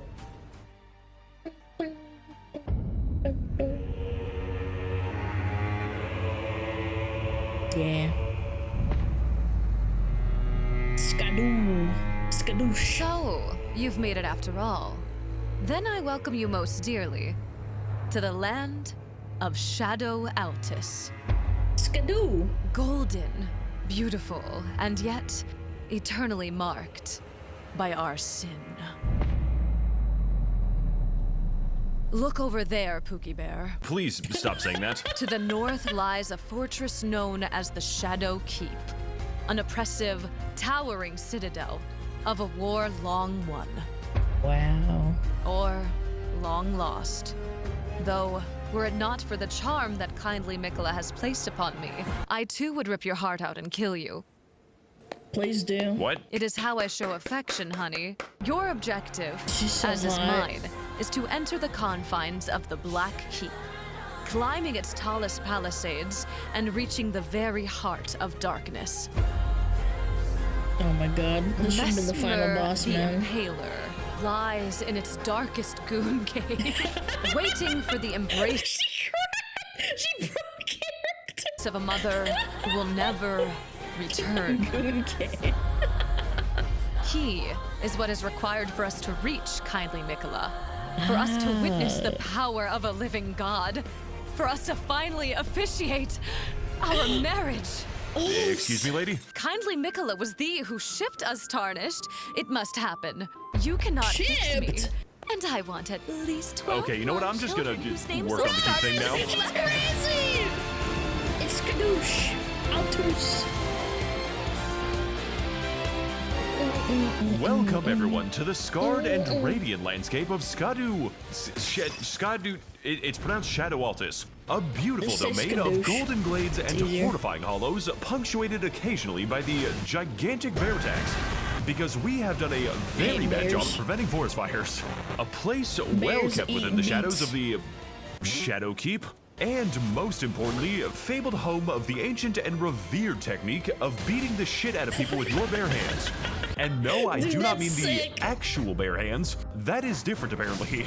I would genuinely be embarrassed. Isn't there 2 bear bosses? I think there is, isn't there? There's one here, and then there's another one later on. I'm not sure. My memory's kind of foggy. If I was killed by this. Like, imagine dying to a bear. A dark circle won't stop that monster! I'm running for my life!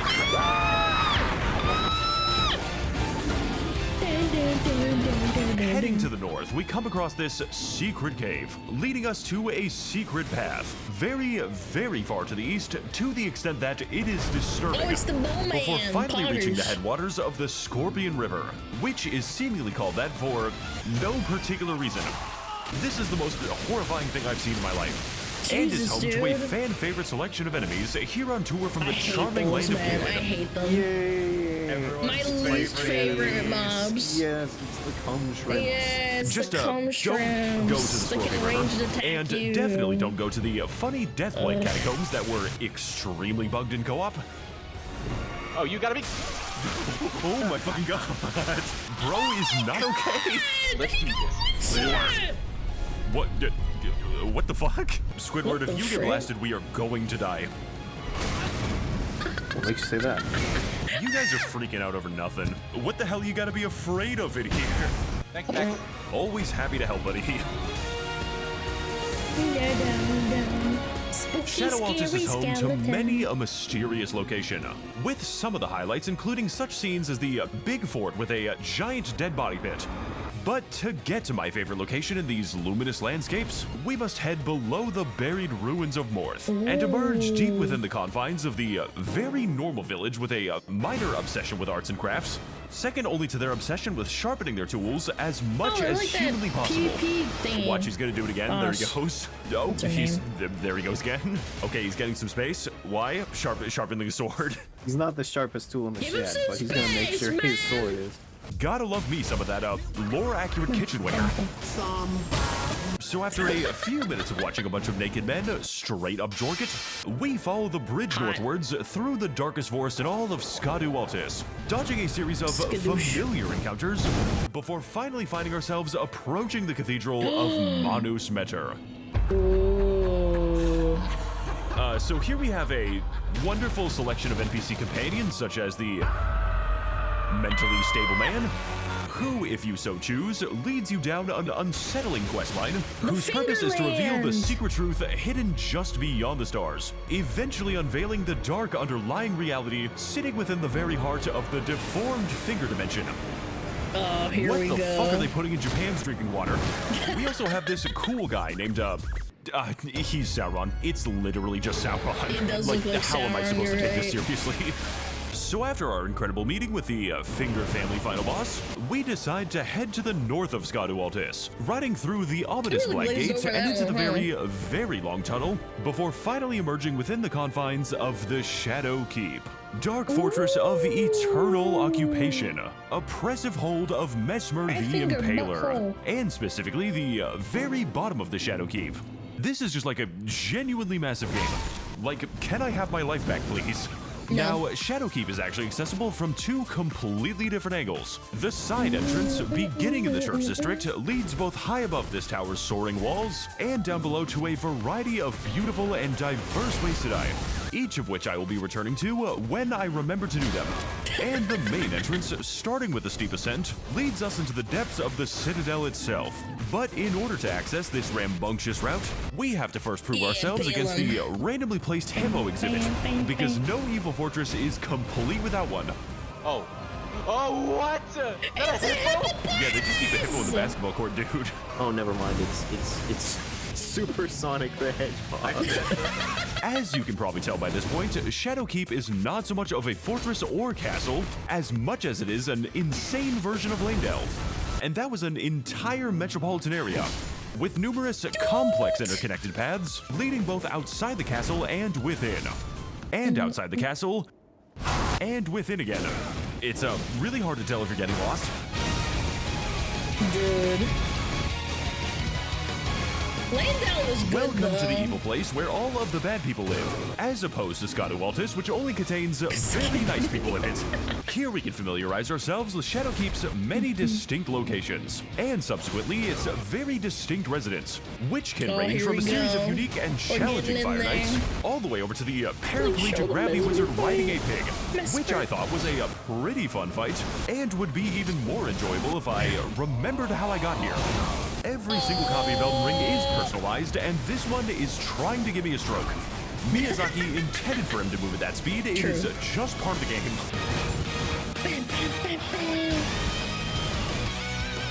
Dude, he just the Radon like dive. It's so sick, man.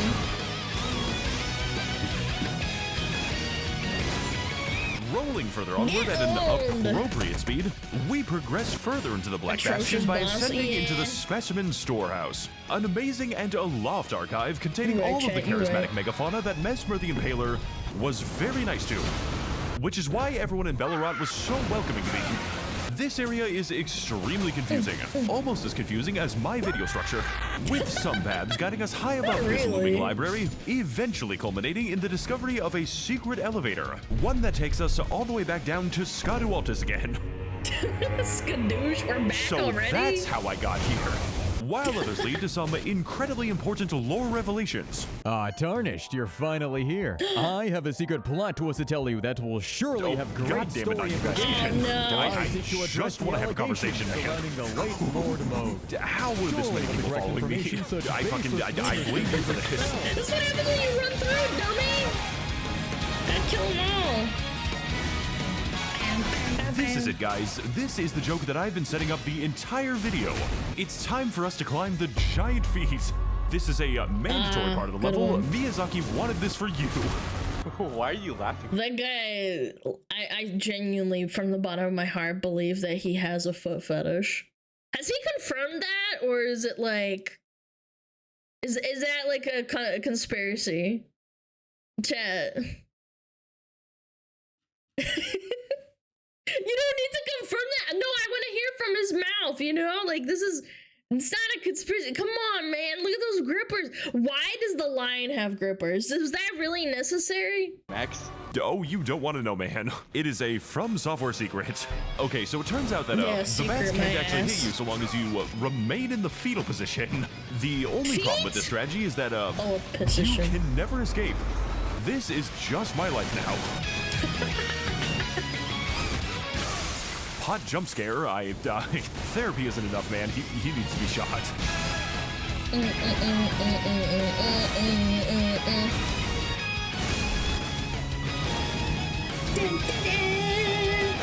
Oh, I hate those. Ding.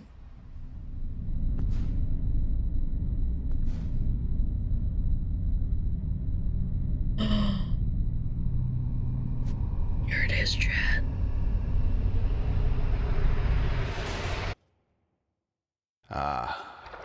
Thou art tarnished, it seemeth. I'm a snake. Please don't pay attention. Who are you? I'm a snake. See, you did it again. I don't like that. Stop it, Bow! But if one so bereft of light must know the name of his demise. Then let it be so. For in the words of Mother America, was my crusade ordained. Those stripped of the grace of gold shall all meet death. Insane, man. In the embrace of Mesmer's flame. Hands up, chat.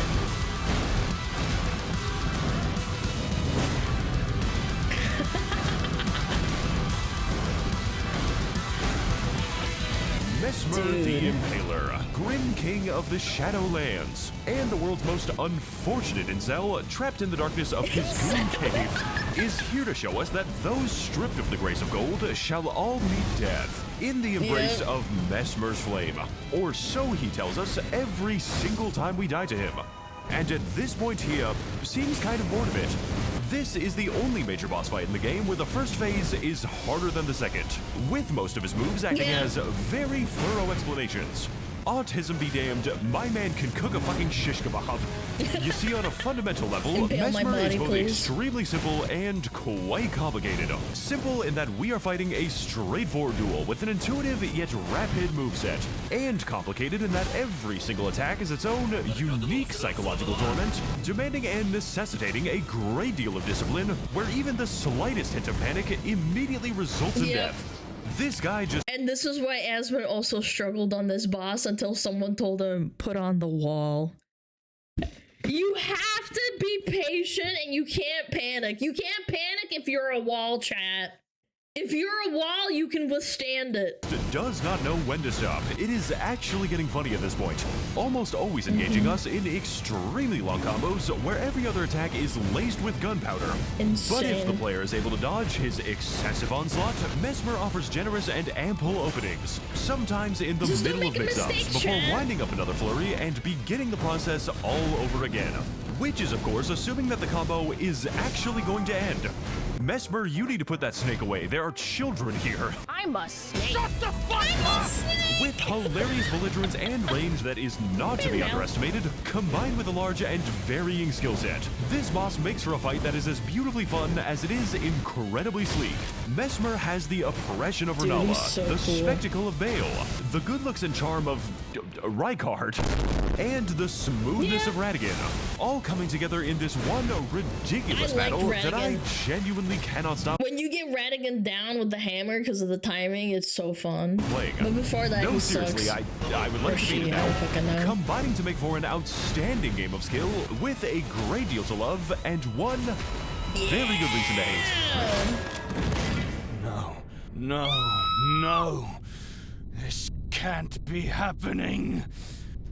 I suffered hundreds of years to be king of ashes.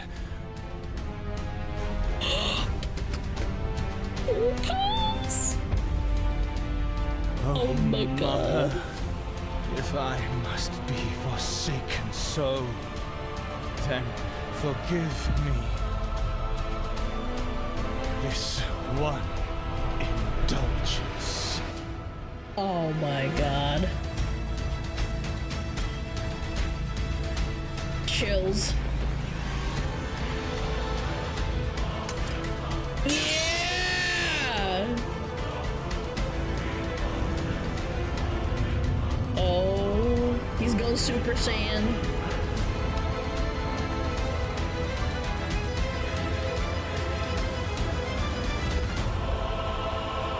Yeah. I'm a snake. The Comic Sans shit. Soon tarnished, will thou She's a snake. be taken in the jaws I'm a snake. of the abyssal serpent, Dude. shorn of light. So cool. Over and over again.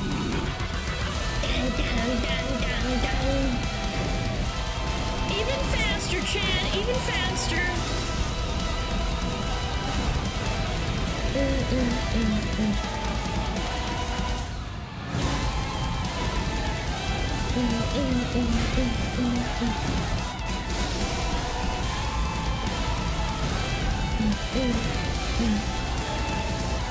So cool. Yay! Dang, dang, dang.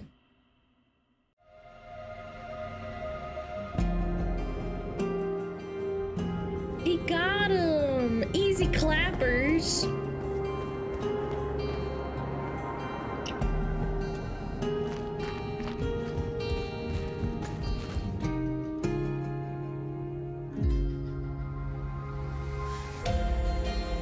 Where's this song from, man?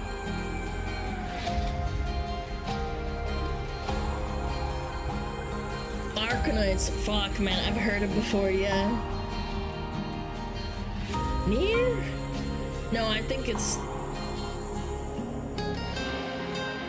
No, I haven't played Arkanites. I've just heard it before. It's a very nice track. Yeah. No, I'm not. I didn't play it. It's just real pretty.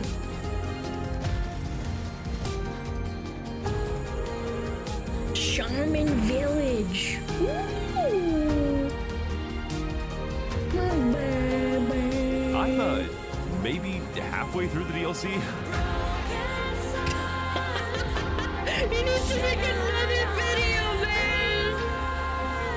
Cocktail! Yes! And a bell! So cool, man.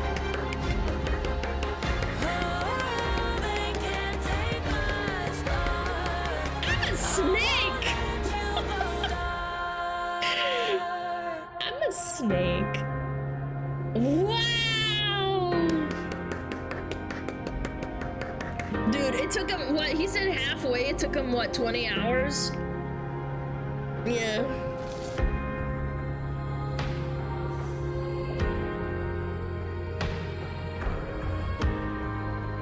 So that was probably like 40 hours plus, probably, for the entire thing. And we blasted through that in an hour. Just doing the Bale fight took him 20 hours. Oh, that's what you meant. Oh my god. The entire fight for Bale took 20 hours. See, I don't even understand that at that capacity. I don't edit. That's insane. Chat, check them out. Maxor. Very cool. Check out the voice actors. Yeah. Maxor never misses. True. Chat. Oh, there you go. Boom. That was really enjoyable. 20-hour fight. I know. 20 hours to edit it all together. Probably rendering? I don't know, but his goal is to edit 30 seconds of footage a day. Yeah, we watched the video before this one they made. Yep. Very nice. I don't know. I haven't played Elden Ring in a while.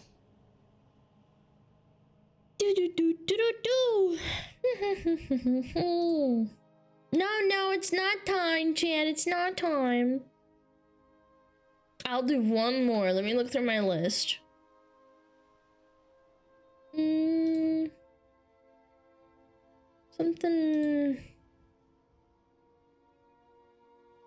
Something a little bit on the shorter side, yeah. I say short in 20 minutes, it's okay. He's working on a Red Dead 2 video next. Holy! Holy! No way! Get out. I love that. Is this? No, I already seen it. Oh, sorry, give me 1 minute. The games industry elephant. I was thinking lighthearted. Hold on. This top donor found out.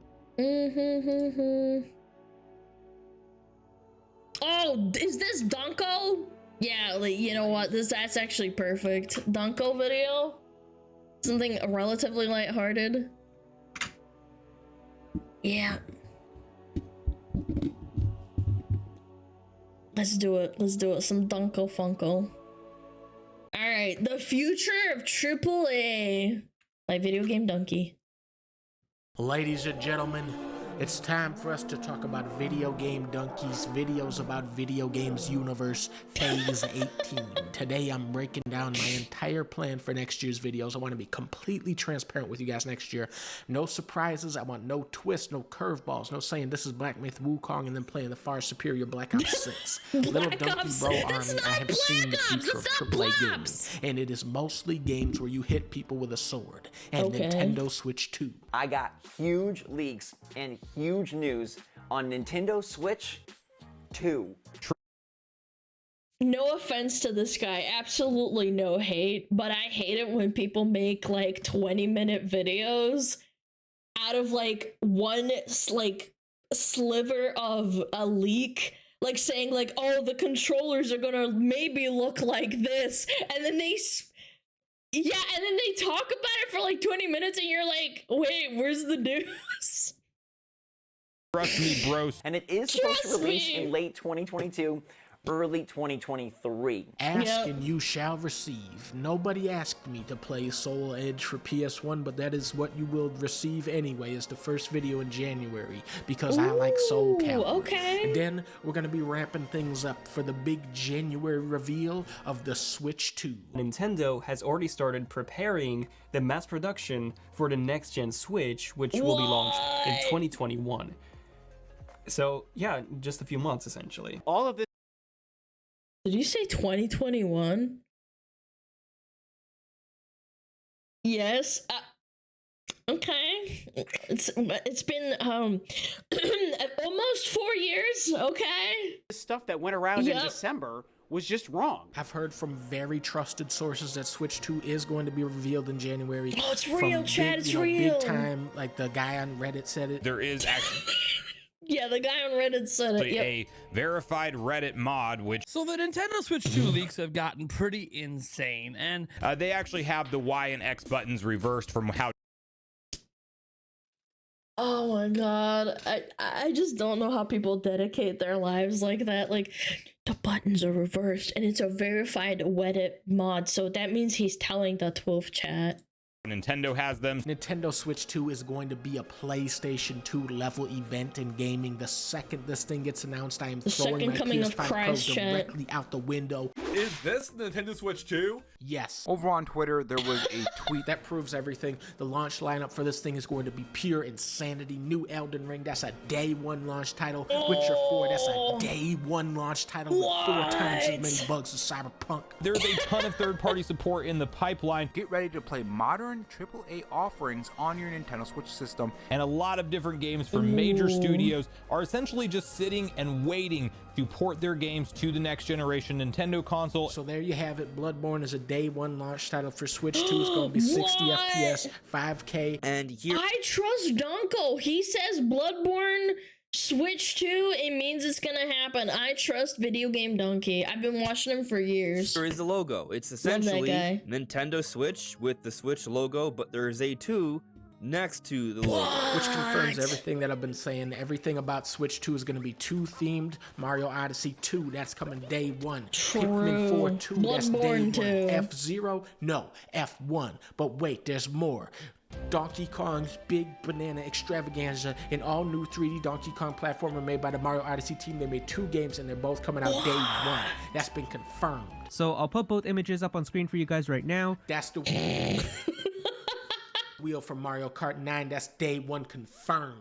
There was a person on Reddit who... When a person on Reddit said it, it's gotta be true. Either all this is right or it's gonna be like 1, 2 Switch and Funky Barn. Funky Barn? January 17th, we're playing Dynasty Warriors Origins. You play as a woman hitting people with a sword, which is what I love so much about video. Unironically, the only reason I know about Dynasty Warriors is that I had a friend that I was extremely obsessed with this, and they would watch Chinese dramas. You know, those Chinese dramas about imperial princesses and like the concubines and shit? I don't know why. Dynasty Warriors, Lu Bu, fucking they loved Wushu, the MMO. I don't know why. There's like a phenotype for like, by the way, they were a white person. I'm just gonna throw that out there. They loved this shit. They lived for this kind of game. Chinese themed, imperial stuff, historical stuff. I don't know. Finally, we're gonna learn the origins of Dynasty Warriors. And did you know that the first one was actually a one-on-one fighting game, just like Soul Edge? January 23rd, of course, we're gonna be playing Star Wars Episode 1 Jedi Power Battles Remastered. This game came from a different era in gaming where every game wasn't sword fighting. Only some of them were. Very brave of George to do this back then today. January 28th, of course, we're gonna be playing Eternal Strands. This is the second strand type game where you are a woman hitting a tree with a sword. I love all the games that this reminds me of, so let's all play Eternal Strands on the beach with Norman Reach. Okay. February 4th, of course, we're gonna be playing Kingdom Come Deliverance 2. I love games like no, he's gonna play that. Skyrim, where you're hitting everybody with a sword and dragons are flying everywhere. Dragon Age didn't have any dragons in the part I played, so February 14th, of course, we gotta be playing Assassin's Creed Shadows, where you are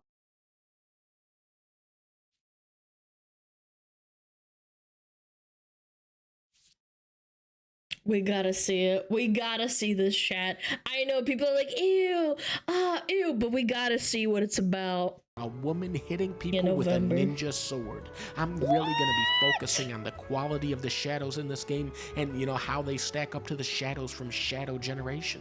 February 18th, of course, I'm going to have to be doing a video for Avowed. Definitely getting big Skyrim, hitting people with a sword type of vibes off this one. I love sword fighting in every game, every time, and it's just like Skyrim, and it makes you wonder why they don't do a Skyrim 2, which is coming to the Nintendo Switch 2 on day 1 confirmed. Whatever happened to Elder Scrolls, man?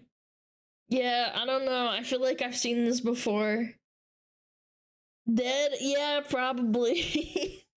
I remember everyone was so hyped that year, and then nothing.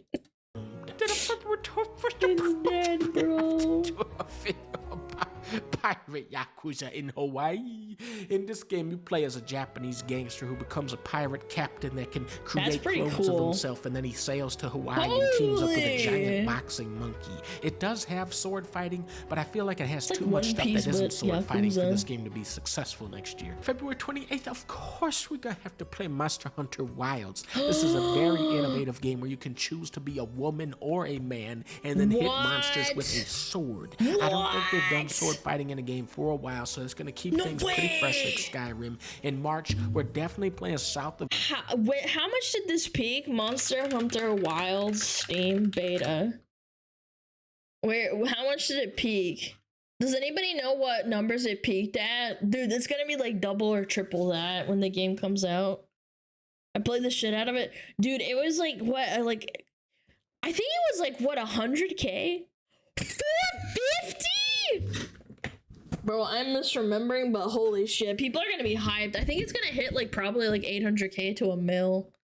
I don't know, I've just had this gut feeling. Midnight, where you play as a woman, you're hitting monsters with a sword. It's exactly the right kind of game. Then Switch 2 hits shelves, boom, we get Witcher 4. You're a woman hitting witches with a sword, but you gotta use the golden sword for aquatic monsters, I believe. Onimusha, I love it. We're hitting with a sword. Ninjas are involved. The guy from Onimusha 3 is involved. Ghost of Yoti looks phenomenal. We're doing ninjas for a change and hitting with a sword, kinda like Skyrim. Then I'm gonna play Skyrim for the first time. I've never played it yet. I've heard great things. To me, it sounds a lot like Skyrim. Then Fable is coming out. You're the woman from Fable 3 with a sword, hitting people with it. It's what we love to see. Then we got Black Myth Wu Chang, Fallen Feathers from the Butt of a Swan. It's a woman-based game with swords like Bloodborne. Oh my god, is that my mom? Fallen Feathers from the Butt of a Swan.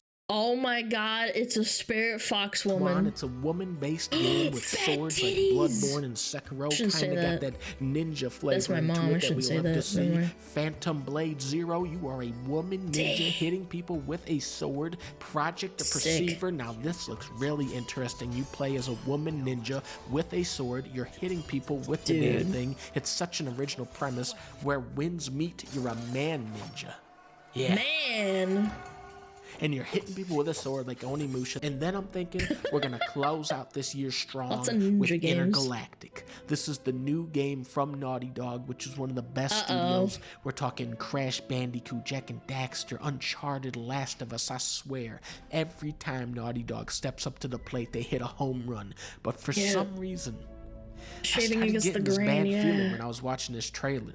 You know, we have a woman character, okay, probably a ninja, but why are we in a spaceship talking to people like Starfield? And I started thinking, I don't know, man. Maybe gamers were right. Maybe Naughty Dog is losing that magic touch. But then she pulls out a big-ass Skyrim sword and... A sword! Year of the sword! She has a sword as the end of the year. Yep, you're right. I do like swords. I am very biased towards sword play. I am. Yep. Daggers suck. Swords rule. Lots and lots of ninjas. Very nice. Thank you for that, Mr. Donkey. Chat, check him out. Video game Dunkoid. Love that guy. Very wholesome. Very critical. Very funny. Is it time? Yeah, I'm thinking about that time, T. Yeah, right about that time. Let me check. Can we have this emote? Oh my god, what is that? What is that? Boobies in my Twitch chat! I don't know, chat. We might get banned for this. What is it? 36. You named it 36.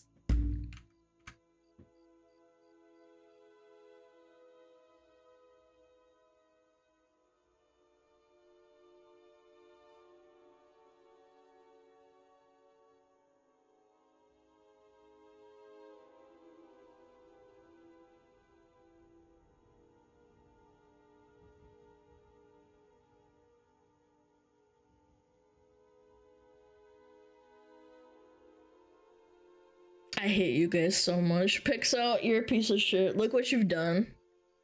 Look at what you've done, man. You've absolutely destroyed my Twitch chat. No semblance of a brain to be found. The goat? Shut up! Ban that guy! I hate you so much. Why do you hurt me?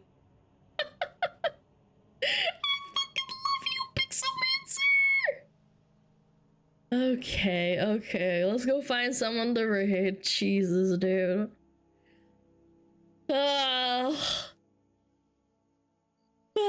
Cheese and crackers, man.